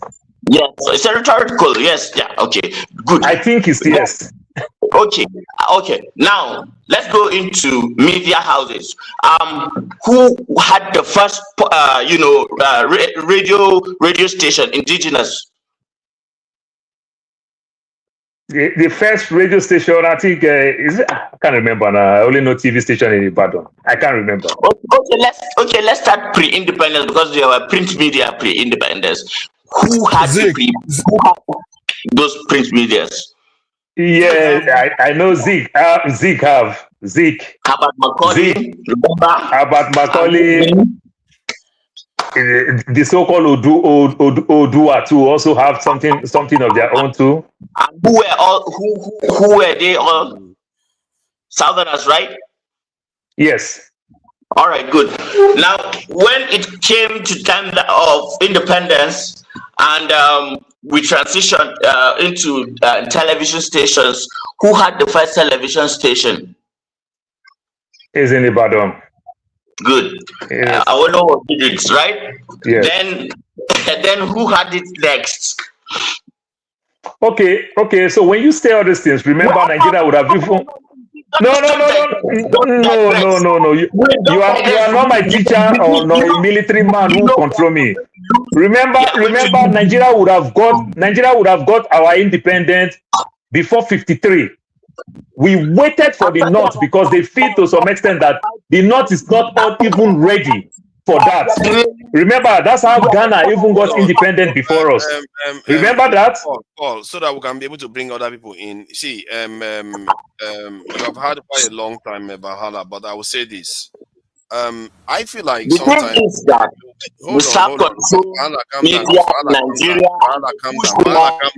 calm down. I think some of the stuff you have betrayed here is that you have betrayed the ascendancy of the Islamic faith in Nigeria by often saying that we have a privilege to talk about Islam. I don't know why you say that. Which can we talk about? It's not about talking about. It's about talking down. Talking down or talking up. It doesn't matter. See, what do you think you are that people cannot be able to speak? You are the one that is able to speak. Hold on. You are the one. Hold on now. You are the one telling us whether it's up or down. Whether we air our opinion or not, you're telling us whether we are taking it up or down. You shouldn't be saying that like it's a privilege to say something that. In other words, if we don't have any protection, what are you going to do? Start to massacre us? What is that? What kind of thinking is that? And you shouldn't be saying that, given that we are in Nigeria. You see how easily, and I have given you an example to prove to you that the Islamic way of doing things is so morally consistent that you don't want me to. If you say this type of word, we're going to play politics around it. For example, never a time did Northerners create a state in Nigeria. Let me handle this, please. Never a time a Christian created a state in Nigeria. Let's play this type of dirty politics. I need to move to Okpegolo and see. You don't say we have a privilege to speak about something that we feel concerned about. Then when they question it, you say because they treated people fairly in the Middle Ages, so you are very righteous. It's almost like the way it's very condescending actually. It's the way Europa talks about other faiths. It's like we are just being benevolent to them, they just exist in our sphere. And you forget that it's not even yours to control. Islam is not yours to control. No. You are just serving other people. You misquote me. I said the privilege to stereotype. The privilege to stereotype is not the same as the privilege to speak. You can speak, but you stereotype against us and assume us guilty before we prove our innocence. That's the problem. Any opinion. Just because they stereotype, it doesn't mean you should tell them that you have a privilege. So it is good. Like that.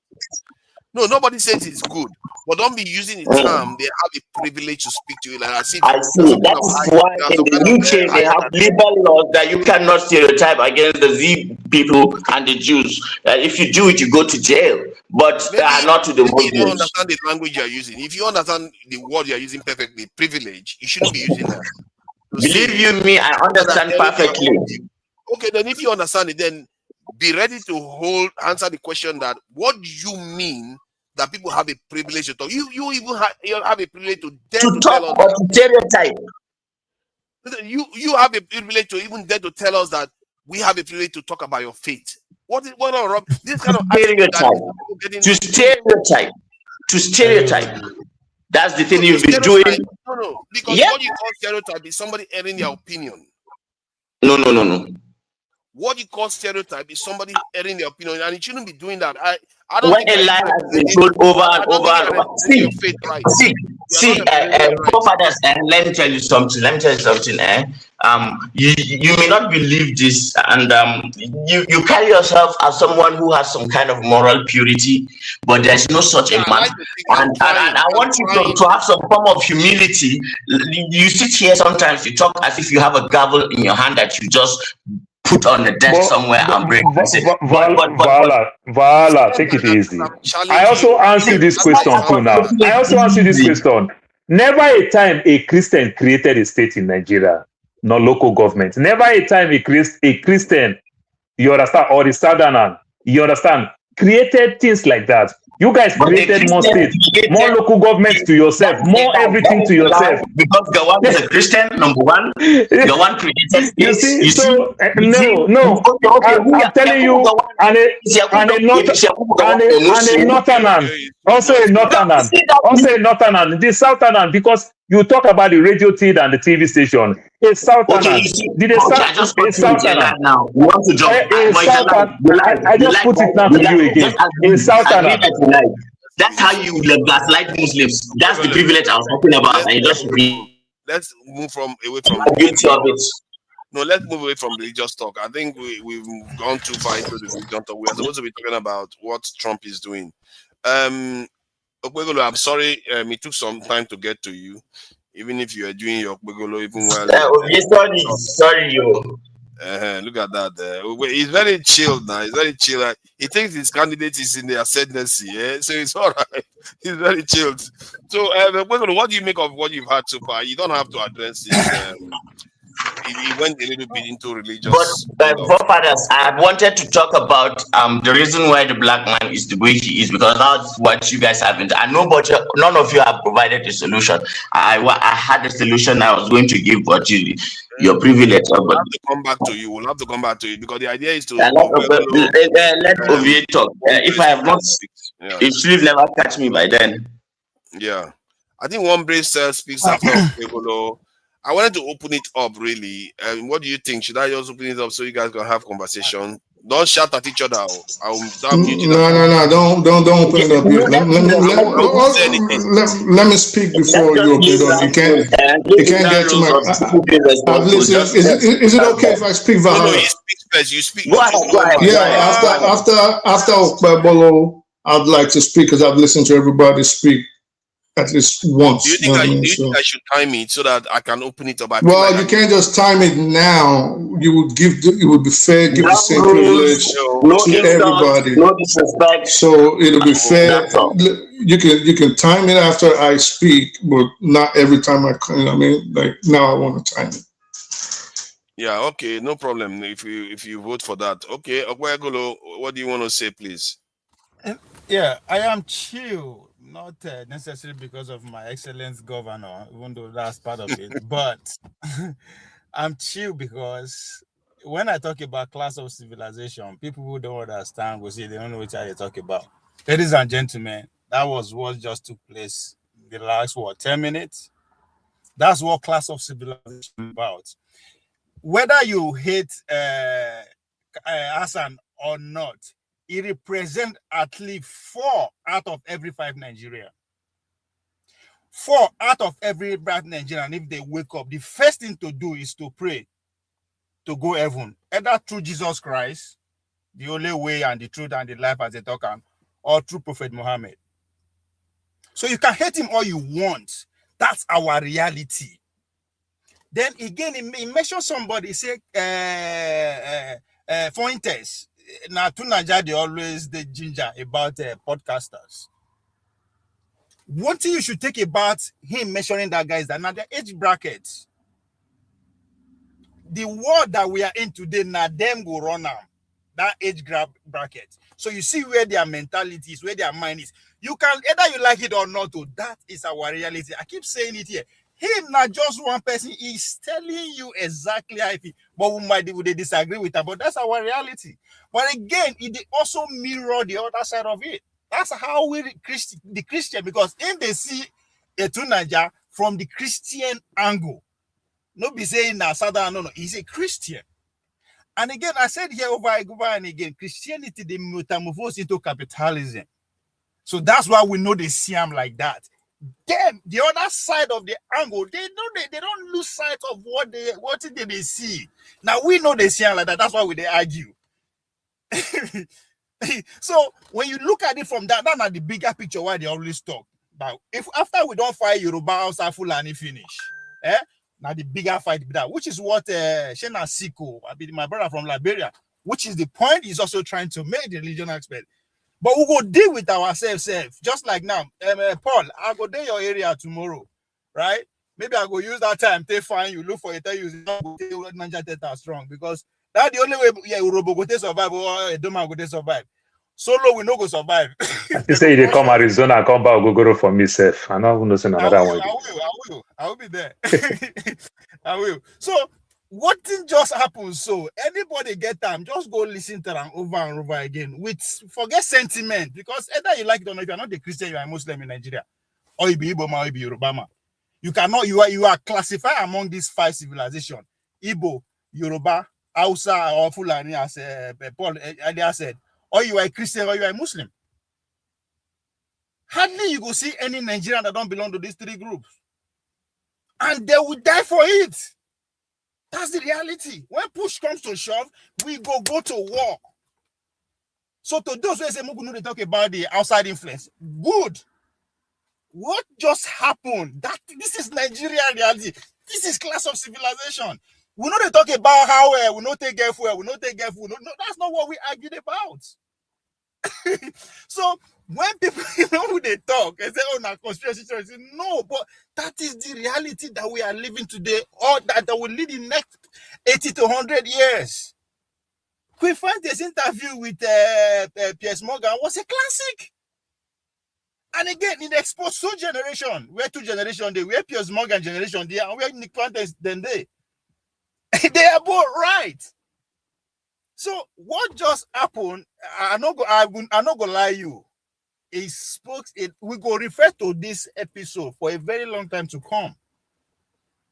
So yes, even though Tunanjari was going after him and all that, we can disagree, but those are the right. He was shocked when he said that our time will come. When I thought say one must win in the Nigerian space, there's nowhere in this world that where Christian and Muslim almost out of 50-50 and one no lead. It doesn't happen. And that was it. That was the point Mazi Okpara was trying to make. One person must lead. That's who we are as human, and there's nothing wrong with that. That's why when you are saying Jonathan, now I make the mistake, I say no, Jonathan did not do anything wrong. Jonathan followed the constitution. Now, it betrayed the gentleman agreement. That's their problem. That's not Nigerian problem. The majority of Nigeria will go with good luck because that's what the constitution says. So most of all these things where would they talk? So if they listen to ourselves, we actually see say, if push comes to shove within us here, we will go to war with each other. So why are we blaming our leaders? So the reality of today, nobody say we will go to war because they will not seafood chop. It has nothing to do with say we no seafood chop. So when Hassan they talk about this, the importance of Trump dropping bomb on Christmas Day, it is funny, right? To the Christian, that is a class. That's funny, especially if you not pay attention to the evangelists in America. That was classic. But guess what? It's not that funny from the other side of the aisle. No, I am not saying you. And Trump said that they wanted to attack earlier, but he told them to wait for that day. He deliberately picked that date, knowing for the reason why he picked it. But clearly, the knock-on effect of that is this divisive aspect that he has created, and that is if I didn't know better, I would say it was deliberately done that way. Yeah. Now, where the resources aspect they come from, where people they get around, go, what is resources? They should come and take resources. Of course, I will care about human. Of course, you as in Nigeria, that's why you care about human being. But an outsider don't give a fuck about how you look or who you is. Now you find pass for the world, we go care about you as a human. They care about their resources. That's all the benefit their own survival.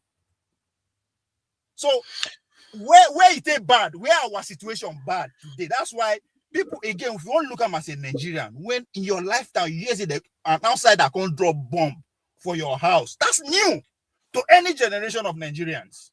That's new.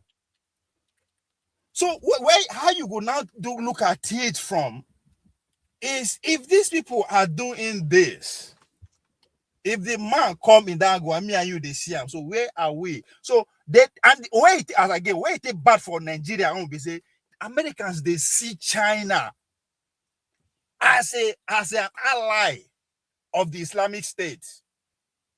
And that is because all of them are growing at the same time. Muslim religion is growing with numbers than any other civilization you can think of. Why the Chinese are growing economically, then they spread. So, and they can't jam for where me and you call Nigeria. The two of them cannot coexist, plus all as if people are looking for sovereignty. How do we coexist? How do we entertain these two foreign civilizations? One, but at the same time, how do we deal with ourselves? When we know that this foreign civilization are channels where other people they use to make sure we never found peace. Yeah, but okay, the way you talk now, you don't make my mind don't change. I don't calm down. I don't feel somehow safe. But I remember hold on. You can't just start talking like that. Don't do that. You've been talking for quite a long time. You know that. But we'll be talking together now to forefathers. No, I have to bring that in. The other people are waiting. So, Ovie, when you said something about two faiths competing, like the UK now, they use the Protestants and the Catholics used to slaughter each other. So they used to do the ding dong. Now we have literally 3 different branches of churches in the same country, and they're not trying to dominate each other. So it's not unheard of that different groups that used to really go at each other can actually exist in a country, and the country went on to dominate the whole world. Yes. They were really that's where each other. They used to kill it.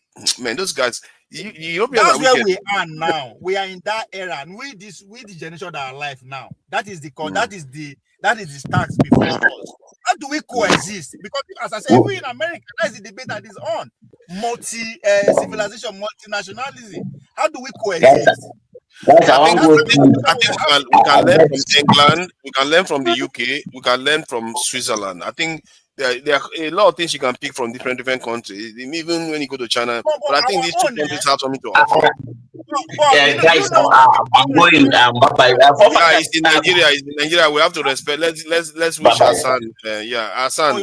Thank you for joining us. I really appreciate you. We started talking about Black Africanness, and then you started interrogating my Muslim, and we went there. But somehow we are going to have that discussion some other time. Guys, bye. For us to coexist is what we have to do. What Mazi Okpara was trying to tell you about, which is the federalism, right? I understand your argument. On paper, we are practicing federalism. Every state we do and do, but in reality, it's not like that. So just a conversation until we settle. Why do you say in reality it's not like that? Why is it not in reality? The same law that Edo person go they are there to in Edo state, now so you go do one for River State or unless you go Kano where Sharia dey. Abi, it's not like that in America. No, but they have different laws. The states pass their own laws. They have different laws in different states. No, the only state where I go do something and I go actually against the law of the state is the Sharia state. There's no law that will catch me for Edo State that go catch me for Ondo State, Lagos, or any other state. Because they are similar. That's the only difference. Is because they are similar. It doesn't mean that they don't have unique laws that are different. No, you see, that's the problem. See, that's what I say on paper and at the same. And why the governors are getting away with this and we cannot do anything. It is because they are partner in crime that they cover themselves. Right, the federal government will use the weight of a gun, that is the military guys, the uniform guys, and the law to protect the governor. That means if But why you are want you to go blaming the against, federal government? Is it not the states that are supposed to make the? If you are I saying the said law that will then, catch you from one state will hold catch you from on another state, now. why are they not passing You- unique laws then? I said then they cover themselves. They are working together against us. You not getting my point? If me and you want to River State, right, for misbehaving, federal governments will come to their aid because that's why the money they go flow unaccounted for. That's what I'm saying. I'm not saying okay, that doesn't mean we are not federalists. It's just that corruption is coming in. That's what I say. We are not, well, of course, we are not practicing the way it should be, which is what the guy was trying to explain to you. And the only way to do that, if me and a person have the right to set my own local government election date, set my state governor election date without the prerogative of the state of the federal government. What has that got to do with this thing? I think in America it's like that too. I don't think any state can just it's not like that. It's not like that. I'm not sure. Elections are held unanimous the same time in America. Don't finish that. No. Even though for Nigeria you can argue for some states, right? But it's still the federal government that control the election. People they argue for yes, say Donald Trump no fit New York, Moriara election for New York. Why? Is he not the president? Yeah, but exactly. Tunanja, until me and you who come from one state, right, can actually question the budget of that state. And I'm not saying you cannot. I'm saying you will lose because the federal government will go in bed with the state and you will lose. But but the same is true though. What if the federal government is against the state? So sometimes even in America the same is true. It does happen.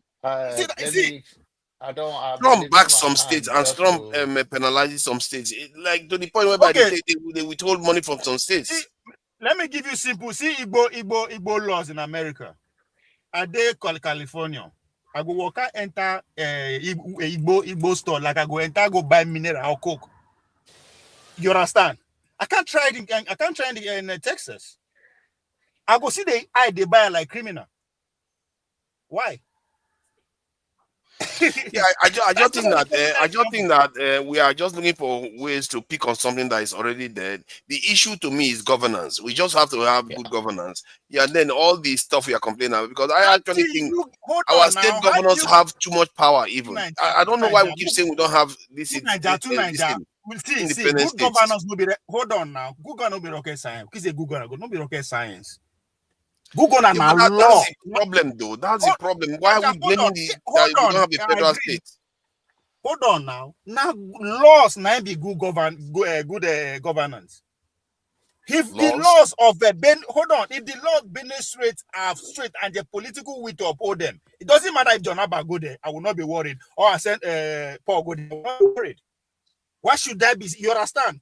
Why we are worried? It is because we, the citizens of that state, right, are not in control, politically speaking, of our states. That's why we don't have good governance. Not be say because I'm not worried about what governor in Delta State or Kano State. I'm not concerned about my state. But even at that, right? Even at that, my state governor still have to go to Abuja to collect his our money. Why is it like that? That part and the money that you see, sometimes they got to be fair, America, I know that Trump was doing that to some states. They are not giving them their money. And the universities, all of them, they are denying them different things.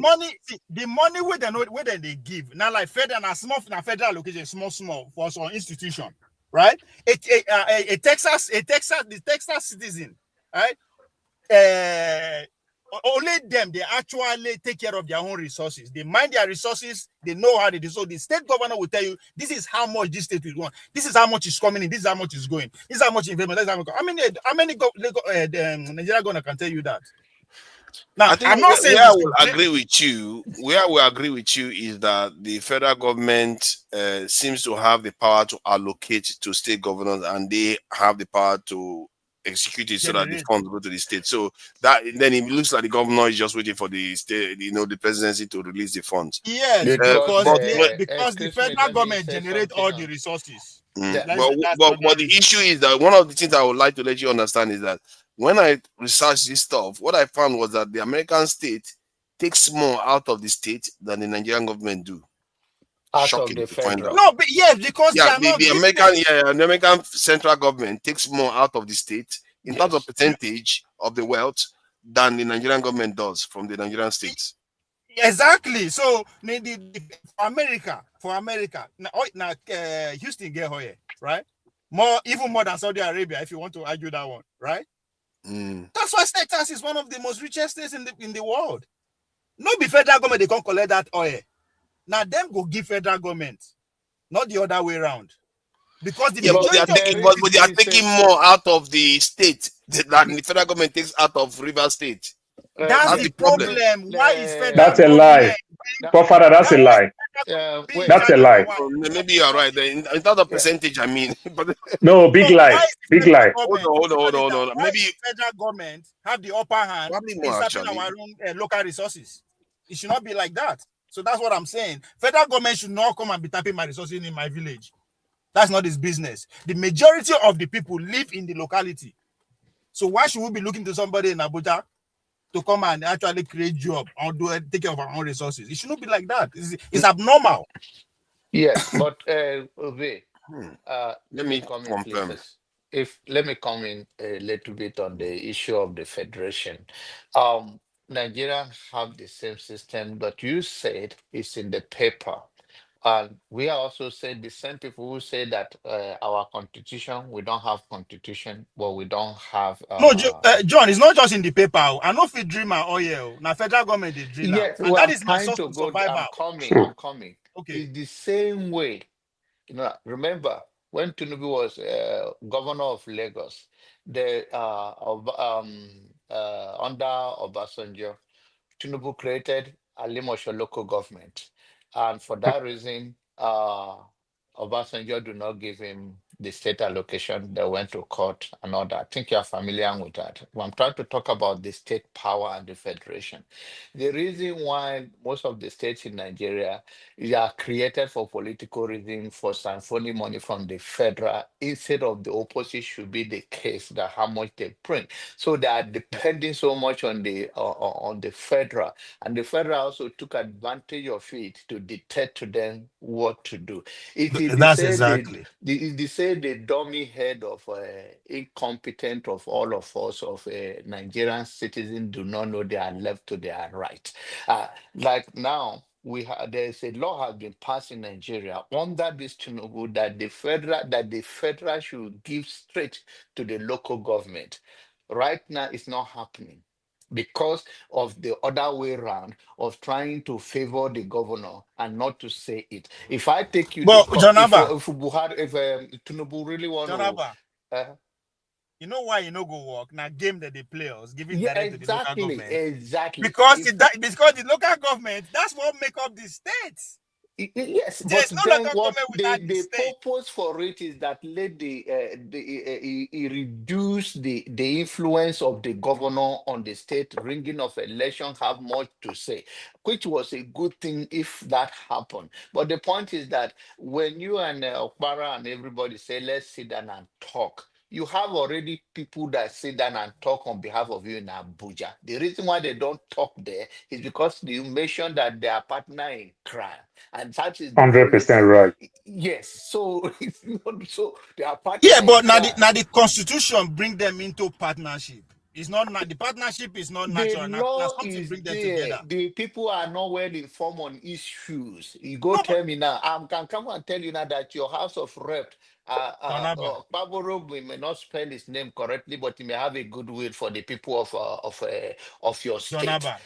John Abba, we started this Fourth Republic 25 years ago. How much the federal government don't spend to educate the people on how the system should work? Because that's their job. How much they don't spend? So you cannot blame the people. It's not that. It's not that. It's way. It's win-win or it's two both ways. No, it's not. We see John Abba. It's go both ways. Let me tell you one thing. John Abba. We are coming. Hold on. Now we are coming from somewhere. We are coming from military era. That most adults at that time understand. In fact, as I did so, I don't know how military system they work. But Paul go finish work. You understand? So we are coming from that journey, going to a brand new system. that even when be adult, no understand. Now me we can be picking, I won't know am. So it is upon the federal government to spend billions to educate the citizens. If they don't want to do, the state will Ovie do is it. right. So what Because the state want to because do is military government is simple one word. Order from above. exactly. Not law. So I can't question anything.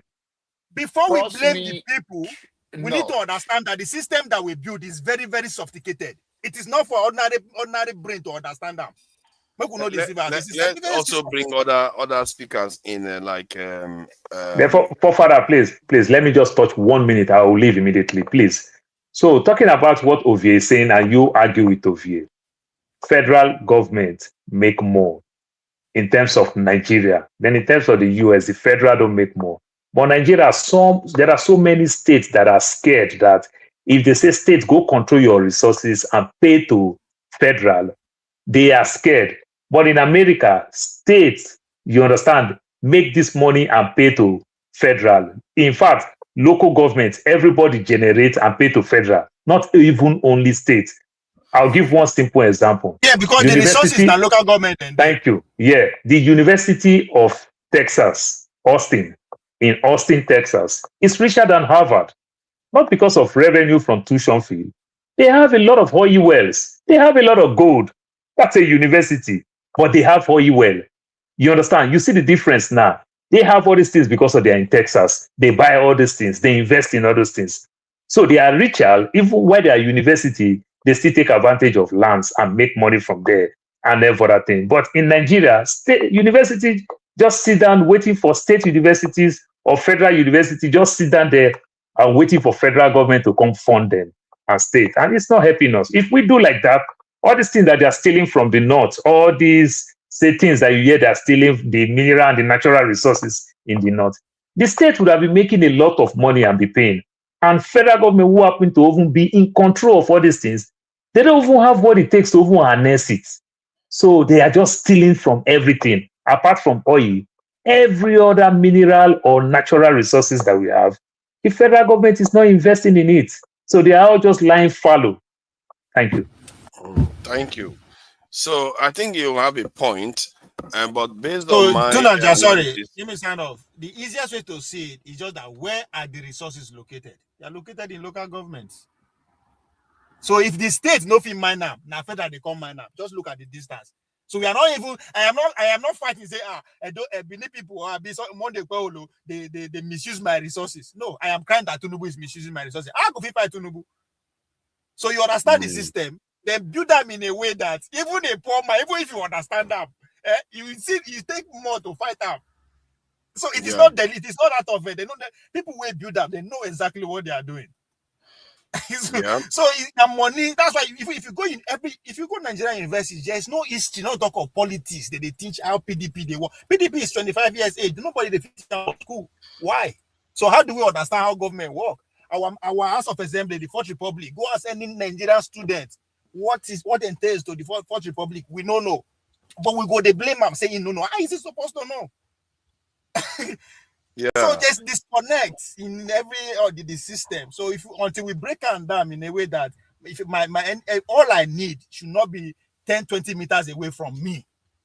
Now when I want fight Niger, I would think of Abuja. If I want to know how dollar naira they work, I would think of Abuja. If I want to know how Israel, how Saudi, how America did, I will go Abuja. But how I go take feed, how I go take get job, how I go take build car, how I go take fly, how I go take go space. I don't need Abuja. I don't. But the constitution, the laws bind us together like that. Let's bring others in before they lose patience. There is give me your number again, I beg. I don't change my phone tire on private chat. My one bracelet is around, and then there is Shikao. Richard, right? It's Jonaba. So, and Oscar Blackburn, thank you for the donation. I really appreciate it. A lot of people are donating these days. It's Oscar Blackburn. I see a lot of people. Oscar Blackburn and Hearts Valiant, the Valhalla guy. So that's cool. So what do you have to add to the conversation regarding the bombing of Nigeria? Is it going to solve our terrorist problem? What would you like to tell people that are happy to see this happening? Is it a good thing? Do you want to join them in jubilating that we are getting bombed? Or is this something that there's something else you want to tell them about it? My warm brain cell. Right. What's up? Actually came on to speak about what the topic was on at the time. I know we've gone all over the place. So I had to, of course, jot some things down based on what yourself, Paul, Valhalla were speaking about. In honor of Kwaku, actually, or Sekou, I was going to change my name to Lanik Afridin, the lie he told the last time. But I figured you might use that as an excuse not to bring me in. Sorry, what language you just spoke? Lanik Afridin is what? Is it? Oh, yeah, something he made up, pretending it was Arabic. A bunch of stuff he made up. Yeah, he just made a bunch of stuff up to pretend he was speaking Arabic. Oh yeah, definitely I'm going to change it. So it's just going to be in honor of him if I come back in the new year, inshallah. So based on what you guys were saying, where's Paul? I wish Paul was here. Paul said something about the first religion to start slavery. And this is, again, I'm not claiming to be a bastion of knowledge. Obviously not. I mean, today, even forefathers, which I hate to say, has corrected me. We know that was thanks to ChatGPT, of course, but of course he corrected me on something I did say. But I think Nigerians or people are falling for this anti-Islamophobia that is going all around the world. And rightfully, Muslims are pushing back, because you don't push back, then one day your head ends up on the chopping block. So we have to correct misconceptions and misinformation, whether innocent or whether done deceitfully on purpose. So he said the first religion to start slavery was Islam, which is not true. If Islam already at its advent discarded and abhorred slavery, it wasn't the first religion. In fact, if we have to go in modern history, the first religion to carry out slavery was Christianity in Africa on the coast of the Atlantic. So, of course, I do understand that he mistaken, which your forefathers, damn, I can't believe I'm praising this guy twice in a row, which your forefathers corrected and told him, oh, maybe you are mistaken. Yeah, like, I must be smoking something from Ovi or something. So, which you forefathers corrected. He's right twice.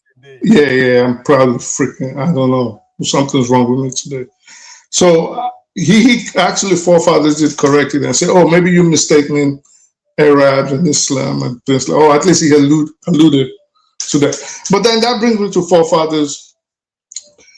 When Valhalla was speaking and you said, well, and Valhalla was complaining and said, well, this kind of statements are stereotypical. They are stereotypes, generalizations. And you said, no, well, it's opinion.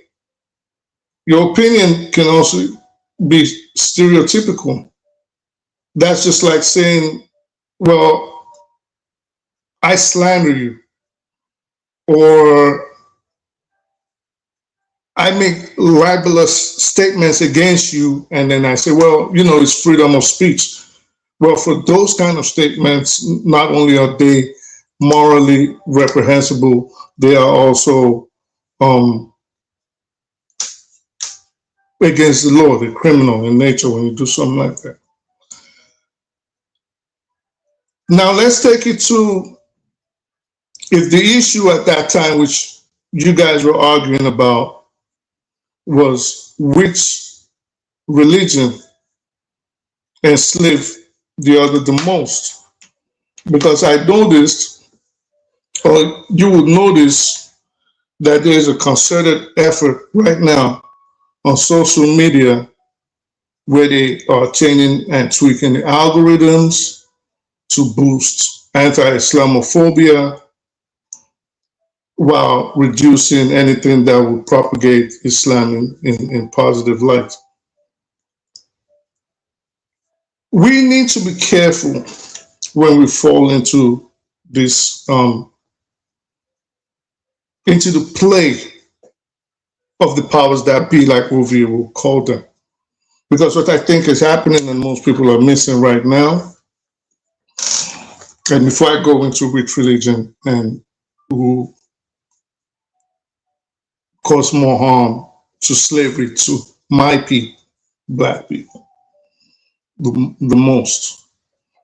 We need to be careful because what is happening right now, we are seeing basically a new borders being drawn up for Africa. What was that? Conference? What, the Berlin Conference? We're seeing it again. And what every group is doing, every power, they're testing waters on how to capture Africa again. Notably so, underhandedly, that even Israel has jumped in the fray. So now it's no longer France and the United States and England, or the UAE has jumped in, Qatar has jumped in, basically the powers in the Middle East have jumped in. Israel has also jumped in because if you see what they did with Somaliland a few days ago. So there's a new scramble of Africa. They are partitioning it as we speak, and they're testing the waters and trying to see which actions they take will be more favorable to them in achieving their end goal. Nigeria's bombing is testament to that. They've seen that, well, if we bomb Nigeria, how will the government react, for example? How will the international community react? How will the people react? The next phase now is, well, the people are divided. Where do we set up base? Who do we support? Who do we attack? And who do we bring closer so we can achieve our aim of getting these resources easier? This is just a test phase. This is what just happened. Somaliland, Israel has already staked itself there. Qatar has released a statement equivocally being against Israel partitioning any part of the Horn of Africa. So when I hear because I think people are not seeing the bigger picture. So of course, when I hear things like when people criticize, for example, the transatlantic slave trade, which was by far the most brutal, the most horrific in recent history action done against another group of people racially, meaning Black people, but then they try to defend it by throwing in, well, didn't they, the Arabs, didn't they also enslave Black people? Hey, we never used to hear that about 2 years ago. So now you guys need to be careful when you are starting to propagate white supremacist trope, because I'll tell you this, in 400 years that the transatlantic slavery occurred, when you look at the slave manifest, which they still exist, when you look at the plantation logs, they still exist, not one single Christian was brought from Africa. Not one. Now ask yourself why that is. And this is why it's always imperative to read and know what you're talking about.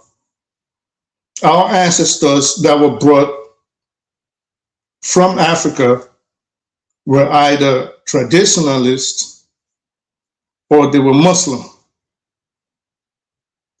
Almost 40%, estimates differ. Almost 40%. That's my people with traditionalists. Right. So almost 40% of the slaves that were brought from Africa were of the Islamic creed. Now, why is that? Well, Islam already had a footing in Africa, at least in West Africa, where most of the slavery occurred. We weren't Christians. We hadn't encountered the European, at least they hadn't come to beat Christianity into us.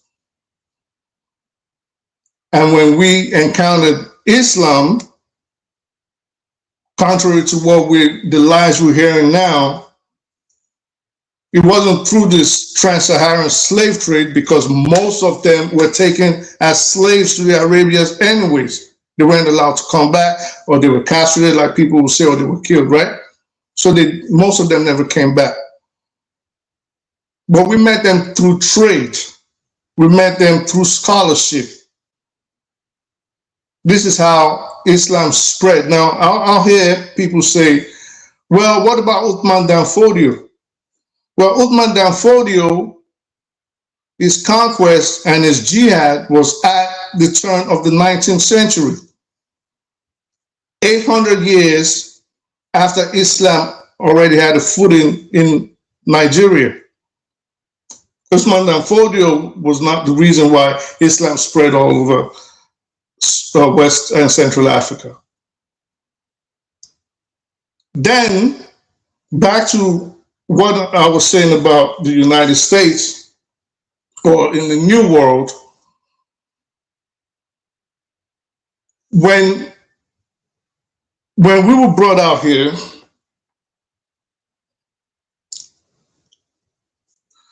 when you check the Slave Manifesto, and again, you could look at books like Alex Haley's Roots, right? You look at Roots, you look at the autobiography of Alex Haley himself, and then you'll understand. I know there's an effort right now to whitewash the atrocities committed by the white man in Africa, which is a shame. It is a shame. Because now what they're doing is, oh, we didn't do it, you guys sold them to us. This is the new narratives. You guys sold them to us. And when we talk about, well, look at what you did to the blacks. You brought us here in chains and shackles. Africans that should be having their foot on the neck of the white man are the ones now, of course, because now they've adopted the religion of their slave masters, and they feel more loyalty to that.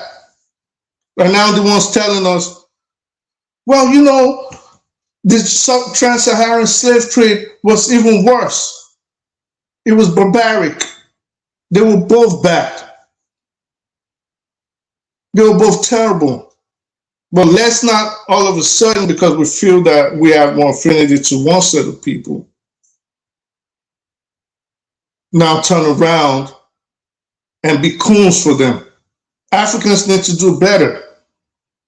I'll tell you this, and a lot of Black Americans today are against the bombing that happened in Nigeria.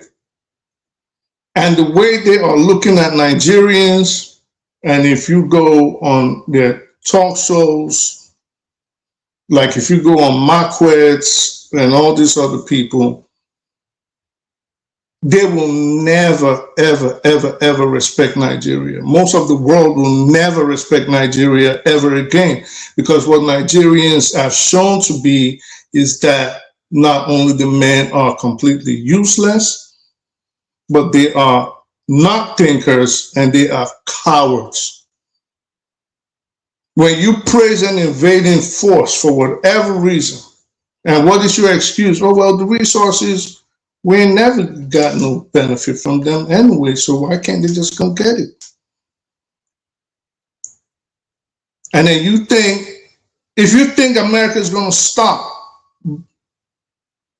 getting in your affairs, it's not happening. You just gave the opening, there was no repercussion. You shown that you are subservient, which is a problem most Nigerians have anyways. Subserviency, not thinking too forward.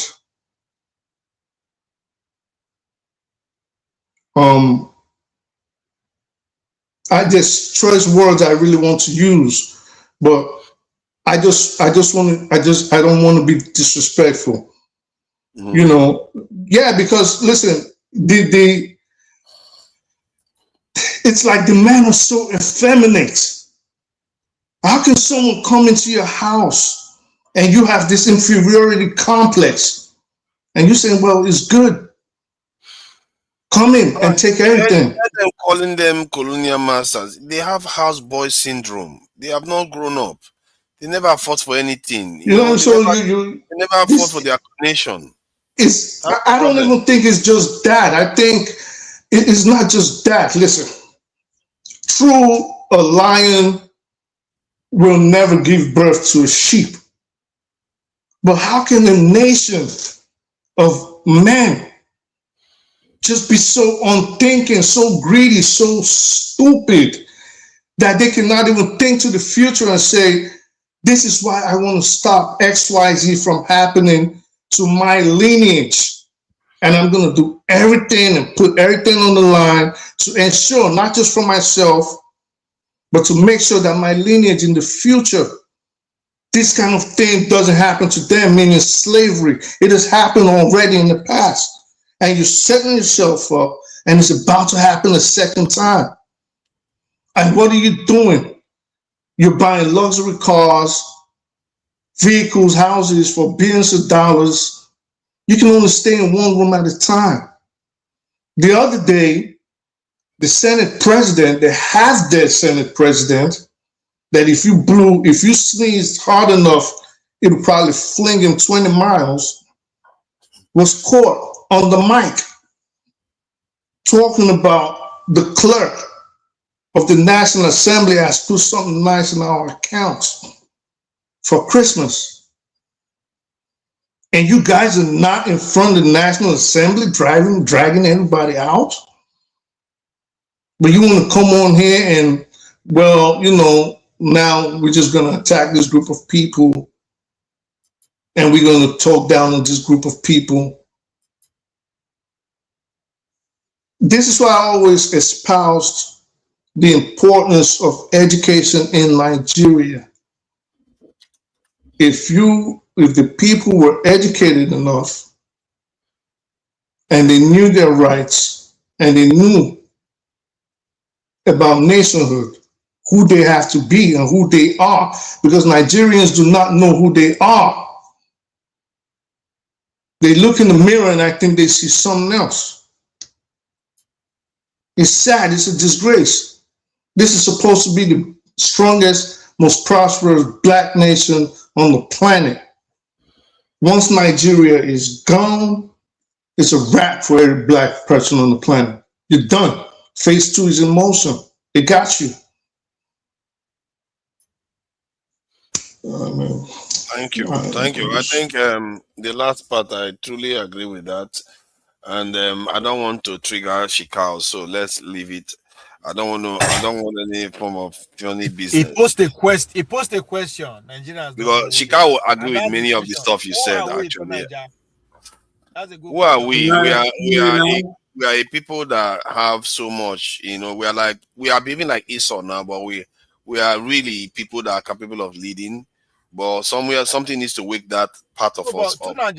On that question center around, if we must fight for anything at all, it has to be who we are. We have to fight under one identity, under one union. And what is that? If we are not Nigerian, if we don't know, who are we? It's a very deep question that he round up with. It's not so complicated. If you have a good leader, it will be under Nigeria. A good leader will change the name of Nigeria anyway. God help me if I was advising any leader or it's not just I the would name. change it like It's that. not just the name. You can't What can we die for as why would you guys want to extract people, your land and everything now? What would you No, want it's not just the name. As say a Boronu man, a Rivers man, and anybody can stand and say, okay, we die for this together. Yeah, what would you mean? die for what? What are you dying for? The land. Exactly. That's the question. Essentially. What are we dying for? They keep telling the answer. You are not hearing. You die for the land. What's the answer? What do you mean by land? What do you mean by land? What does that even mean? The country, that's where, if you don't know what the country is, that's not enough. The land, the people in there. That's not enough.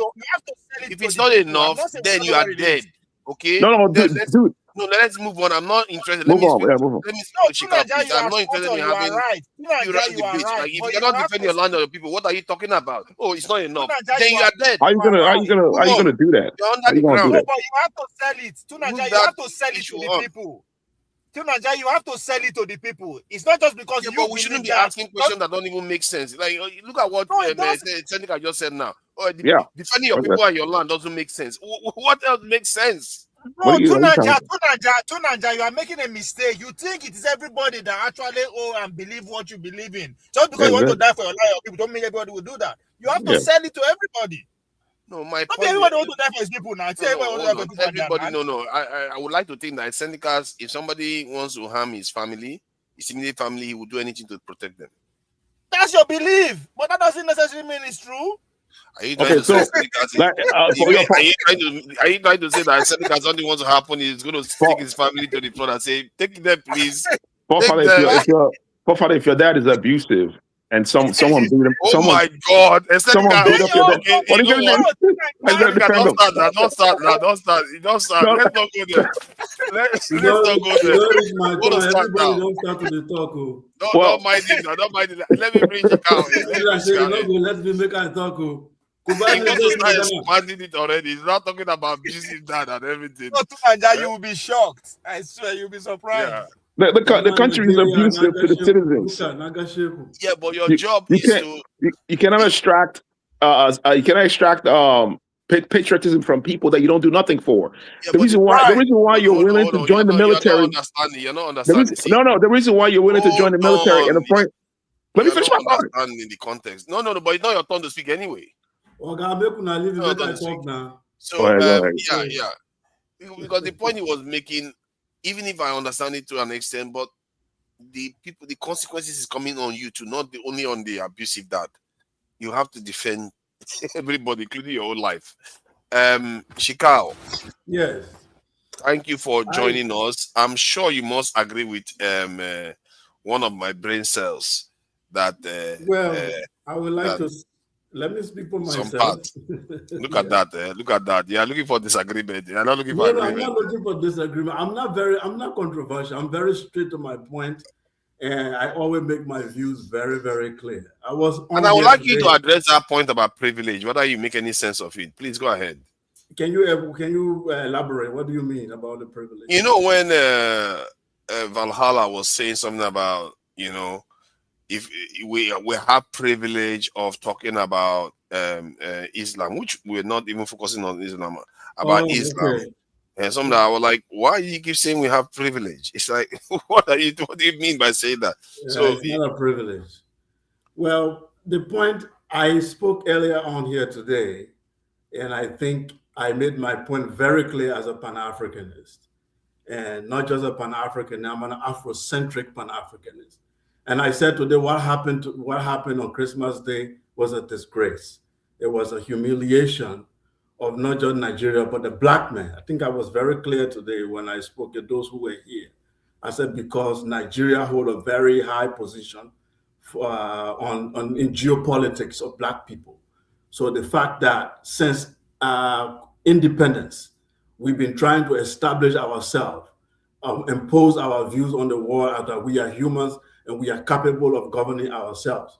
And Nigeria was rising to be that the front line for black people, and that country to be humiliated by America by bombing their country. I say it was a great humiliation from a geopolitical standpoint. I was very clear on it. So I'm not very hypocritical with him. I don't disagree because someone hates me or doesn't like me, so I'm going to change my view. No, I stand on that. I am against Islamic extremism.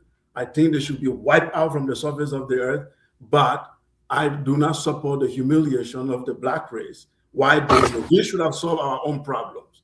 Nigeria should have dealt with this problem. Nigerian leadership should have solved this problem and put an iron curtain and a gate for no country to be able to put a bomb on top of their soil. That's a disgrace.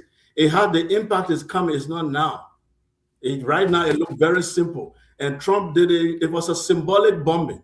He wasn't interested in killing anyone. It was very symbolic to humiliate Nigeria. So let's make that very clear.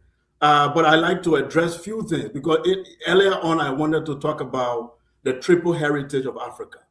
You know, the various theories that were developed by African scholars in post-independent Africa to say you can't build a nation without a unified culture of values. We are the only people that try to build a nation on multiculturalism. And for Africa, it was an experiment. So if we wanted to do that, we were supposed to do it properly, but we didn't do it properly.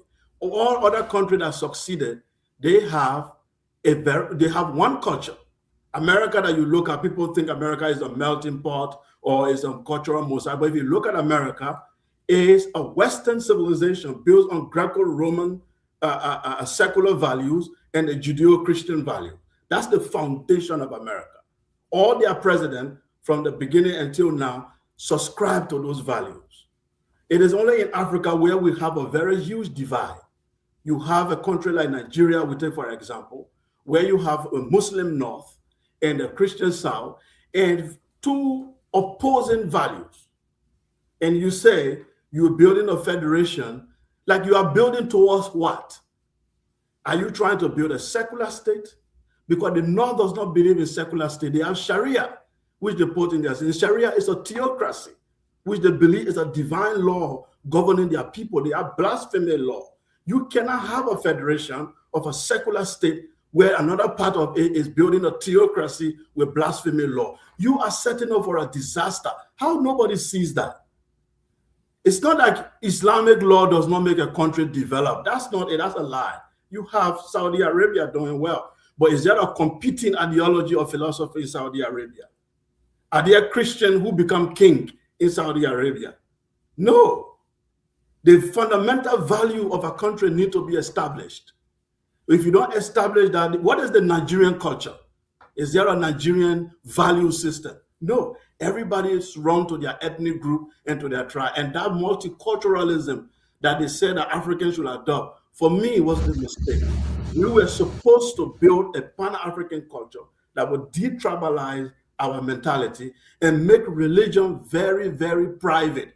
Remove it from any institution that have to do with public things. We have to remove it. No government paying money for people to go to Hajj. You are going on your own spiritual pilgrimage. Why should the nation pay taxes be used to pay for that? That's what I call Mansa Musa gangsterism. Mansa Musa, the first king who stole the national treasure and went to Saudi Arabia for his personal pilgrimage. That was the beginning of corruption in Africa. And now you still do it. You sponsor people. And now you are building a country, and we don't know what country you want to build. Is it a secular country? Is it a theocracy? And people are talking about unity. Uniting again around what? What are you calling Nigeria to unite around? Is it Awolowo? Is it Zikwe? Is it Ahmadu Bello? Who are they united around? You do not have a unified. When Americans say they are united around George Washington idea, George Washington represents Judeo-Christian value and the Greco-Roman philosophy. That was everything in. Hold on. I think you are stating something that I find a little bit interesting by using that Greco-Roman, Judeo-Christian Yes. And that Judeo-Christian is a new term that is being used, fusing Christianity and Judaism. It's not new. It's which is actually new. If you check it, history, I think it started around 1945 or slightly earlier. No. Because there was an agenda to fuse them together. They used to be separate. Now, let me deal with the point But you're I'm making. not done. Oh. You cut me. I know. I want to for a address very that long point time. because it's at the fulcrum of all the points you seem to be making. Because the idea behind it is that because they are based on Judeo-Christian, that is the only thing they have in common. They have a lot of other things that are not in common. I said Greco-Roman. Yeah, Greco-Roman. Yeah, the democracy is based on Greek.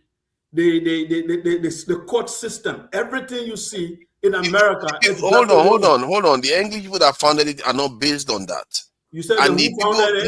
No, hold on. The people that found the English people that founded that colonized America, they have a parliamentary system that is based on Magna Carta, not the Greco-Roman. You said who people founded it? Can you repeat that? The British that founded the US, that they colonized the US. We are Christians. Yeah, but they are Christian, but they didn't practice the Greco-Roman one. They practiced what do you mean the entire Europe. Don't you know that England was under Roman control? No. They were not under Roman control when they colonized America. They created their own system. The alphabet they are even using is Roman alphabet. What are you saying? Yeah, but see, alphabet is different. You are talking about systems. Let me help you. No, hold on. We are not talking about systems. Hold on. No. Jide, hold on. No, we are talking about systems. So don't start shifting into letters and everything else. You said systems, and I'm telling you that the UK one I talk about culture. I talk about culture and systems. And you can talk about culture too. Then I want to get to the heart of it, because this thing that we do. Oh, Father, this is hold on. Because I have issue when people do this. I have issue when people do this. What they do is they pick one issue and say this is the reason why we can never be together. No. You don't. Some people say it's a tribe. Some people say it's going to war value. I know. I hear your point. I'm here. I'm just trying to let you. My point. Can you just allow me 30 seconds, then you carry on again. 30 seconds. What my point at the core of it is that these same people that share all this stuff slaughtered each other and cost over 50 million lives. Just how many this in decades ago. So it doesn't, just because they share the same thing doesn't mean they won't disagree. No, as a matter of fact, the country that fundamental disagreement of values. I talk about values. A value is we agree on what is wrong or what is even right, even the idea of what is wrong and right. You and someone that have a fundamental value difference, you can't build country together. I know you don't get it, but it's okay. Nigeria is your example. Once you have fundamental difference in values, I'm not talking about little things. Okay, give me an example of these values you talk about. Yeah, if you can just be patient. No, because if you are saying stuff, you have to justify it. This is on that panel where you have to justify terms you use. You can't just say it and get away with it. But you didn't tell me values are. You allow people to finish, but I'm the only one here you're trying to because debate. You're not going to explain the values. You see, I will explain the values. I will explain the values. Okay, please. Okay, I will explain the value. The idea in the entire Western world, okay, their civilization, I repeat, is built on Judeo-Christian values, and those are the main religions that they have over the centuries. And the Greco-Romans, because these are the things they inherited, the Greco-Roman value system, political system, which they developed. Okay, the democracy, trying to remove king, people voting, all of these things, they developed them. Her rights, people having right, king, all of these things evolved even during the Renaissance age. They developed those things until today they have what they have. When you bring a new thing to them, they will start to fight it because it does not correspond to what they have. We in Africa, I'm saying that we want to build, because Islam evolved in Arabia, in the Middle East. It has its own political system, even economic system. It's an entire system. So you bring that system, then you say within there you have democracy as well. You're going to have a bomb because it's not going to work. You have Islamic Bank in Nigeria right now. They have their own system. You have an entire judicial system in the north called the Sharia. Then you have your secular law that is coming from Abuja and ruling. My question is, in the next 200 years, 400 years, one of the systems got to win. One of them got to win. Either Islam wins in Nigeria or the secular system wins. That's all I'm telling you. Okay. So now let me address something very quickly before I lose my thought. The brother said, I don't know whatever he said. I talk about la ikraha fi din. in our last talk. It's from Surah Al-Baqarah, Quran chapter 2. La ikraha fi din means there is no compulsion in religion. It's a very short phrase. There's nothing like life for din. It is lakum dinukum waliyedin. Stop making up stuff that you don't know. Lakum dinukum. Can I finish? You don't even know what you're talking about. I speak Arabic. I read it out to you. Again, you're lying to people. Damn. Please let him finish. Let him finish. Lakum dinukum waliyadin is from Surah Al-Kafirun. Is from Surah Al-Kafirun. It is from Baqarah. Are you serious right now? Stop coming here lying. Forefathers, do us a favor. Pick it. Pull it up. Please pull it up. Pull up Baqarah. Just to show you this guy is lying and bamboozling people. This is why I said you cannot come on here, misinform people, and categorically stand on it and think someone like myself will not push back. Lakum dinukum waliyadin is from Surah Al-Kafirun. It is from Surah Al-Baqarah. Lakum dinukum waliyadin is from Surah Al-Kafirun. Okay. La ikraha fi din is from Surah Al-Baqarah. Okay, no. Lakum dinukum waliyadin is from Kafirun. Because you're confusing me when we start talking over this thing. But la ifrika afridin does not mean there is no compulsion in religion. Lakum dinukum waliyadin means there is no compulsion in religion. Lakum dinukum, whether I misspoke. So lakum dinukum, I speak Arabic, you don't. Lakum dinukum waliyadin means there is no compulsion in religion. I'm not arguing this anymore. What did I argue that? Did I say that's not what it means? I never said that. This brother is really confused. You said la ifra afridin. I said lakum dinukum waliyadin. I'm not getting into this. And it does not mean, it only means to you be your religion and to me be mine. That's what it means. La ikraha fi din means there's no compulsion in religion. It's from Surah Al-Baqarah, Quran chapter 2. What did I say wrong? Quran chapter 2 verse what? Let's allow him finish. Let him finish because this is going to drag on and Jide has I'm giving him the verse 256. Okay, give him the verse. Let me tell you something. I finished my Quranic school at the age of 18 from Niger State, Mina, under the teaching of Sheikh Ahmed Lemu from Islamic Education Trust. Google it.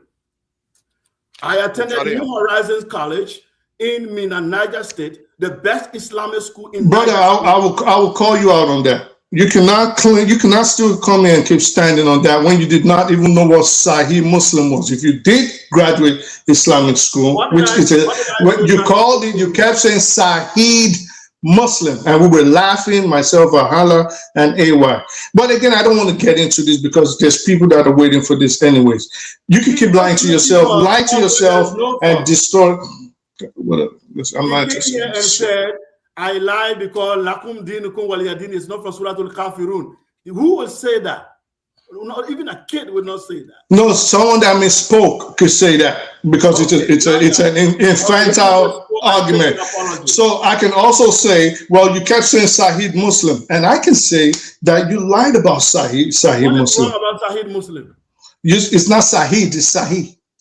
Look, so pronunciation now is what the problem is. Yeah, because Sahih means this something completely different, and Sahih means something completely different. So Nigeria and Nigeria are different. No, that's not true. Sahih means powerful. So it's like saying Sahih and burger Muslim. Bro, I'm not an Arab. I pronounce it the way my tongue is. It's not because it does not exist. The word does not exist. It's Sahih. Sahih Muslim exists. Sahih Muslim. All right, carry on. I don't have time for this nonsense, man. So what I wanted, let me finish off very quickly, Fofana. What I wanted to say is that the black Muslim are complicit in what is happening in West Africa. They are complicit in the sense that they have not been able to criticize the Arab war, because the Arab.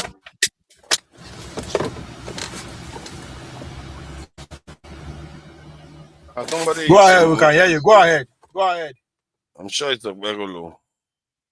Oh, It's always him. You see It's one always issue here, him. Tunanja, you see one issue here. You see one issue here. You're fighting over the language that me and you cannot understand. No, 99. Now let me say 70% of Nigeria would not able to understand. So it's deeper than say You know why I forgive them. You know why I forgive them. I'm speaking English. That's not my father's language. So that's why I said let them carry on. Otherwise, I would have said stop speaking that language. Oh, so you see, you not see what because I'm speaking a foreign language too. What is the difference? Point I'm trying to make is that identity that we don't have, and our problem is deeper than say we're hungry. It's not hunger. Our problem is exactly what you see him playing out. Where do you belong? Who are you? Jide said we don't know better na Jide na Jidan Jide we don't know him. Eh?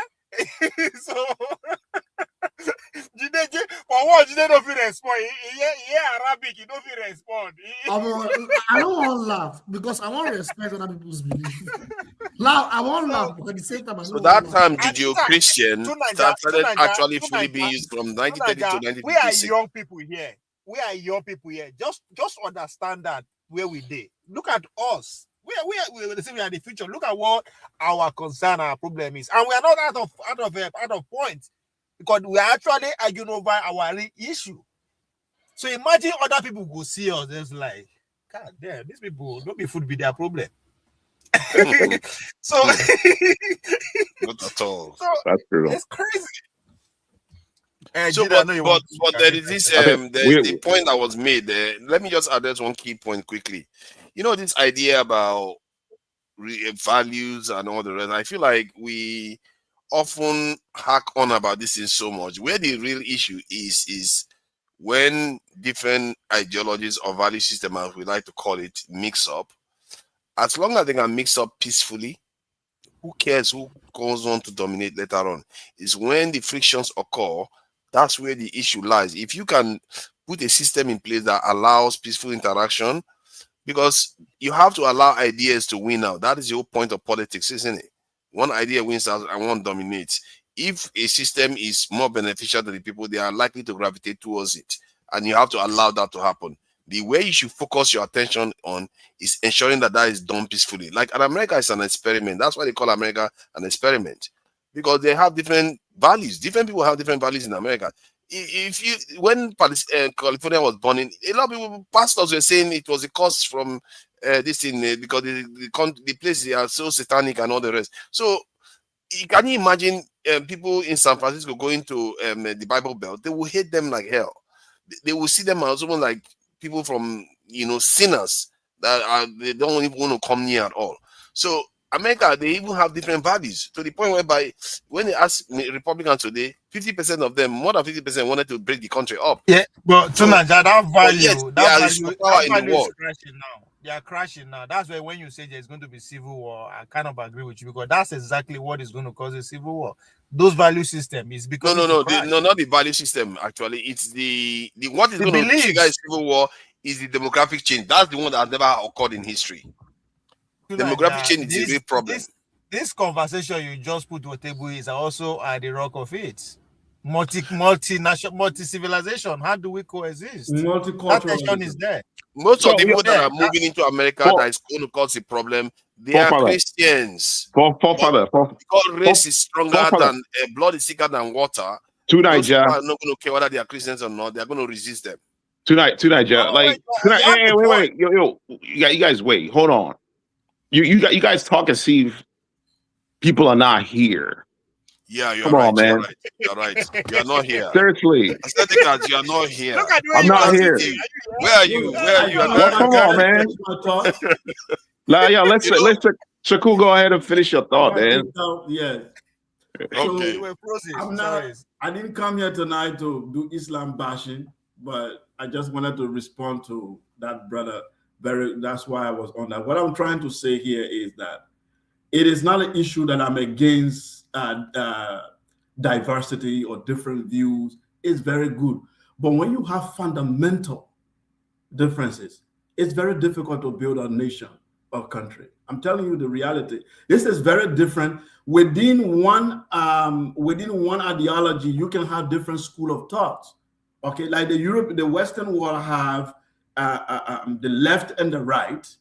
They disagree. They agree fundamentally on democracy and other things, but there's conservative, those who want to conserve the Western European culture, and there is the liberal, those who are open to new ideas and all of that. In Pan-Africanism, we have that. There are Pan-Africanists who are Muslim, they are whatever, and we are the Afrocentric Pan-African, we believe that you got to be grounded in the African culture to be a genuine and honest Pan-Africanist, because a Muslim Pan-African will betray me when I'm at war with an Arab, because he will say the Arab is his brother. He will betray me in a battlefront. Okay? If there's an economic... Though, but the reason why it's betraying is not necessarily because it's Muslim, because Turkish people won't betray Turkish. They are Muslims. I talk about African, you're talking about Turkish. No, I'm saying because you are saying it's because of the religion. I'm saying it's not because of the religion, it's because they're African. No, the religion, they believe that their identity is tied to that religion. That is the reality. African mumu now. Turkish, that's Christian, an African mumu thing. Turkish will only support the Turkish who is a Muslim. Exactly. That is the truth. So we that are not Muslims, remember, Turkey is a democracy and Islamic too. Yeah, it is. But we know that there religion is thicker than blood. That religion is thicker than blood. Start to no. It is. Even the Arabs used to use that religion is not thicker than blood. Religion is thicker than blood. What I'm trying religion to say is not thicker than blood. Arab people are killing Africans. Arab people are killing right now in Sudan. They are killing black Muslims. You wanted to slap Hassan here 5 minutes ago. When he said 5 what? minutes ago, you want to slap Hassan because what he said. Yes, he said those things, but it doesn't mean that he will be happy. To be fair, he could. You see, the way Africans practice their own religion is different. Like I said, that's why I gave that qualitative difference between that of the Turkish people and that of African. Africans, I think Chicago is right to say that Africans, the way we absorb religion, we think we are one of them. We forget ourselves. We are having that debate right now as a nation. Which one is thicker? Is it blood or religion or tribe? Blood is thicker. Right, everybody knows blood is thicker. It's only us that don't know that. Everybody else knows that blood is thicker. It's only our own don't know that. What about the West? I don't know. The West, even for the West, blood is thicker. It depends on where they stand in their religious divide, but their religious divide, men, they hate each other. Oh my God! It's not cut and dry like that. It's not just cut and dry like that. It's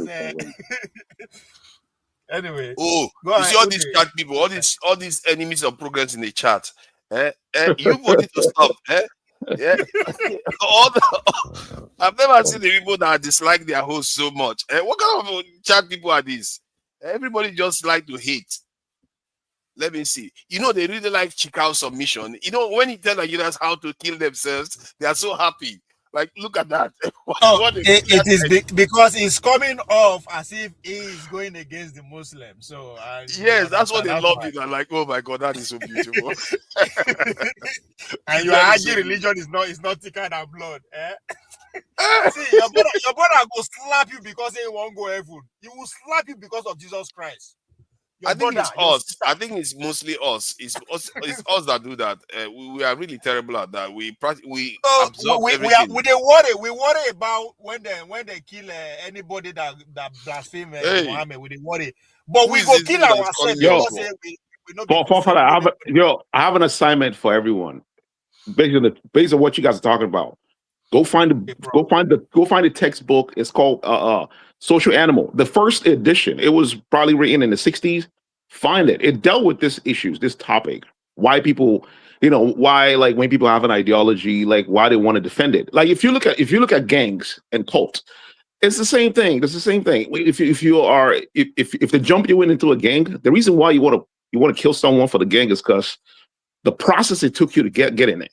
You know what I'm saying? There is something about working hard to become a part of something, an organization, and protecting our organization. It's psychology, man. Just go read Social Animal. You can read all the other types. That apply when you spend a lot of money for a woman and you feel like exactly same thing. If you spend money, exactly same thing. So, like for instance, the soldiers, people that join the military, are more patriotic than the non-military, don't join military. Yeah. You know what I'm saying? Not always, not 100%. Most of the time, you know what I mean? And it's designed that way. It's all behavioral psychology. Religion is the same way. You know what I'm saying? So if you don't understand the psychology of it, you're not gonna understand how to deal with the problem. Period. You got to understand the psychology of it. It's beyond, it's not just a social issue. Yeah, it's psychological. It's purely psychological. Look at that. Look at this one saying, Shikao, you're very, very intelligent. Of course, he's very, very intelligent because they don't understand that.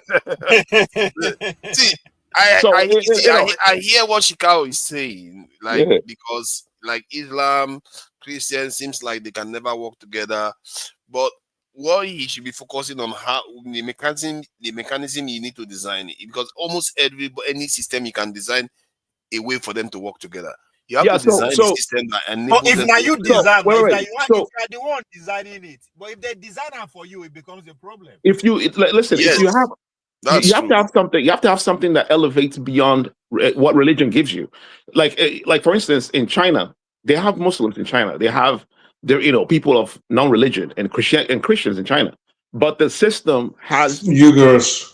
The system, the Uyghur. The system has incentives. Uyghurs. Man, why you gotta call me Uyghurs? They're not. They call them Uyghurs. Muslim and the Catholics in China are not finding it funny. See, listen, you have to. What are you talking about? Where's the proof? Oh my God, Jonaba hasn't said anything. No, let's goodness. You have to create something. These are open panel now. I don't care about moderating too much now. Let's just have a conversation. I want to hear Jide, man. I want to hear Jide. He knows a lot. Like, you guys underestimate Jide, man. Yeah. Okay, let's hear Jide. No, they are underestimating Jide. Jide spoke very well today. I really appreciated the way he came across today. But don't disappoint me now, Jide. Don't go and start the fight.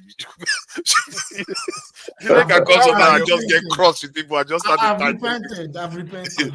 Yeah, you have. I see. Jonaba is here too. Jonaba, you are free to join in now. Please, it's an open platform. When the noise is too much, it make me lose my mind. No, I'm not young again. I'm an old man. Exactly. It's not easy. Yeah. Okay, I will make time for you to speak. Before I lose my line of thought, because of what what our brother Shiko said, about the two religion because of the core value. One, I disagree with that. In America, we have all kind of religion, but there is a system in place. So is the breaking down of law and order. So are you talking now if a Muslim violated Islamic, they'll still do the same thing to their fellow Muslim. If your brother is a core believe a Christian and you are not a Christian, you don't believe that, you are also like RNA to him.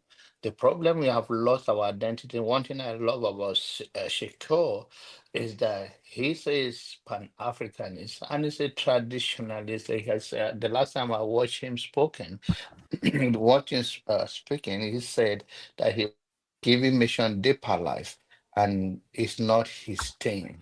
And he's now a spiritual, a practice African tradition or whatever, which is if we believe the core value that have us together before the coming of white men and the Arab from the northern part of Nigeria, and then the white people from the south, and they divided us based on the religious distance. Then we got what was Nigerian, most African religion before the coming of the white people or the Arab.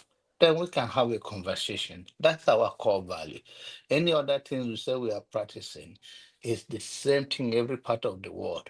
So what we need mostly is the system of holding people accountable. It doesn't matter whether you're a Muslim, you're a Christian. There are a lot of Muslims in this county where I live, they have their mosques everywhere. Have anything differently because the law will crack down on them. The only thing they have their own sentiment and whatever they believe. So the center is not holding, and the center is the Nigerian are not. They lost their mind. They lost their mind. You can give credit so much to a pastor, but you cannot give credit to your father and to your mother who brought you to this. In fact, so I told you the story. One of my brother, he on my birthday, and I don't want to mention the name of the pastor. I said the God of so person, the God of my father of Bishop so bless you. I say if I will block you, you are retarded. Don't talk to me that way. Talk to me in the way, talk to me that the Father will share, with the spirit of our fathers be with you. This man doesn't know I exist, and he doesn't know your ass exists. Excuse my French. So do not come and do that religion thing with me, even though you guys hear my other's name or whatever the title, no title. I believe the cow have such grounded and the love for humanity, but he has to believe that humanity comes first. If you are in trouble in China, America, any part of the world, if somebody comes to approach you, they don't approach you to rescue you based on your color if they have humanity in their hearts. They will rescue you, and that is a different bargain. We can talk about the geopolitics of the world, we can talk about our differences, but that comes first. The problem that Black people never understand now, are still struggling. They have a plan to exterminate us, not just to take our property. They don't care. They don't love us. They don't. They, in fact, I heard somebody told me, "Oh, they are gods." Of course, you can believe they are God. How they are? No, they are angels. Angel is like sinless. No, you don't know these people. But that is a different debate. But I think we are going too far with the issue of religion. Those both religion is not our religion. If we are going, let's go back to our root. And going back to our root, they demonizes us. They here. The biggest, most popular human sacrifice is them that do it against Jesus. It's not African people. What they come to us that we that keep good to make a sacrifice, which was also a kind of value that even in the Bible before they say the coming of the sacrifice of the blood of Jesus, they use animal for the atonement of their sin. But now when they came to take everything from us that we believe in them, dirty stuff. That, of course, I believe we have to reform it. We have come a long way. Christianity is due for reform. Islam is due for reform. If to meet 21st century as what is happening around us. So I think we should, it's a good submission, but I don't believe that that is the main thing. I mean, it drives them. Can't believe Christian. If pastor will kick somebody, talking about the Pastor Chris Okafor right now, his church member can still die for him that he do not do nothing wrong or he did nothing. And I'm not saying that lady is an innocent. I think both of them are the same, but that to whom much is given, much is expected. That man couldn't have behaved that way, but that's how gullible we are as a people, and that's what religion does to us. But some of you that have had to grow that, I hope you keep it up. Don't let religion be us. I really appreciate that. That is very, very good submission, I have to say. And the critical part when you talked about the systems that are put in place, that is what all societies, you always have differences. And all these chat people that keep calling me also, I don't know what is wrong with you people. It's like fun to them now. It's like fun to them because this guy come and preach division. They are so happy. Like, Muslims are a problem. They are calling me all kinds of names because I didn't let Shika finish. Don't worry, Shika is going to finish. The chat is for me, so you have to listen to the audience. Don't think it's special. I am specially hated in that chat. These are some people, they never support me ever. What kind of chat is this? You know, when I'm closing, that's when they start supporting you. You see the kind of attitude they have there. So, Shika, let me let you finish your thought because they won't let me rest. So I agree with John Abba, but I think he didn't get my point. I'll make it very clear. I'm not saying that Muslims are bad or nobody should practice Islam. Or we should not have different religion. That's not the issue. I'm saying fundamentally, the system that governs a nation, you should not have two fundamentally divided idea of philosophy governing the country, like the way you have secular democracy in Nigeria competing with a theocracy in the north. You have to get it. This is not a one-on-one Muslim issue. It's a systemic issue. It's a cultural issue, which can make or destroy a nation. When you make law, the source of that law, if it is secular, that means we can vote to change it. After five years or so, we can say this constitution is not working for us. Let's vote. You can't vote to change Sharia. It's there forever. They will cut your hand. They will stone you to death. Are we living in the 21st century to have a law where we can stone a woman to death in your country? So I'm saying there is a fundamental something is wrong if we have to have those two competing ideas to govern a secular state. Either Nigeria become Islam or Nigeria become a secular state and ban Sharia law, blasphemy law from all of those countries. It doesn't mean Muslims shouldn't practice their Islam. They can practice it. But when you get to that, anything that do with the national interest, national culture.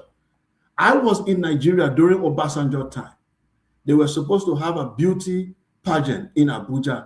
Muslim rose up and said, it's Ramadan, you can't have it in Abuja. Did you guys forget at that time? They have to take it to Calabar. That's not a country. That's not a country. It's too long, man. One group of people are saying that our God is telling us this, and you guys got to follow it. I'm saying that you are not building a country if you do that. America that you mentioned. Okay, let me ask you, do you have one example of a nation that broke apart because they have two different systems? Sudan. Did they have two different systems? Or Sudan, let me give you the story. Let me give you the story. It's taking too long now. Let me finish. Sudan. Let me give us the story. The South Sudan were Christians. Yes. South Sudan, and the North Sudan was Muslim. The Umar Bashir took over government. He said he wants to put Sharia and Arabic language in the country. John Garang said that you can't do that. Let's have a secular state. He said no. They fought for nearly 20 years. They broke the country. Today, South Sudan is his own country. Example is given. Breakup. I'm not sure that was the reason. I'm not sure that was the reason for breakup. What was the reason? I'm not sure it has anything to do with Sharia. Hold on, because I'm not sure even the current Sudan we have is Sharia run. Can I help you with an example? India and Pakistan. The current run Sudan is not Sharia, so why would they break up? India and Pakistan is a more valid example. But they were not together as a nation. It was the British that decided to break them. Were you together with the North? Huh? Were you together with the North? The British, see, the North could have gone on their own. They didn't want to join Nigeria. Were you together? Yeah, we were together with the North, and we were on the same land.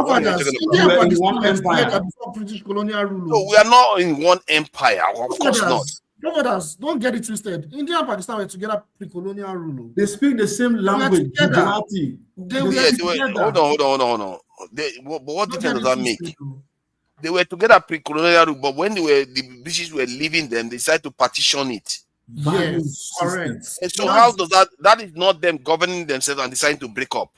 Okay, I see what you're saying. Okay, I see what you're saying. Okay. No, before you have to know Islam, the Muslim conquer part of India and impose Islam at certain time, broke the temples, destroyed the Indian temples.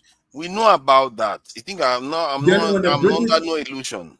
Okay, so what I'm trying to tell you here is that Pakistanis are convert. They are Indian who converted to Islam.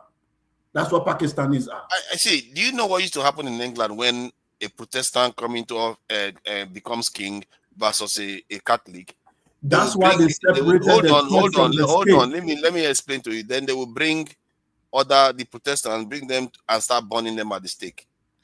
That is how wicked they were to each other. That is the same religion having infighting. But what did they do? They separated the religion from the state.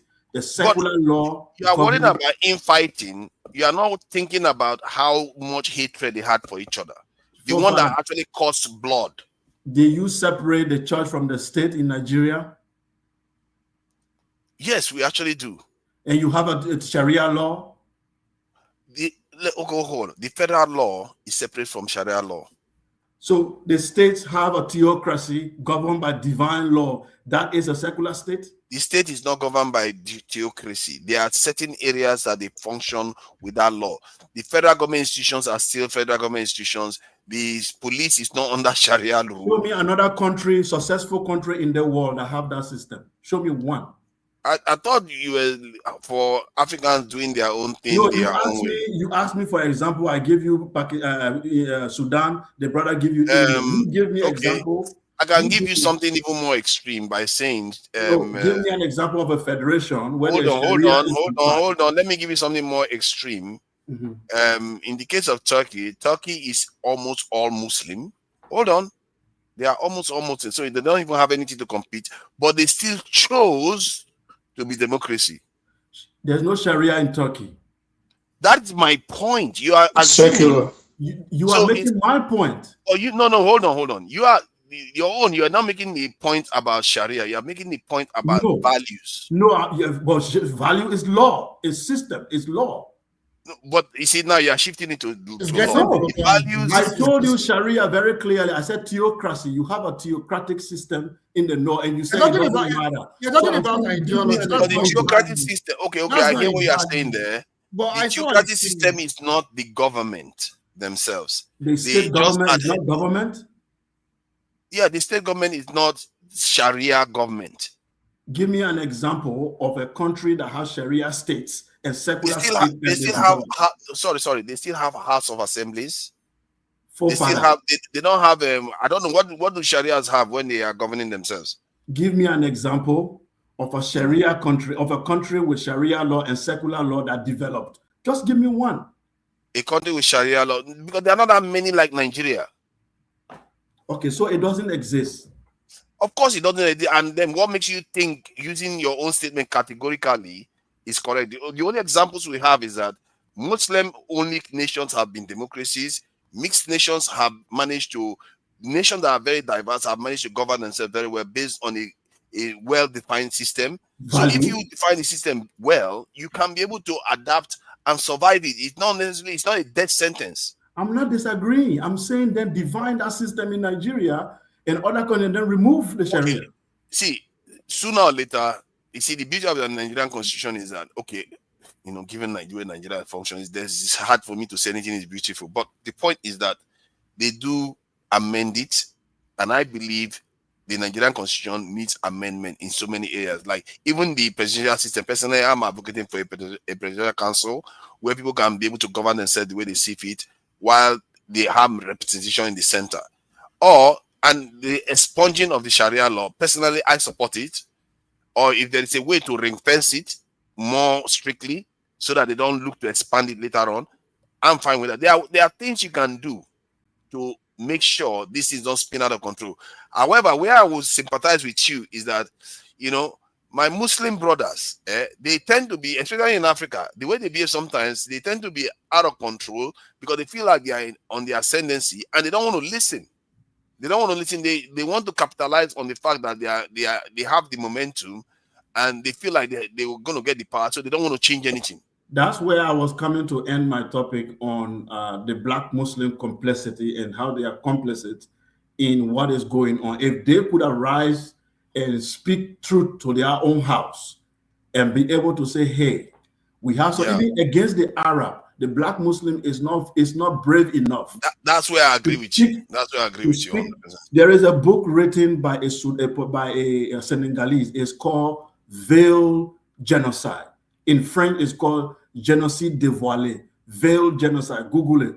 This by Ndiaye. Ndiaye is a Muslim, but for the first time, he wrote a book called Veil Genocide, revealing that the Arab transatlantic slavery was the most vicious, it was the most inhumane slavery that lasted longer for 13th century. 9 million people taken to the Middle East, mostly from East Africa.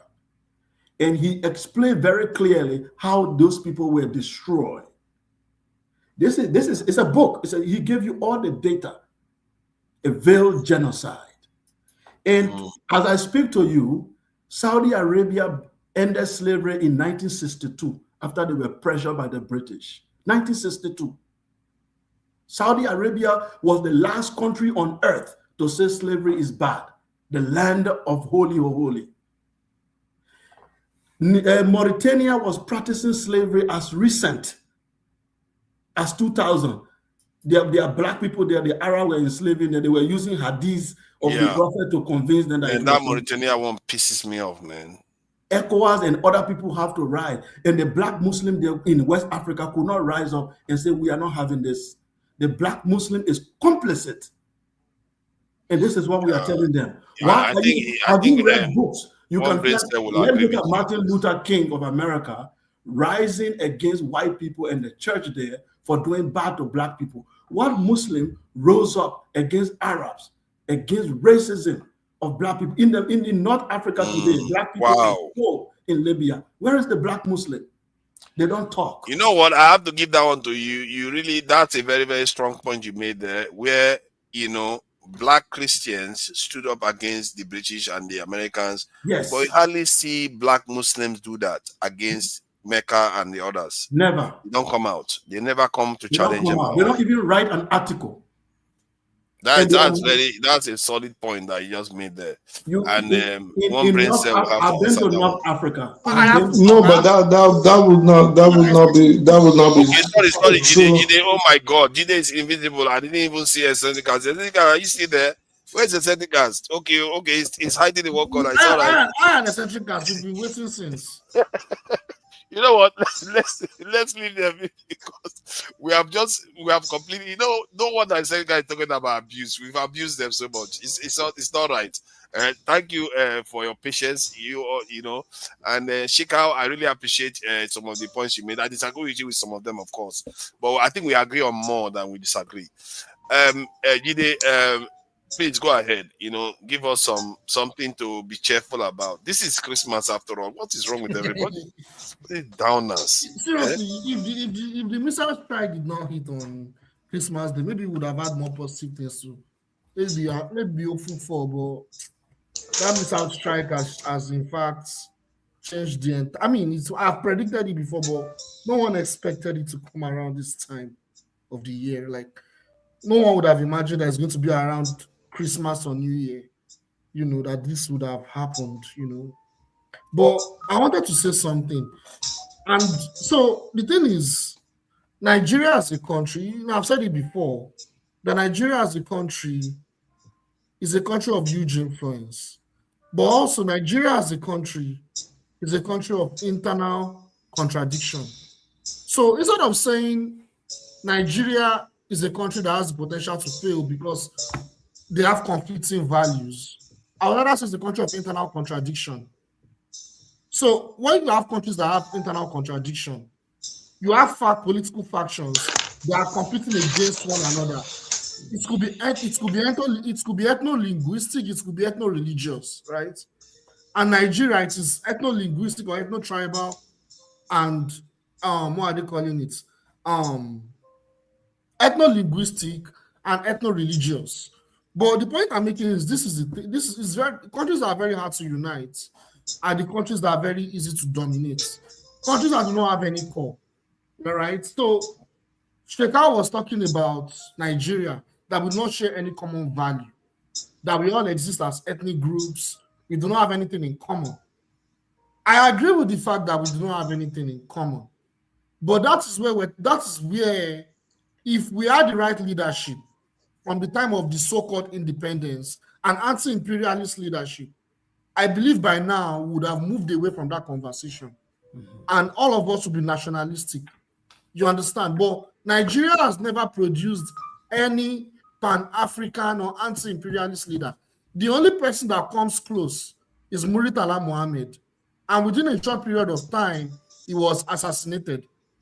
So that is why we don't have that in Nigeria. But the point I want to make, you see, Ukraine is another example of a country of internal contradiction. Those countries that have internal contradiction in their political structure or their demography, they are very easy to control by the imperial powers. So Ukraine is another example. If you look at Ukraine, you have Western Ukraine. Western Ukrainians, they embrace Western liberal ideology, liberal democracy. They embrace, they are anti-Russian. They despise Russia. But if you look at Eastern Ukraine, they are very pro-Russia. They have Russian culture. They speak Russian language. So there's a conflict there. Just like Nigeria, you have the northern part, it's a Muslim majority. In the southern part, it's a Christian majority. There is a conflict. So it is more about conflicting ethno-linguistic or ethno-religious ideologies or historical, what are they calling it? Historical association. So when there's a conflict like that, it is very difficult for unity to happen. So I think, don't you think you are missing the point? Because Tibet is not exactly like the other Chinese.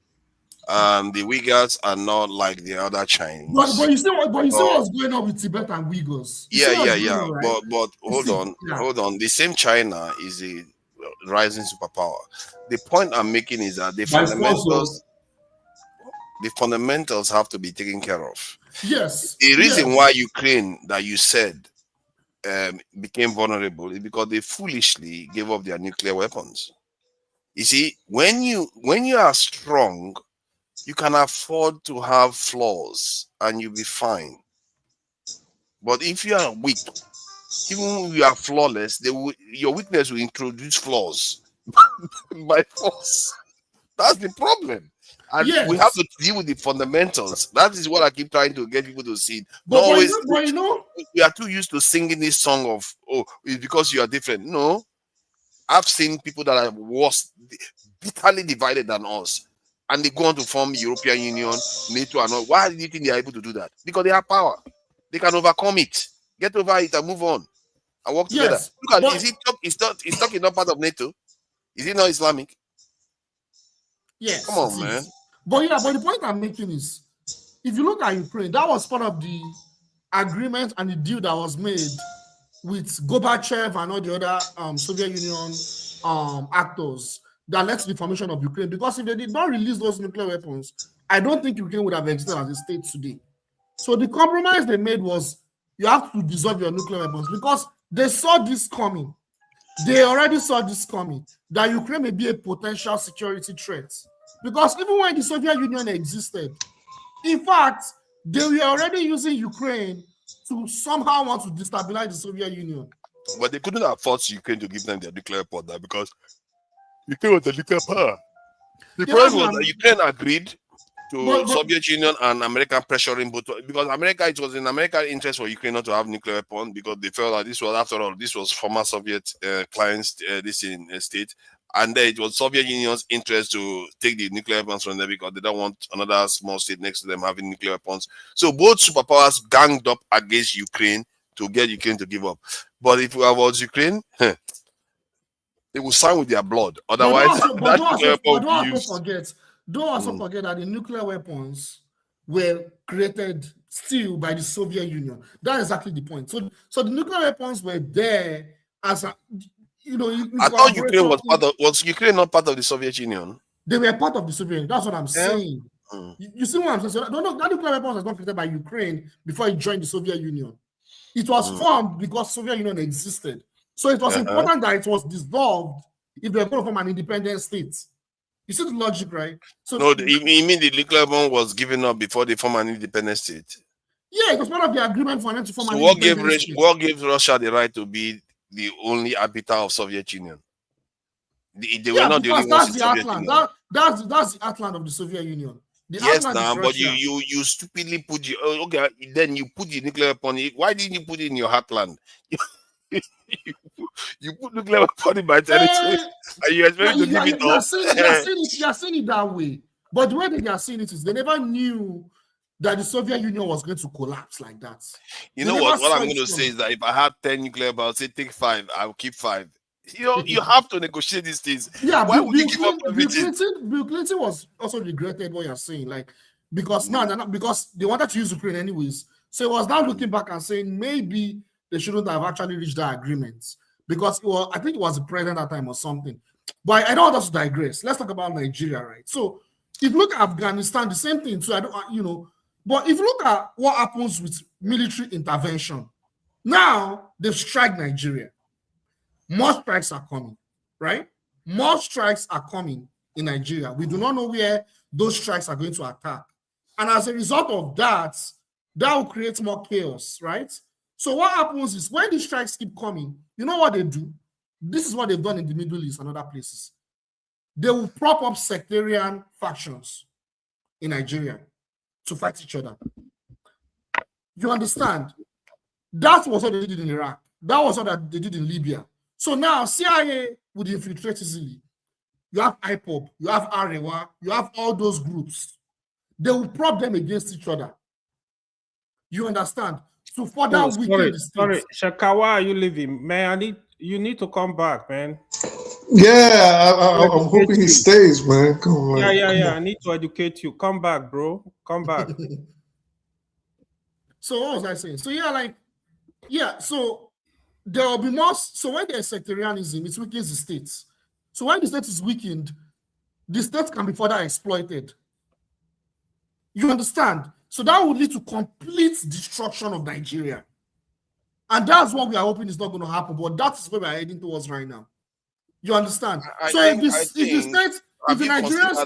you considered that might create the environment for a true nationalist to emerge? Because all you need is a set of people that have the trust, maybe even emerge from the military and say, you know what? Emerge from the military. That's where I was going to. Enough of this. Yeah, so we'll rip anybody apart that is trying to do nonsense. Yes. So okay, go on. No, go ahead. I think before they start accusing me of talking too much. Yeah, I was going to arrive to that point too. That can also lead to, if that is going to happen, it can lead to the military where we have nationalist forces where you have mobilization of anti-imperialist resistance forces within the military that will take over the government.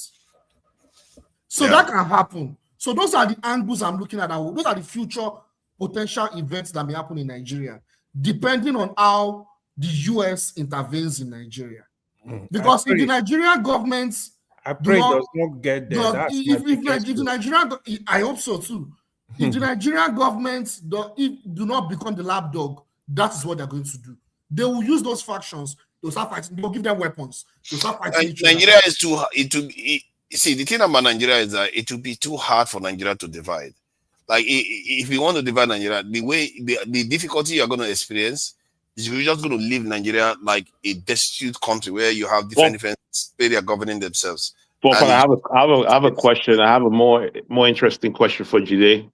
So, what would the West benefit from destabilizing Nigeria? Like, what would they benefit? Like, what would the benefit be? Yes. Like I mentioned it earlier, right? The ultimate goal is for full control, full domination, and full access to our natural resources. Essentially, guys, now that you asked that question, I'm supposed to send that document now. After I finish talking now, I'll send the document for everyone to read. It's a national security strategy document that was written and approved last month. I will send it for everyone to read. All this I'm saying is on that document. I'm not sure. So go ahead. I'm not sure they want us to destabilize it because they don't know what could happen. Like you said, there could be a nationalist group in the military that just emerges and decide, no, we are not going to stand here. The nation we saw allegiance to got disintegrated by these assholes. In Nigeria, you think so? It's possible. You see, you'll be shocked because there are a lot of soldiers out there. We like to think we are all divided, but in the military, they all talk to each other. They are friends, and you just have to have the right combination, and you all have breakthroughs. If the Nigerian government becomes a threat and do not do as they are told, they will destabilize Nigeria. In fact, once they have access to those mineral resources, like Centrica was asking, what will be the eventual goal? To have full access to our natural resources, but it is the plan. They need Nigeria to be destabilized for them to have that access. They cannot allow Nigeria to be stable and they will have that access. They can't. Because you understand. One problem the West has, one big problem they have is that they are time limited. So the thing is, okay, go on. Then let me see. There was a research that said they had up to 2027 before they can even hope to contain China at all. And they have, I think we are getting to 2026 now. They have a year to go. So all this stuff they are doing is a last gasp to control. And if they don't succeed, they can't do that much more than they are doing now. I don't see them doing that much more. Because if they do that much more and they start destabilizing Nigeria, you're going to start seeing other Africans getting involved and say, what do you think you're doing here? it's going to go too far. And I don't think anybody will want to contact. Even myself, when I think about it, it's impossible for Nigeria because the South want to go on their own. The South, Middle Belt want to go on their own. The Southeast want to go on their own. How do you even start that negotiation? And the North doesn't want anybody to go anywhere. That is exactly the point. How do you even start that negotiation?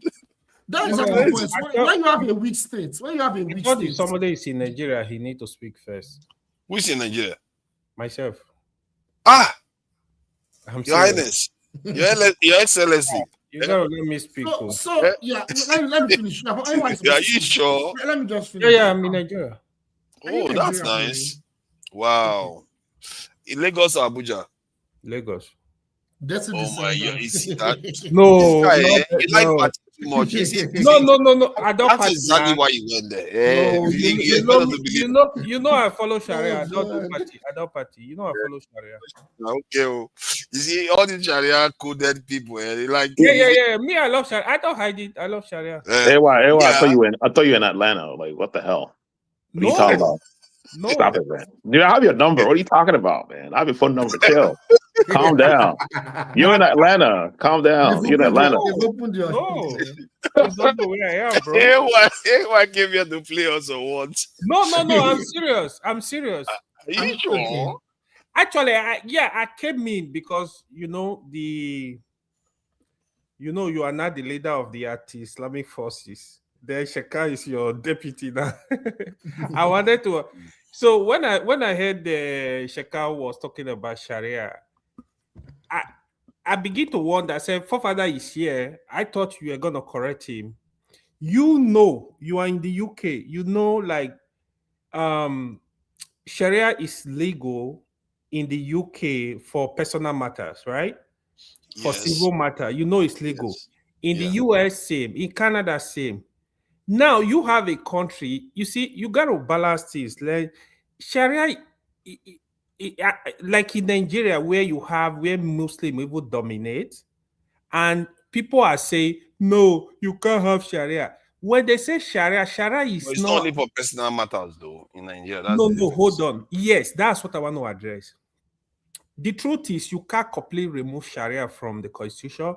I think they should restrict it to personal matters. Like marriage, no more criminal stuff. No more criminal. Yeah, for criminal, I agree. Amend it. Let our court deal with the criminal matters. Stuff. Let Sharia be because, to be honest, Muslims want Sharia to govern their life. That's why I wanted to address Seka, because Seka know if he said he was a Muslim, he knows Islam is not just pray. It's a way of life. So Muslims want to be guided by those laws. For example, I'll give you an example. If somebody's father died, for example, you have properties, inheritance.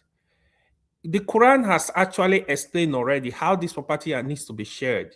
It makes it much easier. So there is no ambiguity. So especially for women. Especially for women too. And there are places in Christian Nigeria today.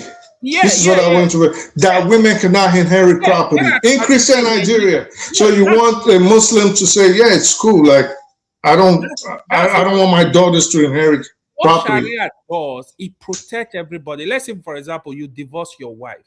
Sharia needs to protect that woman. You have to provide for the children. You have to give back. Why? But is that not the form of preaching you're doing now? It's not. Well, you see, that's the problem. That's not part of the point now. I'm here to educate you now.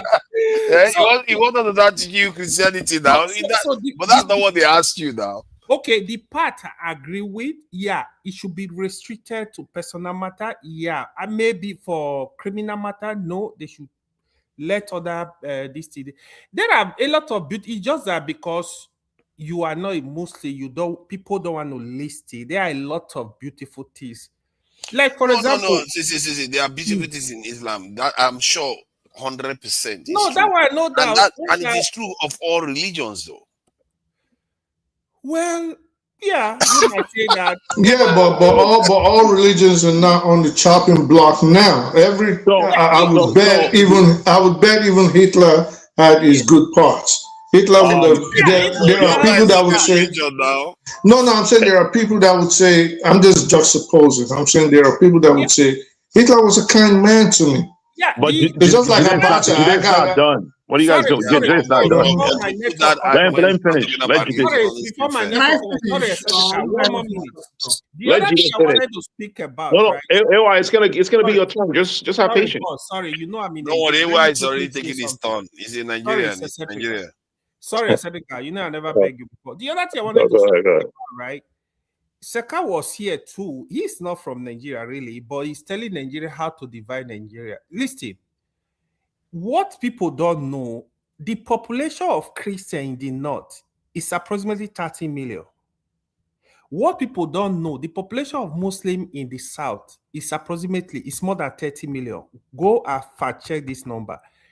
Now, when people come and say Muslims, 30 million, some countries are not up to 30 million. Oh, no. You think 30 million Christians in the north and 40 million that's Muslims the approximate number. Look it up. Yeah, because you are saying 30 million Muslims in the north. That was scary. South. Yeah, in the south. Over 30 million in the south. Now, look at it. People are saying, oh, Muslim north, Christian south. Now, when you are saying divide Nigeria across religious line, where do you want the 30 million Christians in the north to go? Where do you want the 30 million Muslims in the south to go? Apart from that, okay, Sheka was talking about the Sudan, the division of Sudan. Sudan was not divided based on Sharia. It was more of ethnic. There were a lot of injustice. The south, there was injustice. But what did you find? After the division, the south that were complaining of injustice, in less than 6 months, they started a war.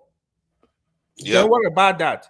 The Muslim today, for the last 2 years, they've been fighting in the north. Now, let me take you back to India. Where India divided across religion line between India and Pakistan, you have the West Pakistan, you have the East Pakistan. The East Pakistan, the Bangladesh today, they divided across religious line. Today, after a couple of years, there was discrimination that cut across tribal line, not religion.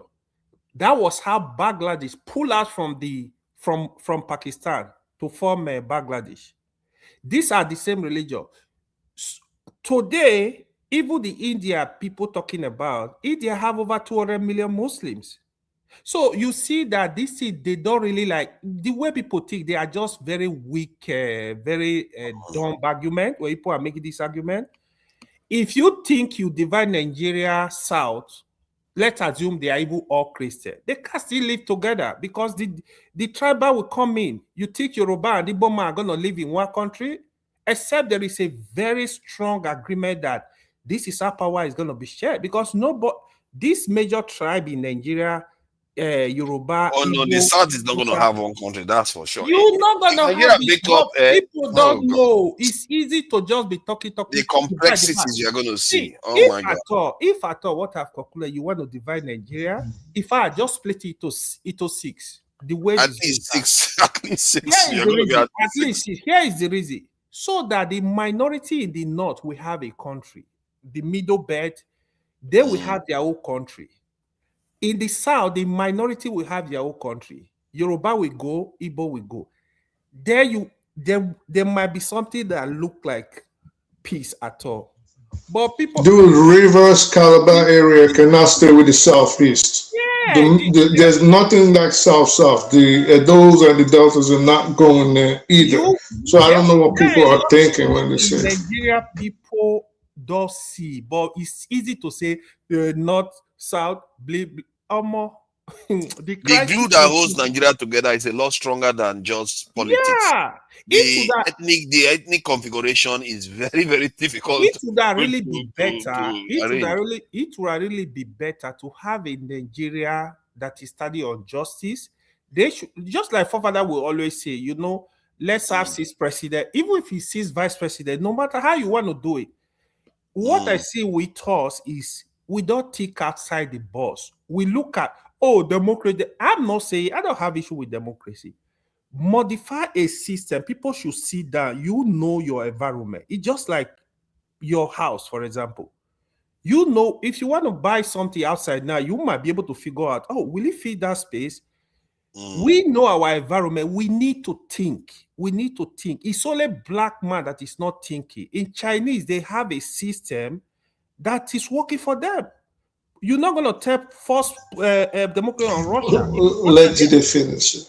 They have a system that is working for them. Oh, please, can I finish? I beg. Iran has a system that is working for them. Let me say this, AY. You know, for you have come here and spoken and made one brain cell proud. Now he wants Jide to speak. He's so proud. He's so proud. Because he's being patient. You know what I mean? I don't want the whole place to get muddled up. But I have to say though, what you just said here just now just shows the depth of the kind of characters that come on the panel here. It just makes me proud, and not proud, happy that you are so like in depth. You understand some of the relationship between nations, even with the Indian one and how everything came together, even with Bangladesh, other relationship.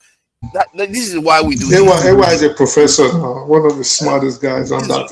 They need to start paying you. Thank you very much for allowing me. Your father would have not allowed me to speak. Look at that, man. You see, after I praise you like this is what you pay me back with. It's okay, DJ. Let's go now. Let's go. Let me continue what I was saying. Yeah, I just checked the distance between Niamey to Sokoto. It's just a barely 6 to 7 hours drive. But that's by the way. As I was saying earlier. Yeah, as I was saying earlier. So you see, the major, if you read that document, you see that they said that all their allies and the countries that have huge influence that they seek to dominate or they are dominating must significantly do their partnership with their adversary. I don't even want to read the documents now. Wow. This is interesting. I'll analyze it. Yeah. So the point is, now Nigeria is a country of interest to them.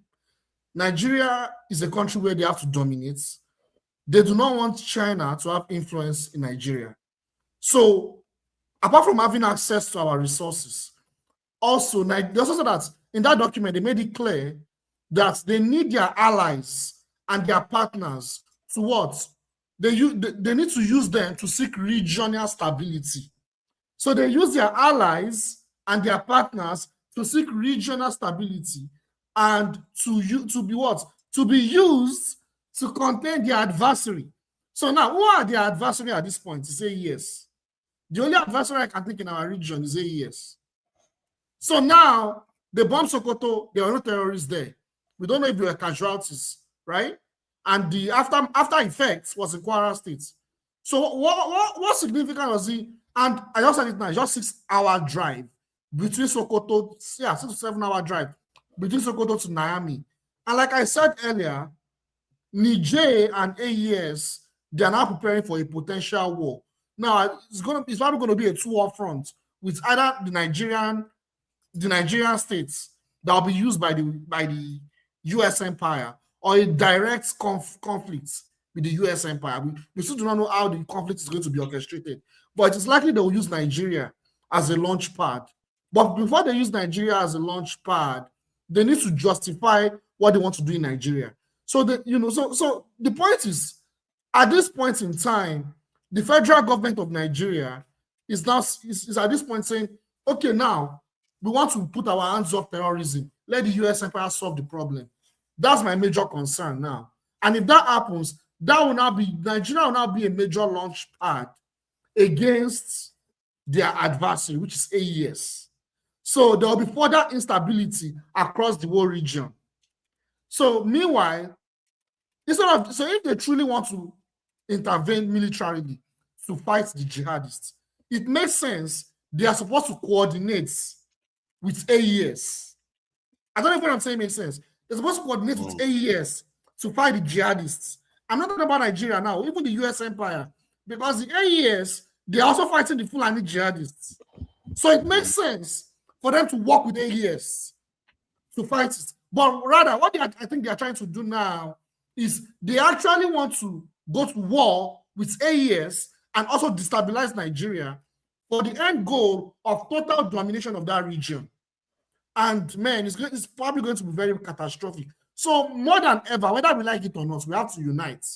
If we do not unite, like I said earlier, if we do not remember our history, if we do not learn from our history, we are either going to perish or be forgotten. It seems Nigerians will be forgotten. And we are getting to that point slowly but surely. And it's quite unfortunate. By the grace of God, Nigeria will survive. Amen. I was sleeping and then NEPA took light, and then I woke up at 9 and I saw you guys are still online. So you say you come and trouble us again, eh?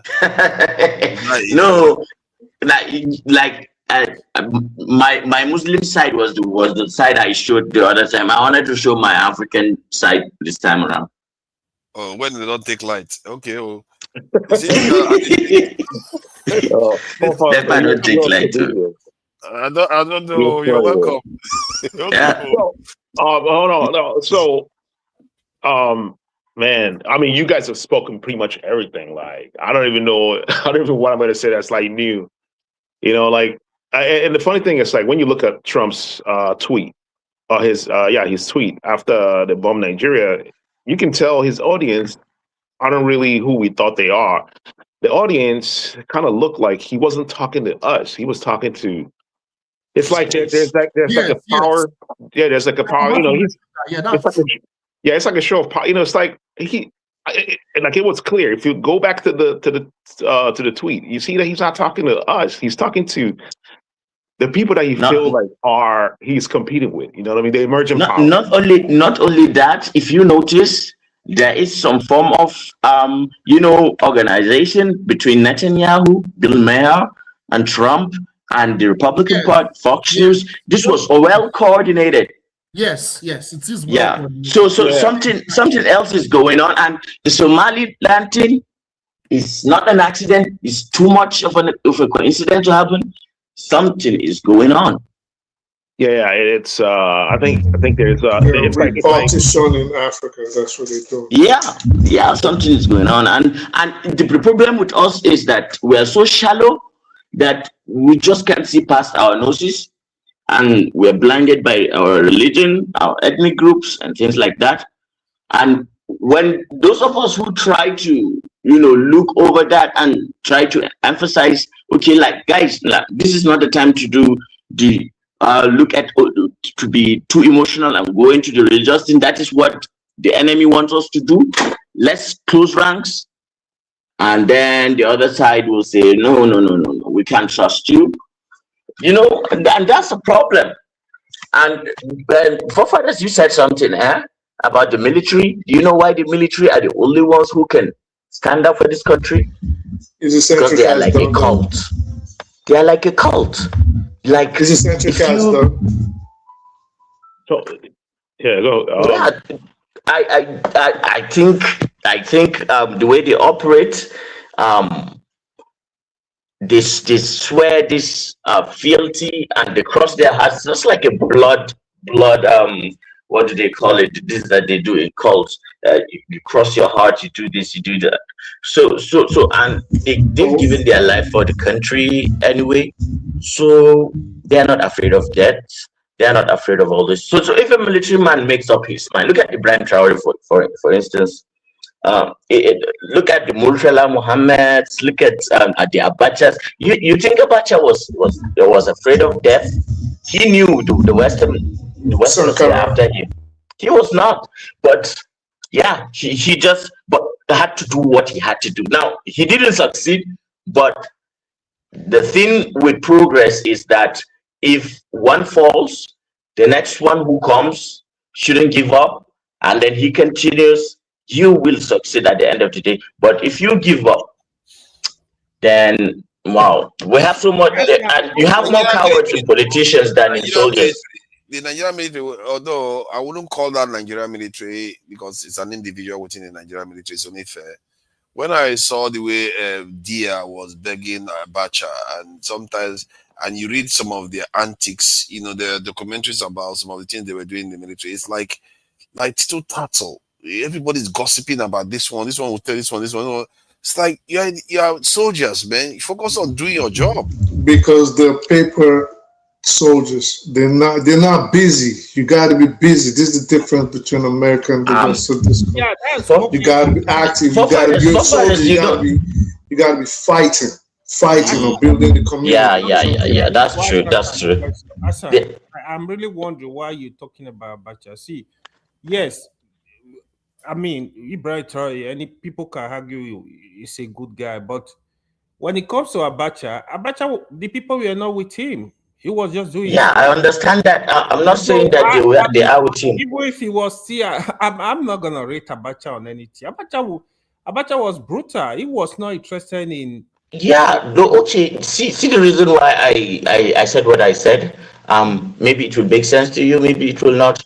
Do you know that we had Abacha arranged with Gaddafi secretly to have a nuclear reactor, which was in codes for research purposes, 2 reactors that were in Nigeria because of Abacha. Do you know that? Now imagine if Abacha had not died and now Nigeria has a nuclear weapon. Do you think any bastard would come and bomb us?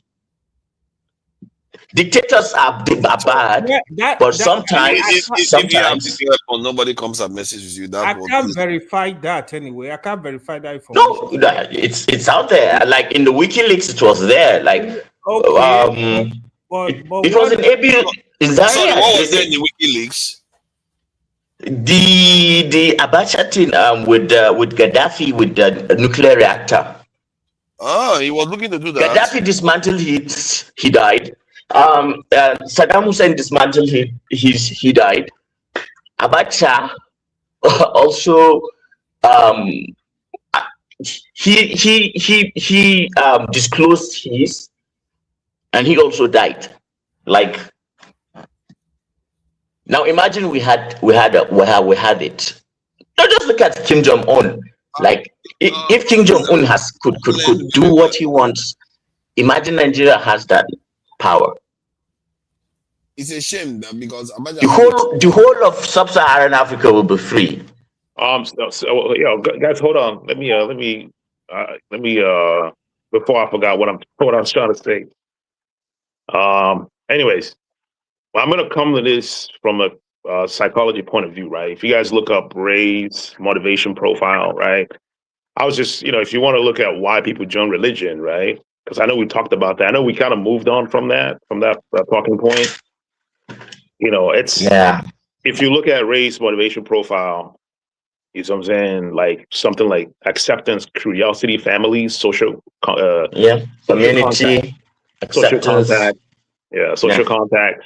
These are the things that attract people in religion, right? And in order for you to compete with this ideology, you have to provide these things, right? And you have to understand that, like, African tradition, right? African tradition has all these things. If you go to most of the communities, like in Igbo land, Yoruba, they have activities. They have things that actually satisfies this profile, this race motivation profile, right?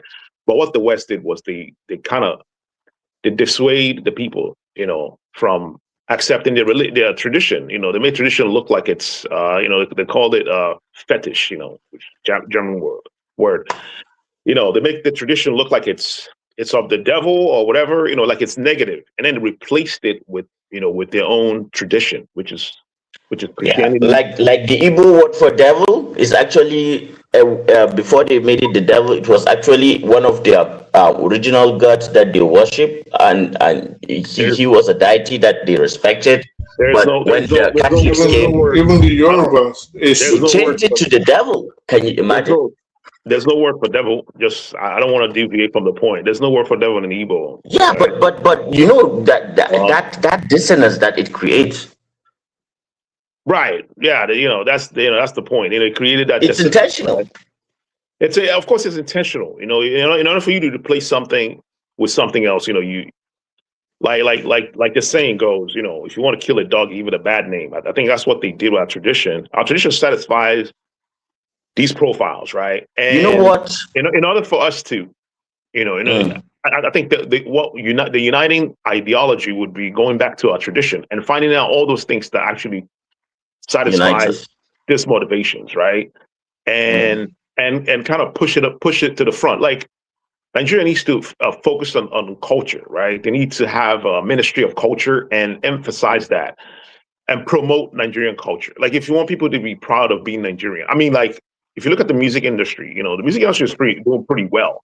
There was a time Nigerian music industry dominated everywhere. Like I was hearing it anywhere I go. Like you talk about the Fuji Island, people were playing, you know, people were playing like Nigerian music. I'm like, what the hell's going on here? Even like in Asia, they play Nigerian music in the clubs, right? You know, but the thing is, the government, they're not interested in these things, right? If they were smart, they would have pushed this. They would have put their resources in these things. And actually, there are more things that we could push. The irony of this is that the military did more to bring cohesion than the democracy. And that's the irony of Nigeria. And the thing is, you know, we have an NYSC. All the things that unite us are military things. The things that divide us are all democratic things. Somehow. Well, yeah, I mean, yeah, I don't know. I don't know if it's that simple. So maybe we're not democracy. This American democracy is not fit for us. Maybe. Anyway, well, so you know, like for instance, right? You know, if you live in the United States of America, right? One of the problems that people have, like especially the minorities, is like representation, right? There's no representation. It's deliberate, It's deliberate, when the Europeans actually in America figure out, behavioral psychology, right? That was it. This was a perfect tool to control, to put themselves in the forefront. Like how, everything that has to do with European, all the Aryan model of anything is being pushed to the front. And it has effect on people's self-esteem, right? It has effect, especially people that grew up. Look at the Red Indians, what they did to them. Right. God, they got them. They finished those people. Oh my God. Yeah. So like, Nigeria needs to find, some part of the identity that they could push to the front, right? And the thing is, like, when you look at Nigerians, right, in America, especially Nigerians in America, one of the things that we are proud of is that most Nigerians in America are smart. We go to college, we have better jobs, and something about that, not just America, all parts of Europe, right? Something about that, if you look at the self-esteem of a Nigerian compared to not just Nigerian, most Africans, right, compared to like people that grew up here. You can see the well, there is a study. There is an interesting study about this, and what it found out will interest a lot of you. Now, if you look at the African continent, right, and you look at why there's so much population density right around Nigeria, like this did not just happen by accident. A lot of groups migrated to where the Niger and the Congo, intersected and became Nigeria, and naturally and you see the Lake Chad where Borno is. Now that was the source of the Borno Empire, and somebody was talking about empires and people being a shadow of themselves. Like us from Borno, like we are one of the victims of Nigeria. We are not important no more. This is a king. We had Islam 800 years before Danfodio came.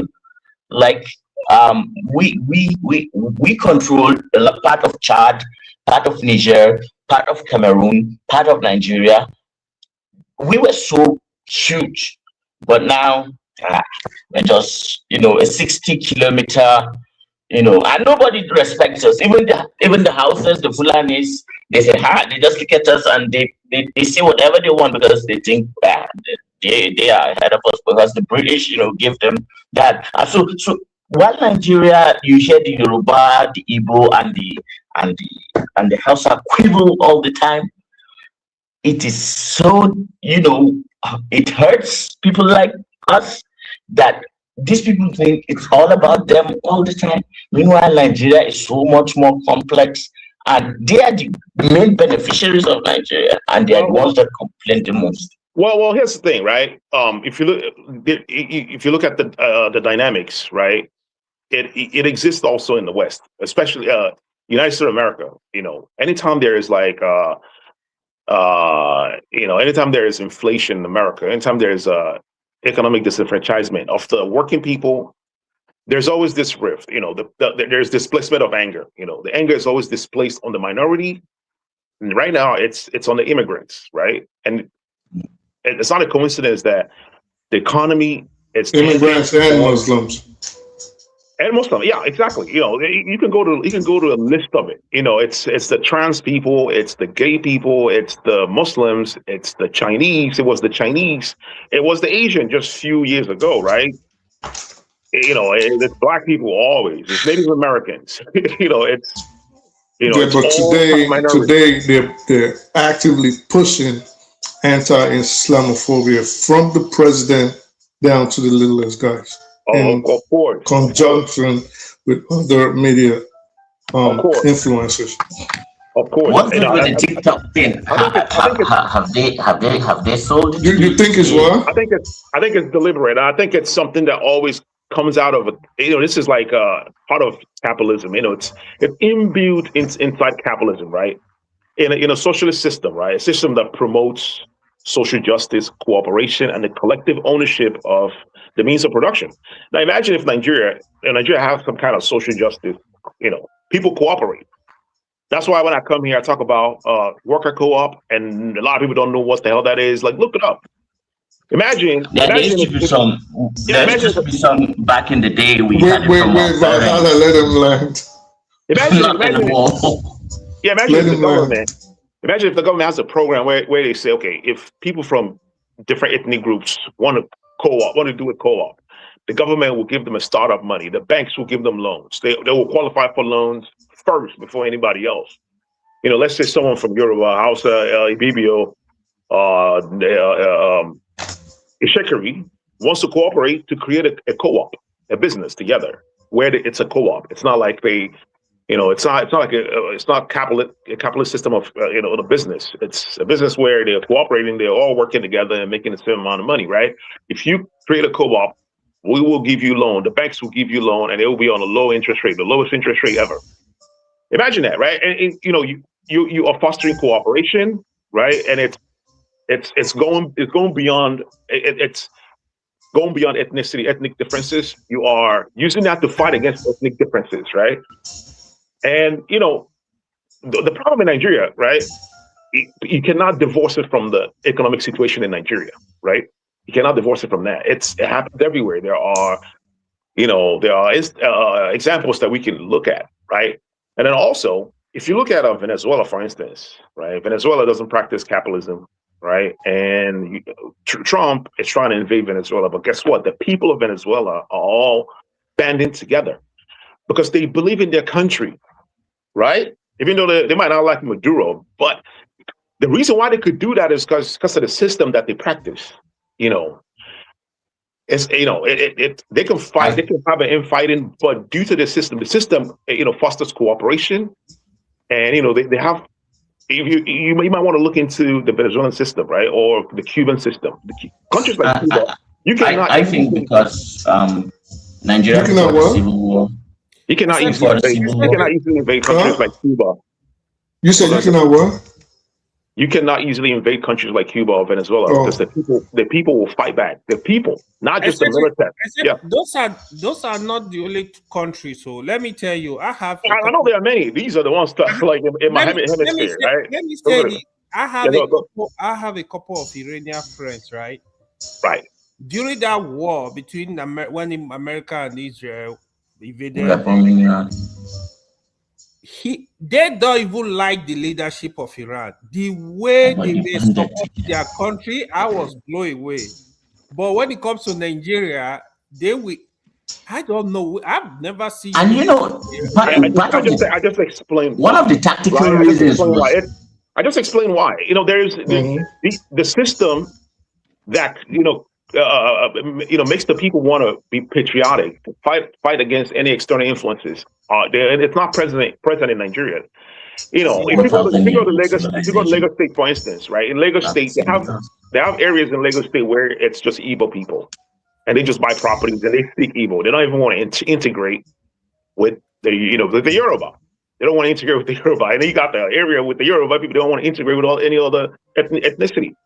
The government can actually, that could be a project for the government to say, hey, because like once you create that kind of integration, and then the government is doing something for the people, trust me, Trump will not, because what Trump did is humiliating. You know what I mean? That's why he went ahead and sent the text first without even allowing the Nigerian country to do that. He went in because it's a humiliation ritual, right? It's a humiliation and it's very disrespectful. The bomb exploded, one at a farm, the other one at a compound in Offa. That's all. But basically, what you're saying in Centric Cast, in essence, is Jide, did you have anything to say? I don't want to interrupt anybody. Oh, I wanted to just read one sentence. I mean, there are many things, but that document, I want you guys to know something like that, like the US said about the ISIS thing on this document. Only one sentence, and I'll read it for everyone to listen. And we must remain wary of resurgent Islamist terrorist activity in parts of Africa, while avoiding any long-term American presence or commitments. Yeah, that's the national security strategy you're reading from, right? Yes. Yeah, I've read it. You've read it, right? Thank you very much. Yeah. So that they just prime us for extraction, and then they are going to they want to take us back to the colonial era. Hold on. We have to be careful there, because there was something I saw there that I find intriguing though. Because I just analyzed it. He says something about that for Nigeria, there's a chance that we could become like what the term they use is capable. Let me just confirm it, so I don't want to speak too many languages. Capable, reliable state. This is what I was talking about. It's about our growing demography. The idea meaning we're splitting also away said from. that they wanted to take the best brains. You're not letting me state the point. See, the point. The reason why that is easy for me to understand, because I suggested something similar for the current government when Niger Republic, the regime was changed. I said Nigeria could position itself as a nation that assists the West, but for an exchange of technology and all those things. They seem to be talking about, they even talking about nuclear. Yeah, but they're more that statement. 1 second. So that statement basically, from what I get from it, it's a double speak. That's what I get from it. So we want you to be reliable, meaning we want your influence or the influence China, Russia, maybe Iran, maybe Saudi as over you to win. So you are at our beck and call, right? But now this is why I say it's a double speak. What do you get for it? At no point was Nigeria not ever friendly with the United States. Exactly. Nigeria has always been a capable vassal for the United States. So basically, in essence, what I read in it is, part of my French, I'm not going to use it, you are our B. That's it. Okay, hold on. But the situation is different. Hold on. This is important. See, the situation is slightly different in the sense that China is in the ascendancy. They are desperate. Whenever they are desperate, then they can. But our president is not moving the way he should, is he? Like I said, because they are making statements, they are using words there. I don't like words. I think I'm reading from a different document too. The document it's the same document. Is it not the one you sent me? Anything about Nigeria. It did not mention in the document. It was in order of priority. We were the last. It didn't mention anything about Nigeria, but the way I analyzed it was based on the Nigerian interests. Your forefathers is too optimistic about these people. No, I'm not being optimistic. See, I'm not being optimistic. Just hear me out. The way I analyzed it was based on what Nigeria required. And so they said, if you can position yourself to an extent in terms of as a strategic nation that can assist them, the question I always ask is, that is fine. What do you get for it? And my concern is that Tinubu is not getting anything for what he's getting other than him being in office, really. And that is the problem with our own people. Because if it was like another country, they will get something tangible out of it. I think the thing, really. I think with Tinubu, with America, is probably he's compromised. Maybe they have something on him. I don't know. Maybe I had some of his files. FBI does not have anything any more than what they have already. That's for the public. But they've not released it now. This case is being concluded. What else are they going to have? At the very most, he was a CI. Okay. And to be honest, I don't think they have anything else. To be honest, if FBI release whatever they have against Tinubu, not anything will change. It could damage him severely. If they find out that your president was a spy for the US, that could damage him very badly. Oh yeah. Damage him in like amongst Nigerians. Nigerians don't care. Nigerians don't care about all that. There is nothing you can release. Nothing new. It's hard. You see, when you are working in the intelligence community, military, and everything, it's one thing for them to be like rubbish, and a little bit. Some of them are a little bit compromised and all the rest. But it's another thing to wake up every morning knowing that your commander in chief is a sellout. To that, you're very.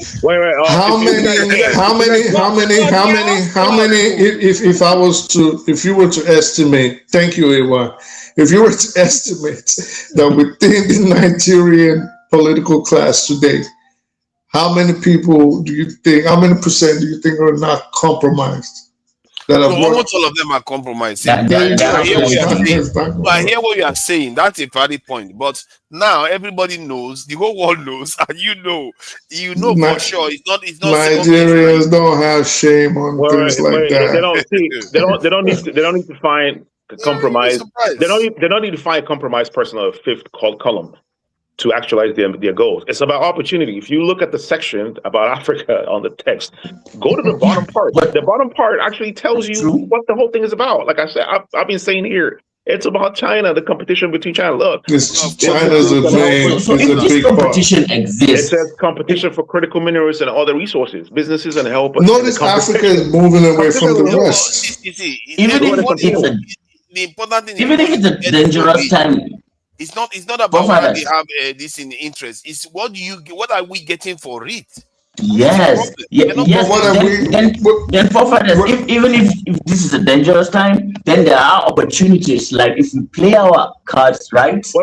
Wait. What are you getting? So listen, you have to look at this question from the context of a capitalist. What do you think a capitalist is getting from someone that they want to extract resources from? Like. See, I have to say though, Trump is a kind of leader that is very transactional, and he does deliver on his own side. Trump is a capitalist. He doesn't care about fair transactions. I don't know about the next president, but Trump generally, if he says, okay, if you want to strike a deal with him, and he say, I will give you nuclear power plant, you give us this thing. Rare earth materials.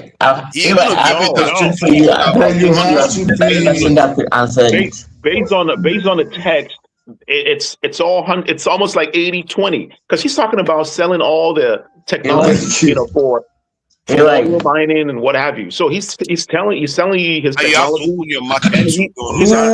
He's gonna have access to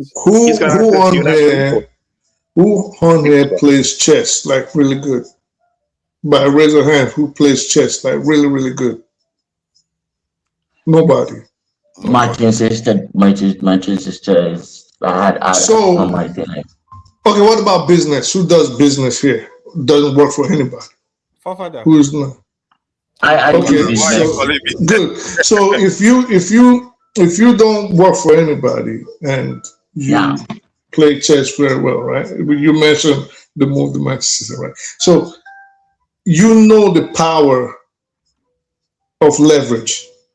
Of course. You know the power of leverage. You know the power of sacrifice for a bigger advantage. When Nigeria was strong, so when Nigeria was strong, and we couldn't, this is why I always, forefathers will argue this all the time, right? Because I think in essence, we're not seeing it the same way. Of course, we do need these weapons. We do need some form of defense and even enough for a preemptive strike against a potential adversary. Not an immediate adversary. This person is potentially our adversary, we'll knock them down. We don't have those capabilities. And why don't we have those capabilities? Because it's not as simple as, we just go to China and say, hey, we give you all this, and then you give us nuclear weapons, eh? They're not listening to you. We don't have that leverage.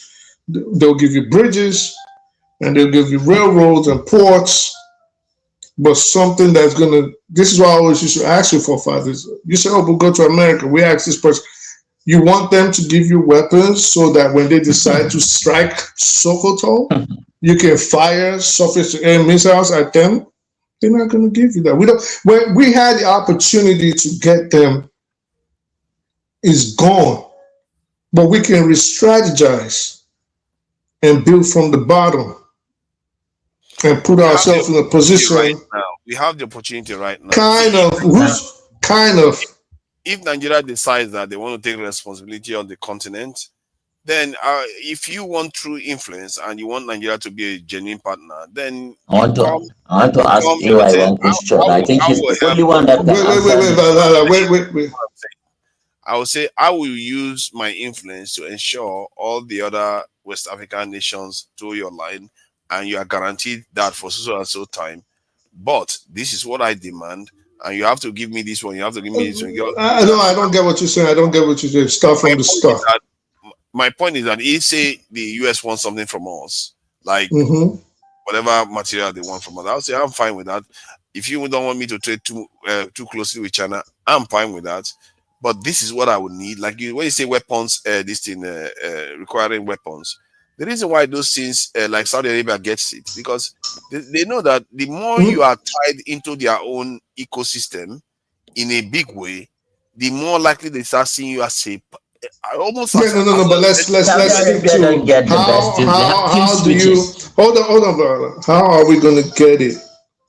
No, how you get it is that from those powers.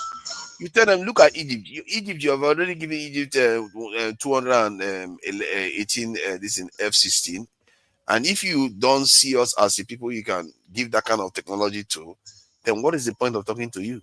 You have to motivate me to do everything you want me to do, and I will demand all those things and more. Because I would say Egypt only offers you Egypt and maybe a few Arab countries. I can offer you Africa. Okay, so let's pretend. Let's pretend we're negotiating. So you ask for those things, and let's say I'm America, and I say, "Well, no, I'm not giving it to you." Then I'll say, boss of then we're gonna talk to. All right, then I'll keep coming to bomb your country, and I'll destabilize your country, and your own people are going to come drag you out of that palace. Okay. Do you guys honestly think that Nigeria? Somebody's gonna jump in soon. Do you guys honestly believe that Nigeria should own a nuclear weapon? Why not? It's essential, actually. Well, it has to be strategic. It has to be Africa needs one. Just because we're Nigerians, so forefathers, how would you go ahead? You guys don't understand the role Nigeria convincing the other person that you have to give it to me. You guys don't understand the role Nigeria plays in, for the imperialist power in Africa, right? And just because we're Nigerians doesn't mean that we want Nigeria to have a nuclear weapon. Because Nigeria is a threat to other countries. We get it. That's my against imperialist power. But at the same time, that's my position. So I'm trying to see how he's going to get it out. Fine with Nigeria getting nuclear weapons because they all know that they are all under threat. But if Nigeria gets it, they know Nigeria is not going to use it. Yeah, but how will you get it is still the issue.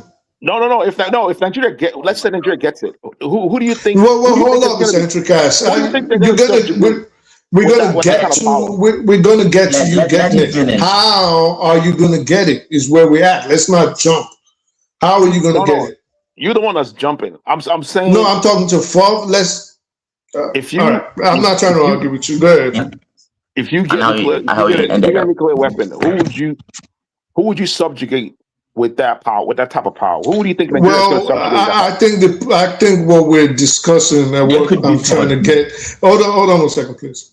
I think what we're discussing and what we're trying to get a bottom line on is deterring outside forces, not necessarily subjugating or abusing the rights of our fellow Africans. I think our discussion right now, well, that's not what we're talking about. What we're talking about is how to prevent the stronger powers from humiliating Nigeria like was done how many days ago. This is what myself and forefathers actually are. So I'm saying, if you want to get that, show me how you're going to get it. If you're saying it's just, oh, I'm just going to give you my resources, which we've been giving them forever anyways, and they're not giving us anything else but substandard roads and ports and even making your passports for you. So I'm saying, how are you going to convince the bigger power? Say, if you don't give me this nuclear weapons to defend myself against you, I'm going to start giving you my materials. And I'm saying, well, if they say, both of us, what are you going to do? That you know that if we are going to be partners, as you want me to be partner and help you check the Chinese influence on the continent, then I need to be assured that I'm a full partner that can actually sustain such a partnership. Because to be able to sustain such partnership, given our position, you need to be able to defend yourself, including from them. Because if you are partnering, you are already against the Chinese, you're not going to fight them. You're going to be part of NATO, whatever arrangement they have. Your infrastructure and everything is going to be linked to theirs. But so then if they say we're not going to give it to you, if they say they're not going to give it to me, then I go the other direction where they are. Then you go to China, and China is going to say, which they haven't given you all this while. What if China looks at you and says, well, you know, if we give them this technology and this weapon, it'll make them powerful enough to be able to fight these one-sided contracts that we've put them in for the future. We're not giving it to you. Then what? Both sides have said they're not giving it to you. I think the Chinese on their own will have an interest in giving it to us. Even if they refuse to give it to us, we can build it ourselves. After all, America built a nuclear weapon while they were at war. Nigeria can build it. You think Nigeria has the wherewithal to build a nuclear weapon? See, if any Nigerian leader does have the brains, the only problem is if any Nigerian leader start this kind of negotiation, they can be able to. Wait. The same Nigeria that will build a train track, a 2-mile train track for 25 years. See, try to understand what I'm saying. See, why are you saying same Nigeria? See, Nigeria of today is rotten. Two Niger, the other two Niger. Yeah. So Nigeria of today is rotten. You have to understand that. And I would say the source of the rot is with the democracy and the thievery and corruption, because ever since we got back to this democracy in 1999, all of our state resources and critical assets, the Americans encouraged the government to sell it off to private individuals. So we used to have a national carrier, the Nigerian Airways, the Nikon Insurance Company of Nigeria, all the critical lifeline of the things that benefited the poor, like they sold it out, and investors bought it and things like that. And so the government now pulled back, and we're only concentrating on the money that came from oil and all that. But right before the democratic government came in, when Abacha was in government, he had a secret plan to build a nuclear weapon, and a lot of the things that were said was what part of the reason why he got killed. He died first, and his friend, they were very close friends with Libya's dictator, what's his name, Gaddafi. He also died. Where did he plan to build a nuclear power plant? They had a plan. There was some Pakistanis involved. There were some Nigerians involved. They were doing something in Zaria. and they were doing something in a village around where do you call this place? Gembu, where highlands of Taraba State. Where is that? In Taraba State. Yeah. So there's this place where they plant a lot of tea. You wanted to build 2 nuclear power plants at once? No. It's not the power plant itself that is the problem. Like, they are reverse engineering. They had a Gaddafi part of prototype, whether it's from the Russians or whatever, but Abacha got his hand on it, and somehow the information leaked, and the US had to act, and they took him out. Yeah, but there is no way you want to build something like that. The world is not going to be aware now. It's going to be hard. You have to try. I mean, Pakistan did build their own, even though the world didn't want them to. I don't know why people think that we cannot build it. If I show you, yeah, that's a defeatist mentality. What Switzerland can do, you'll be shocked what they were able to do within a short period of time. If you mean business and you are capable, you have the vision. You'll be surprised while you are discussing with them. They don't even know some other people. Yeah, but Nigeria, like someone said on here, has the brains, has the manpower. That's not the point. At least that's not my point. So my position, my somebody is right here in the comment section. It seems there was something like that too. Yeah. There was. Yeah. There was. Even we have a nuclear research reactor in Zaria. Yeah, they came and took it up. Yeah, but that's not my position. Is at this present time, the Zaria was even built in, I think, 2004 with the Chinese. Yeah. Okay. So, but my point is, it is not that we're not capable or we do not have the capability. It is that when we do it, I mean, look at how underdeveloped the country is. And I say that because of the astronomical corruption in the country. See, don't worry about it. No, I can assure you, a leader with creativity will find a way to do it, and you won't even see it coming. In the world, in that state, yes, we wish it, right? If we wish, yes. But I'm saying, like, I'm not wishing. I'm saying a leader that emerges, that has a mindset to do it, they will figure it out. Sometimes, like Nigeria, when I go through the history of Nigeria, it's like, just if that leader shows up, he's going to do it. You're wishing we have that sort of leader.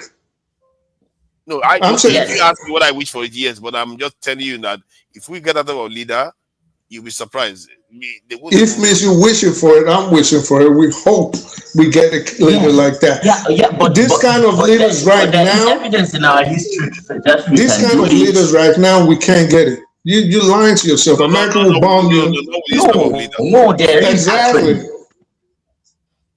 Let me tell you why I think. Hold on, Hassan. I want to end the live stream. We've been on for way too long. And so let me just give everyone 1 minute. Ask everyone, because I'm thinking. No, don't ask everyone. 1 minute. We need 1 minute to talk because we have to come back this evening again. Okay. Nepa don't bring light. Oh, look at that. Nepa don't bring light. You're going to talk to a Muslim again. No longer African. That's good news. Nepa don't bring light. Yeah, you have talked to a Muslim again. It's no longer African now. Don't mind it. Let me play this just as a kind of parting shot to let. This tells us a little bit how the psyche of Nigerians today, but it's just a joke. You want to play music? Fafada, play your tribe music now. Play your Hey, kakase, kutuba. Burubia. Sugar kwan. Burubia. Ganot okwano. Burubia. Maka enyanyo. And amam no bema. Obema. Emense mawema. Emmanuel ngapupu here nishi. Emmanuel pupu this stand. No baro waguru. Emmanuel ide get BP. Ele be here. Gare kwan. Gawashed. Ima gawashed chire ga gbo ngoko. Hey! So you get the joke now. That he thought he was a bandit. You know, Nigerians are walking around scared of their shadows because of all these things that people are doing in the country.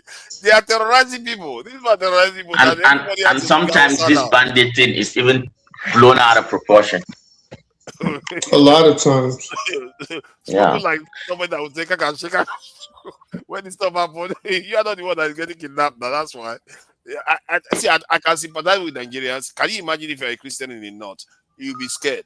If you are if you're a Christian in the north, you'll be scared because you feel like not in Borno.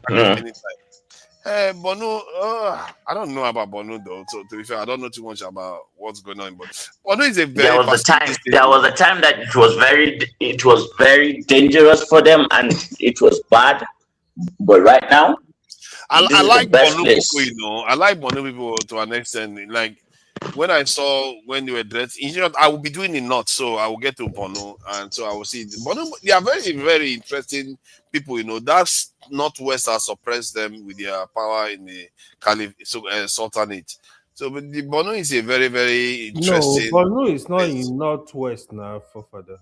Oh my! You see that? You see, I said the Northwest suppressed the power of the Borno. This thing because in Borno they used to be quite prominent in Nigeria at one point. Is the and yeah, they used to be quite. And I like the word now. You know, see Hassan. Yes, now stubborn people. So, I've been want to ask you one question. You know, me make ask you the question. Hassan, are you Kanuri? Yes, from Kukawa. You know. Nice to meet you. Papa, do you know Kanuri? They were supposed to be the dominant power in the north, just like the way you have the Hausa today. Yeah, they were doing shakara now. Nigeria happened to us. It's not happened to you. Shakara. That's what cost it for you. Don't mind them. Yeah, they didn't want to share their language. They didn't want to share. They want. It's just like the way you have the Jewish religion. Yes. When it came, everybody became expanded. That's what. Yeah, they were doing the Chinese thing now, where they don't care about anything else. Let me speak for myself. We are good. Yeah, we are like good. Then Osumada when you came and smash them. Now, if we are looking for a model for Black Africans and religion, I think the Borno model will be good for the Northwest, especially now that we've suffered, from extremism. Yeah.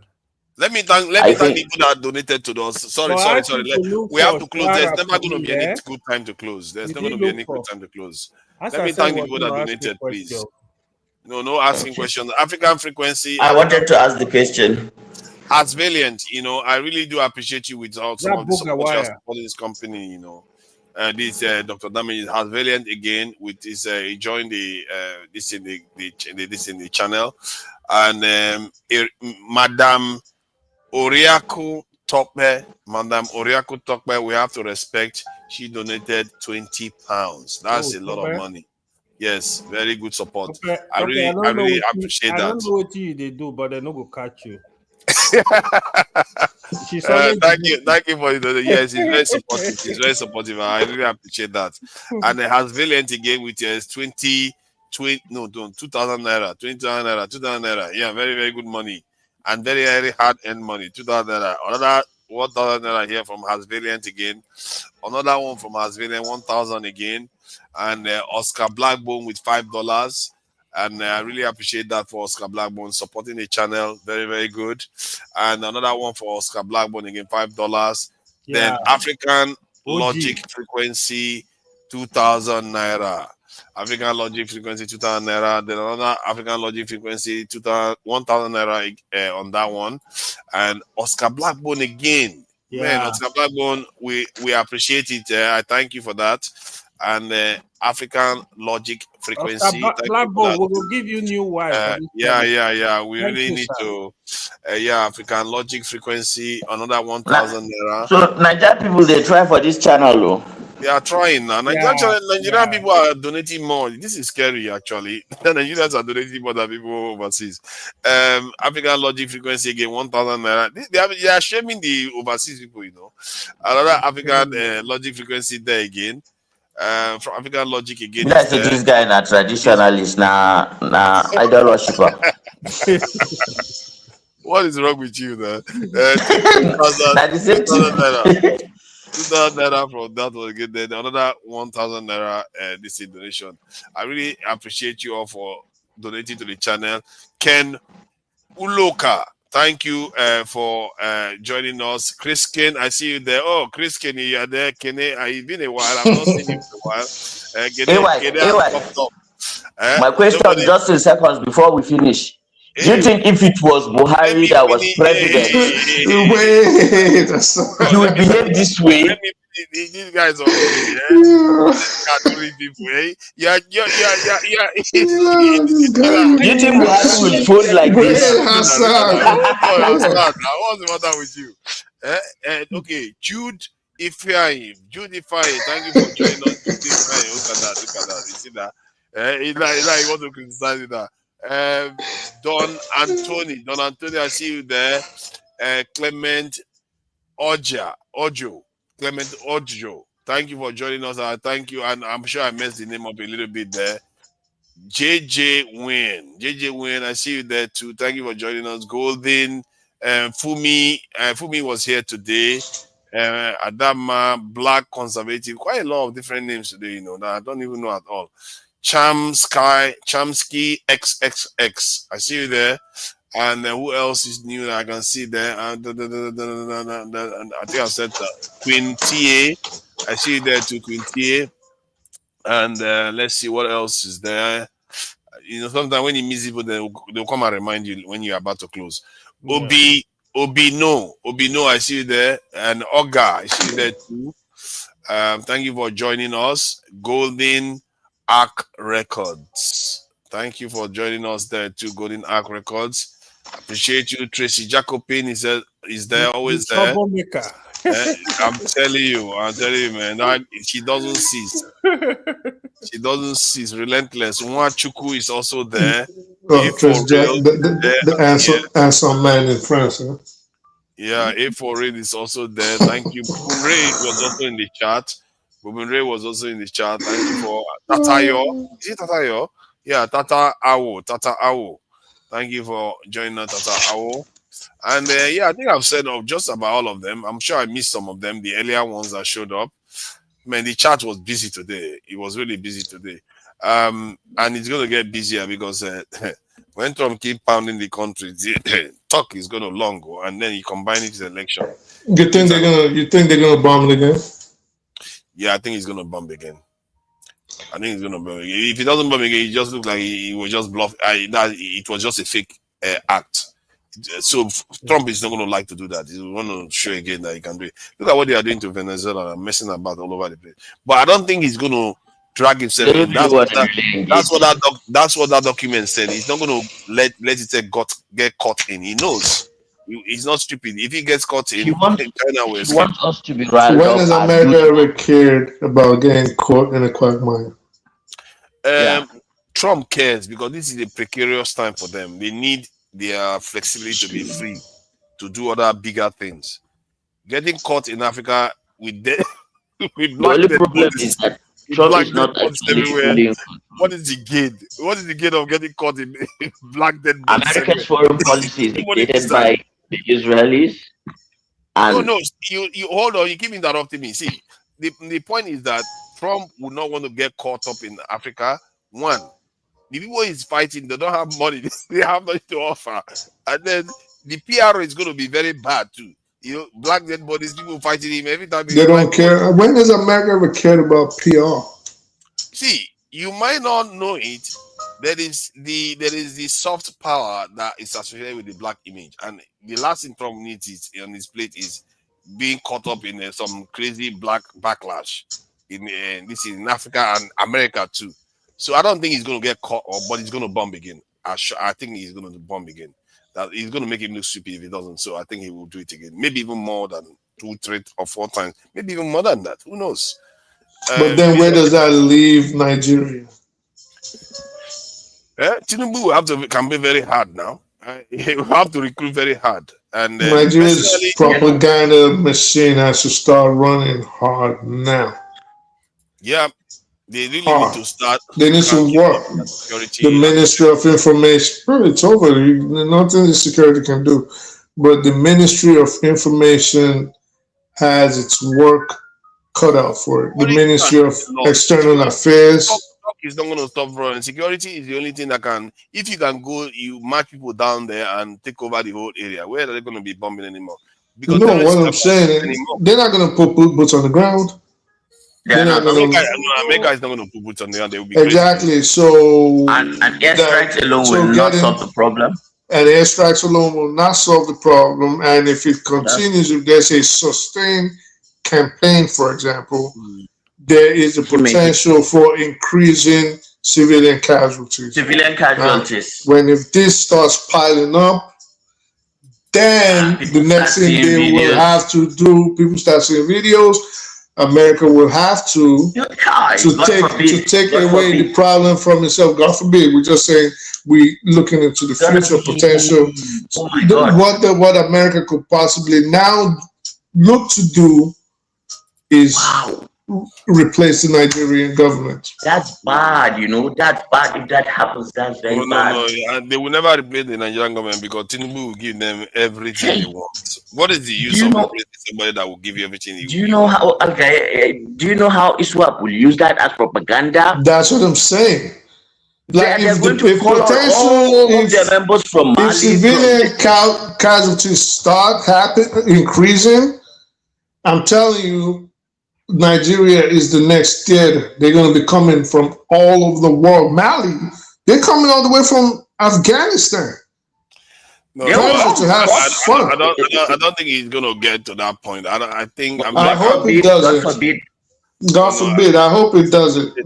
So they have to be careful. See, one, I think those Islamic militants that are thinking that are going to be showing up, believe in me, that's not what is going to be happening. Islamic nations? It's black people that are going to be showing up, and they will have a big problem on their hand.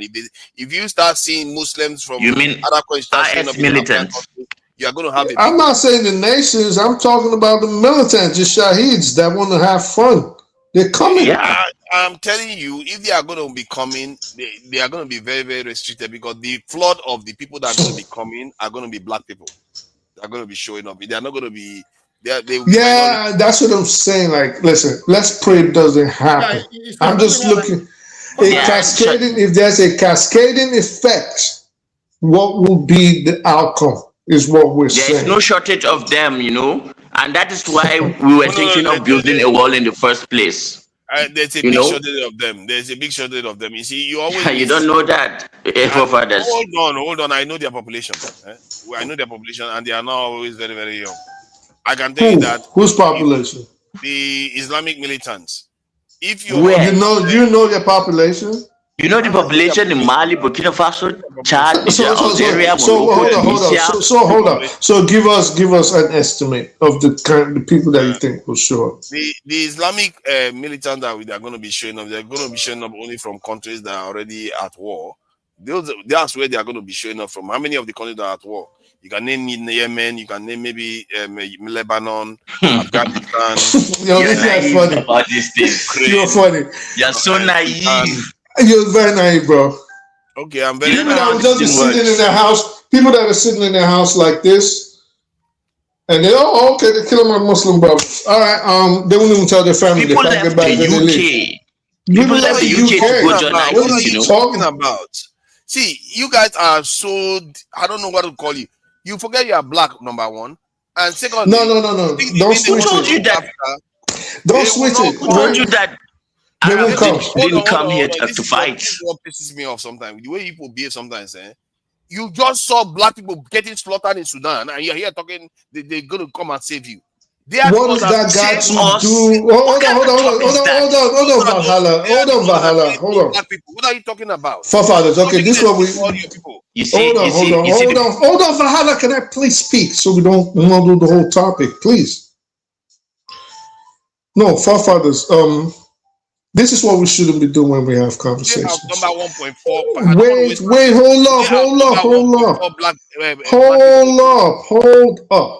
hold up.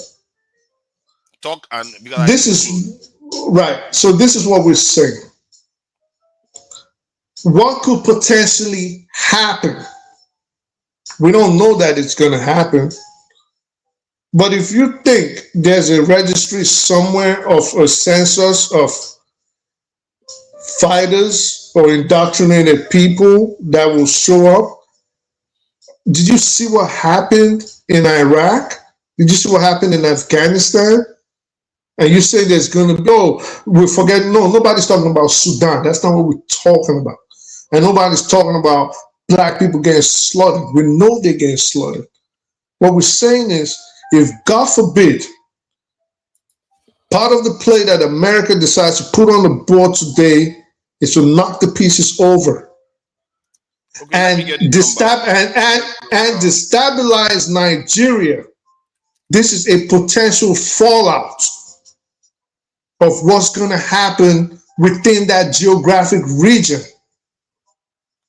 But people get to start thinking when you talk about things like that, you're supporting Islam. No, we're telling you based on what happened in history in Iraq, in Afghanistan, in Libya. Hopefully it doesn't happen in Nigeria. People are going to be falling in from everywhere. We don't want that. So when people like us talk, it's not in support. It is not in support of Islam. I don't understand why you guys always see it like that. We're telling you that we don't enough to overwhelm any number that shows up anyway. So Nigeria what? Nigerians alone are more than enough numbers to make up for whatever other. How many of you Nigerians have gone to fight Boko Haram?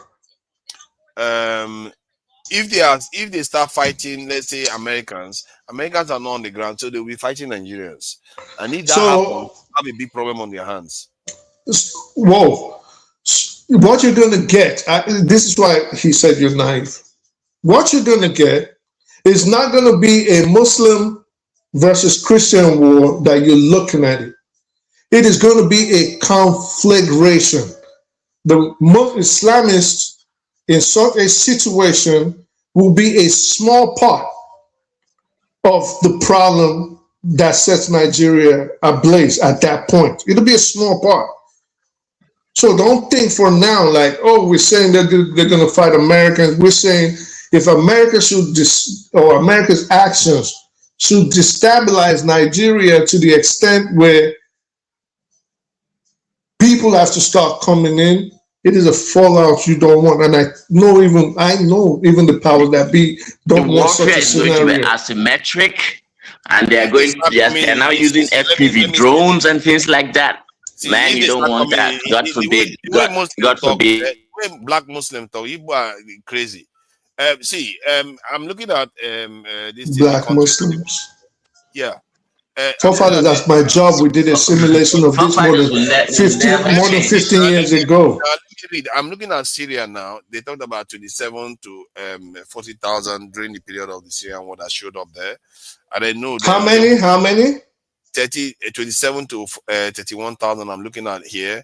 And let me see, UN estimates approximately 40,000 and from 111 countries.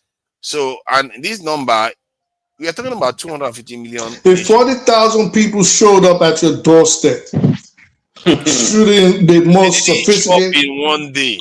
Oh, I know that, forefathers. Trust me. If I give you my background, you know why I know. So, if 40,000 people showed up at your doorstep right now, just think in your head right now. I want you to close your eyes and imagine how many of your relatives and friends you think will stand to get guns being distributed by the government to fight in a war, and how many of them potentially will book it on the first canoe to Cameroon.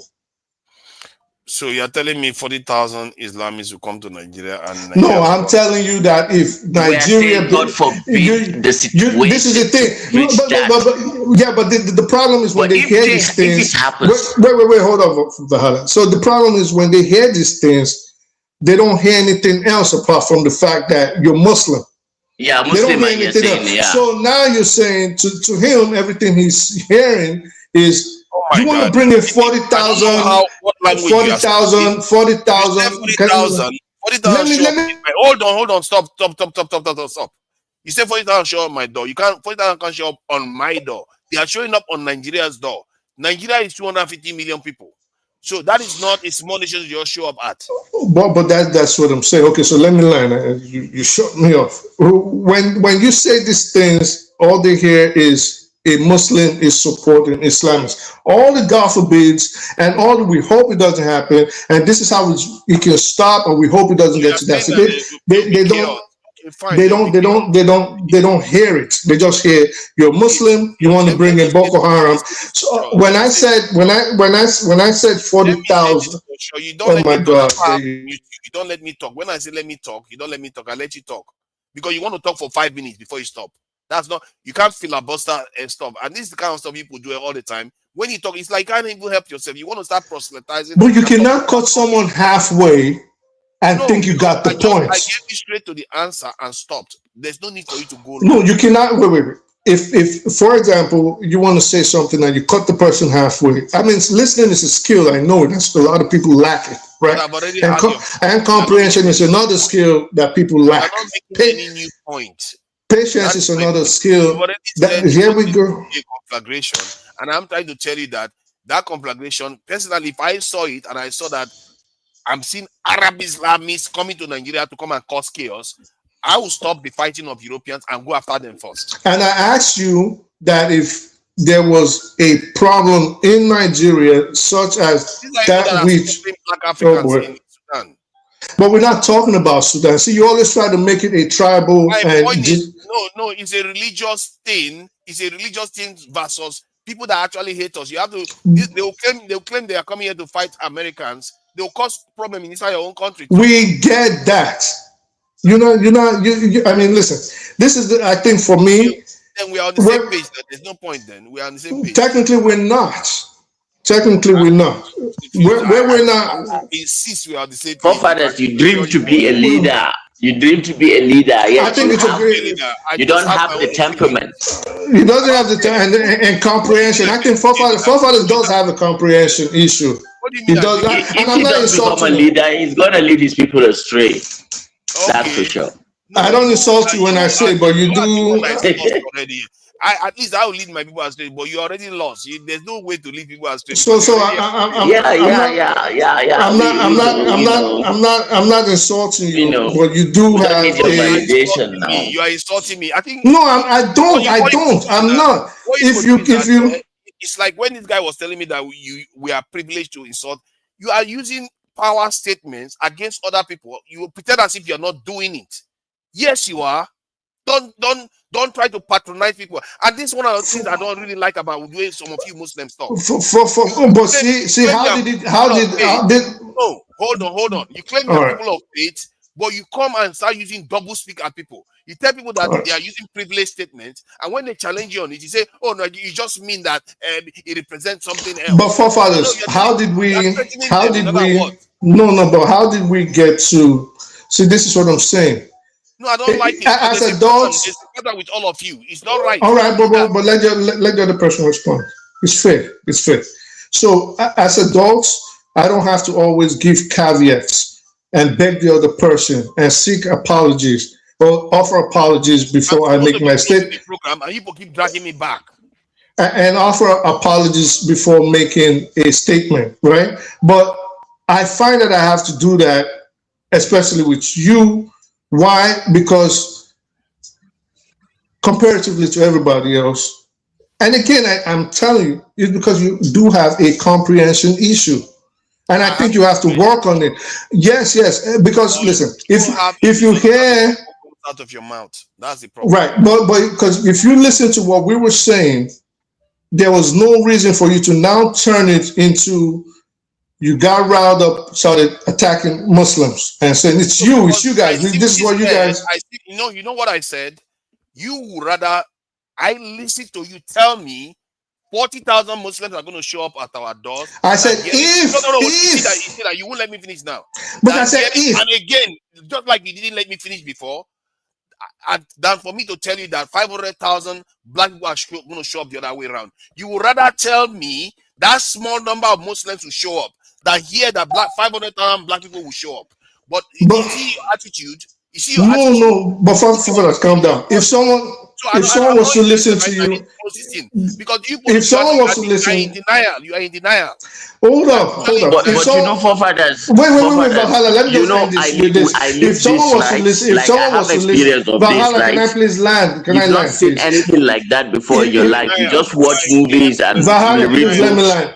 Forefather, if someone was to listen to you, telling me wait.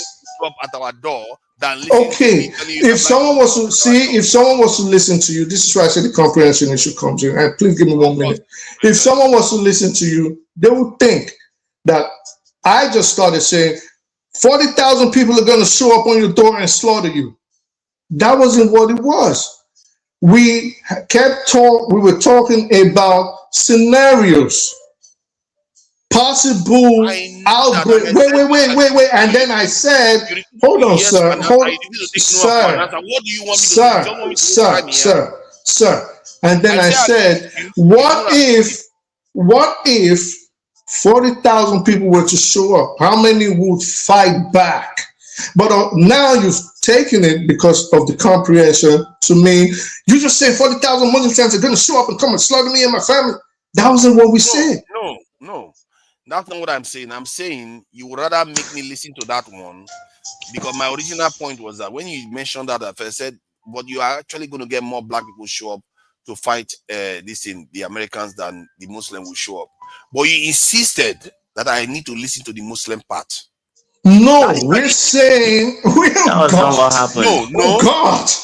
Are you serious? And what have we been talking about all this while? If it's not about the Muslim part. Forefather, you do have a comprehension issue, I do have a comprehension issue, but what have we been talking about? We're talking about potential outcomes if America continues a sustained bombing campaign on Nigeria. Like it's death. I know that. You have a comprehension issue, bro. I know. Serious one. Okay, I'm glad you know that. I know what you were saying before. It's not even rocket science. You said you are playing out scenarios. How is that confusing to anybody? It's not, I think what you how all of a sudden did you now turn it into? How all of a sudden did you now start talking about Sudan? And then you started talking about what do you mean 40,000 ministers? You're Muslims. The problem when you are doing your supremacist thing, you don't hear yourself. It's natural. It comes like water flows through your mouth now. When you are doing your supremacy thing, you don't hear yourself. I literally only wanted to say more black people will show up, but it turns into a complete crazy show where you have to insist, let us know. You see that he's still doing it too, even till now. He's still doing it because you would rather hear Muslims show up here than black people show up here. And you say you're a black man. If the black people show up, let me tell you why your bigotry is shown. If the black people showed up from Mali, wouldn't they be Muslims? They'll be Muslim, but they're not going to show up. If the black people show up from Sudan that you insist was your position because you're trying to backtrack now, wouldn't they be Muslims? I didn't say they were going to show up from Sudan. Well, I'm just saying black people. Comprehension again. If the black people from Mali, showed up to come fight, more black people, like you said, wouldn't they be Muslims? Who are in the Nigerian army that are fighting them right now? Hold on. So if the Nigerians, Muslims showed up, I'm just naming black people that could potentially show up if Nigeria was destabilized. If the black people showed up, wouldn't they be Muslims? Some of them will be Muslims. And some of them will be what? But you see what you did there. Now and some of them will be what? Some of them will be Christians. Some of them will be enemies. Christians will come fight on behalf. What you see there. Now you just revealed yourself. Now all has been settled. You see what he did? Black people will show up mostly because they are Muslims, not because they are black. That is the reason why they will show up, of course, because we kept calling them Islamists. Stop trying to backtrack. We call them Islamists, we call them jihadists, we call them terrorists. Stop trying to back. See, he just made the point again. He just repeated the point. You think every black people that come here is going to be Islamists? If you stop trying to backtrack, and you keep using me because you know. No. Let me ask you this now. If you as a Muslim came and fought for Nigeria, is it because you are Islamist? We're not talking about fighting for Nigeria, though. We said if a potential, what would be? Let me land and don't try to distort it. And I know people are listening to you, forefathers. I'm asking you. We're saying this is the thing. You know you're in a hole instead of you to just admit it. If there was, you are in a hole, but I would keep giving you, I would keep handing you the shovel. So if terrorists were to start to come from a fallout of a breakdown of law and order resulting from a sustained bombing campaign by the United States in northern Nigeria, and terrorists were to come to Nigeria, do you think there will be Muslims, Jewish, Hindu, or a bunch of Babalawos? Of course there will be Muslims. So what are you freaking trying to backtrack and deny for? All right, you just drink some water, you expose yourself. You know what? I'm the one that have a comprehension issue, and you can't even understand what I'm trying to say. The only thing I tried to say was that when that happens, more black people are going to show up. But you would rather hear that more Muslims are going to show up than even bother to hear what black people are going to do. What will the black people be? What religion would they potentially be from Mali that you mentioned? But they are going to be. You can't always win every conversation. When you realize that you were wrong, it's okay to just admit it. Like I wanted to tell Sekou and Valhalla that I wanted to agree with you, but you said we disagree. You insisted that we disagreed. I tried to agree with you and end the show. You refused to agree. You won't take yes for an answer. You won't take no for an answer. I don't know what Valhalla, this your brother, man. Hey, why, man? This your brother. See, your problem is that I'm willing to concede ground, but you are not willing to concede anything. You say I don't know how to concede. I'll concede. Like I wanted to tell Sekou, for example, this is why I wish he was on. And I want to tell Valhalla that, listen, Sekou's pronunciation might have just been wrong, but I saw the line. And it is not what we usually use to say Islam is not compulsory. We usually don't use Baqarah, which is what he quoted wrongly, a little bit wrong because of his pronunciation. We usually use Kafirun, which is Lakum Dinukum Waliyadin. But like he said, my pronunciation might be wrong, and he was right on that. You know, so it's like, but if I'm wrong, I would say, yeah, okay, I see where I was wrong, and it's not a freaking big deal. But forefathers, you don't like Muslims. There's no problem with that. But let's always understand that Muslims are not less of human beings. You know what I mean? You know what? I get a feeling that I might actually like non-black Muslims more than black Muslims. Black Muslims. Nah, you don't like. They lack perspective. You don't like Muslims at all. That's not fair. You know how black Christians come here, they don't like me because they tend to be quite. They will have their brain together. Then the moment it comes to their religion, they just lose it. Why won't they like you? You're a Jehovah's Witness. I'm not even Jehovah's. I don't know why nigga walk in the store with no shoes on. You know what? I like it. If I was to be a Christian, I might actually like Jehovah's. I have the number of friends. They are very chill people, actually. Nah, let's be trying to listen to each other, man. I think a lot of even deeper life, they were nice. People don't like to listen. Like when we start talking automatically, this is why I never want to. AY used to tell me, don't ever tell them your religion on here. You know what I mean? Like they're gonna start picking on it all the time. You know, and that people don't like to listen. Nigerians have that. Right. Nigerians are cool with me. They're always cool. They're cool until they say something and then you take the opposite position with proof. And then now it's because you're Muslim. It's because and my mom would be like, stop talking to them. Like, just let them alone. That maybe you are missing something. He's not missing anything. No. It's the same thing for all of us. No, what he's just said, he's not missing anything. It's not missing. This is what he did with me. You just did it. You just did it. You just did the same thing. See, I literally See, I'm willing to concede ground. I even told you that to an extent. That You say it, but you don't do it. Look at that. Look at this. So many people are brainwashed by you don't judge people by what they say, but what they do. So it's antecedents. Okay, let's close. I mean, what I did was I listened to what he said. He said there will be. I can even give him the precise statement he made. By the grace of Allah, nothing will happen to Nigeria. Allah will protect us. Inshallah, nothing will happen. God will, and we will progress. And God one day we will be the shield of Africa. That's not your father's if not today, tomorrow, maybe by the time our kids grow up, yeah, that time will come, inshallah. There was something. I was watching this Igbo song. I'm trying to cover the Igbo traditions and everything. And there was this, what was that again? There was an image that was being showed about some olden Igbo culture and stuff. And the church you seen there, some people were saying this stuff feels familiar. They don't know. It's not them.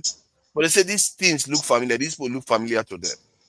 Because there is something innate. You remember you evolved with these things. And I think I just found information saying that human beings have far more than 5 senses. I think about 30 different senses, and it tells you that what these people's instinct, there's something they are perceiving, but we have learned to deaden it because we have become something else that we are not, and there's consequences for it, and maybe that's what we are suffering from.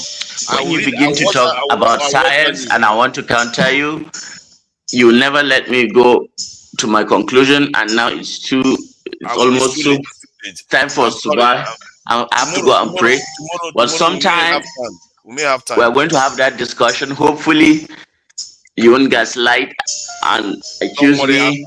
I'm getting my gas and the light ready. I will get it properly ready. I'm getting my mask and fire blanket. Look at that. Make sure there's facts, no power. Don't worry. Make sure there's no power. So you come here as a proper African. If there's no power supply, since you come here when there's no power supply anymore as South Africa. All right. Don't worry. We'll make it, inshallah. You guys are one of the best. I have to give AY as the what they call it MVP for the day. He seems to have come in. He didn't even say a lot, but he concluded. He reached big conclusions. He's a very clever guy. A very clever guy. You know that. But truly, are you in Nigeria? He told you he's in Nigeria. Why are you doubting him? You are doubting me. I just have to catch some people. Okay, so what is? How is Lagos? How is Lagos? That's what I wanted to ask. Lagos is good. What time is it right now? It's bubbling, man. It's in the morning. What time is it right 6 minutes to 6 I know. I'm just trying to get. I'm just trying to get him. Your time is not correct to Valhalla before you go late to wherever. My time is not correct. What do you mean? 5:50, 5:53. Okay, it's 5:53. I was looking at an analog watch. Okay. Yeah, that's analog watch. Nice. You use watch. The last time I used watch, you see, we are poor people. We don't use watch very anymore. poor. I love watch you. No, you are not. I don't use watch. I don't use watch anymore. My watch is analog. That's nice. All right, so gentlemen, I really appreciate you. You guys are some of the best, I have to say. That's why we have strong disagreement. And you see what my one brain cell did. He came online and he led a list of a few things that he considered to me today. That is how you are supposed to behave. That's how we get better as people. I told you I don't have the privilege. It's the privilege. If you didn't have that privilege, he wouldn't have to talk to you like that. he would just go straight to the point. I'm a learned man. I have a high esteem. I'm happy. I got love people around me. My ego is beautiful, but it is not overinflated or bloated. I don't have low self-esteem, which is what a lot of people have to deal with. I don't have to deal with that. I appreciate that culture. Let's cultivate that culture of learning from each other. And I think you'll be shocked what will be coming out of here. And AY gave us a blinder today. I learned quite a bit with what you submitted today, I have to say. And GD2 is coming along quite well.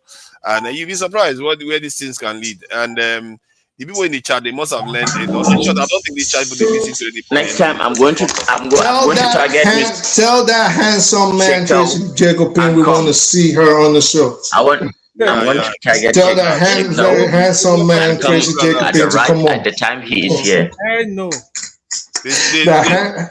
Handsome French man. The only thing this chat listens to is when they hear divide Nigeria.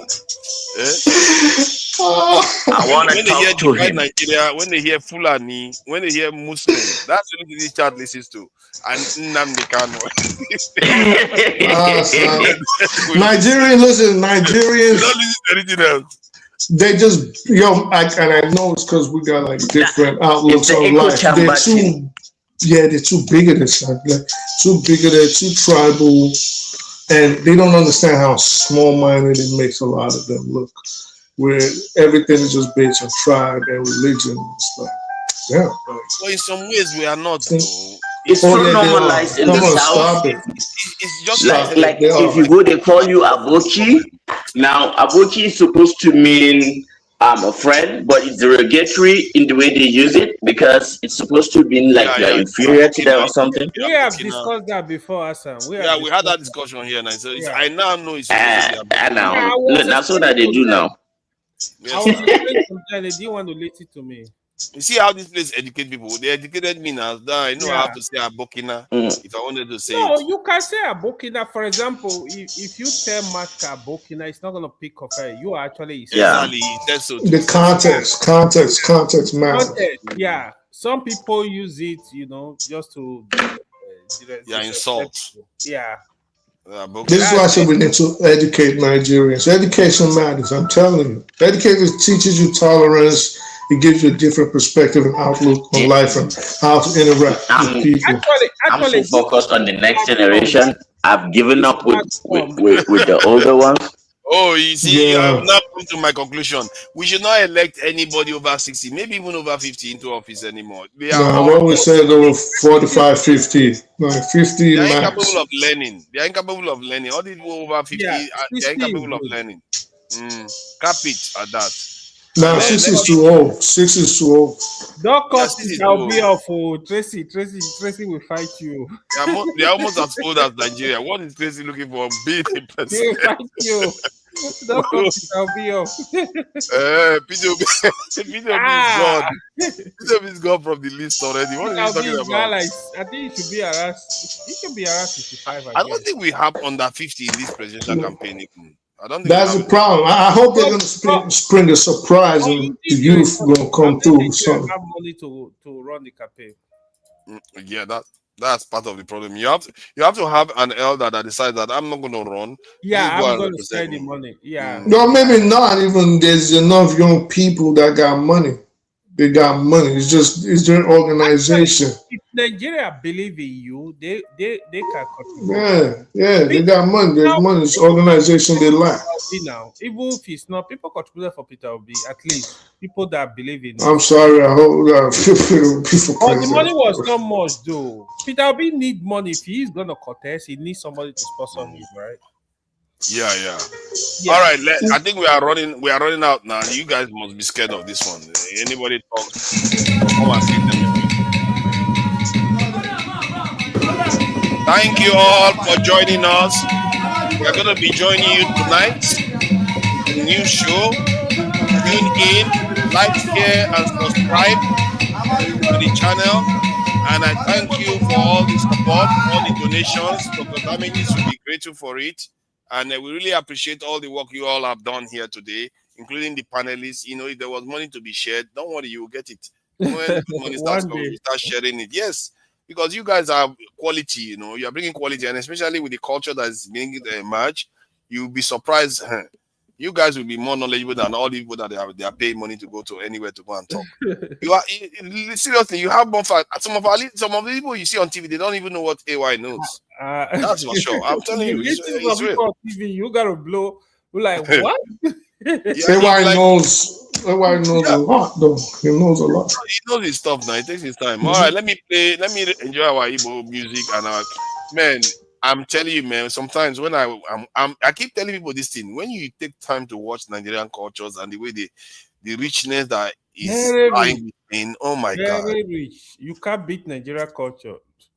The depth of Yeah. it is unbelievable. Every part of it. It's unbelievable. That is why Nigeria needs to try to stay together, because the culture, there's so much food in Nigeria that people have not even, like, I've met people from certain parts of Nigeria and they give you food, like, what? You know what I mean? Yeah, you're like, so much food alone in Nigeria, like, Papa, they can't say everyone know Islamic education. That's what we want to do. That insult. All right, let me play our people out, Jerry.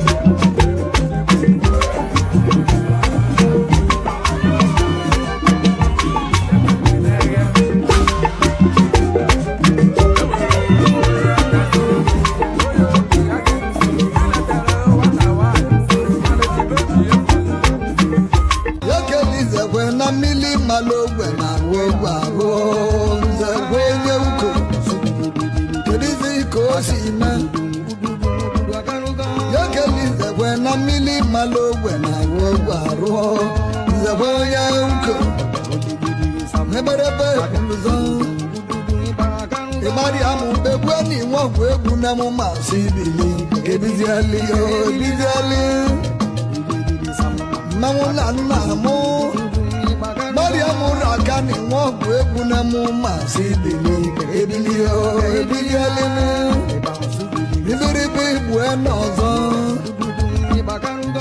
ego keliza gwabata igbo obodo oyibo batazia namuo na nna mụ ekeliza gwa mmiri mmalụ ogbe na ogbe abụọ nzekwa onye uko kedizi ka o si na ekeliza gwa na mmiri mmalụ ogbe na ogbe abụọ nzekwa onye uko eberebe ụzọ ịgbari amụ egwu na inwegwu egwu na mụ masị ibili ebiziali obiziali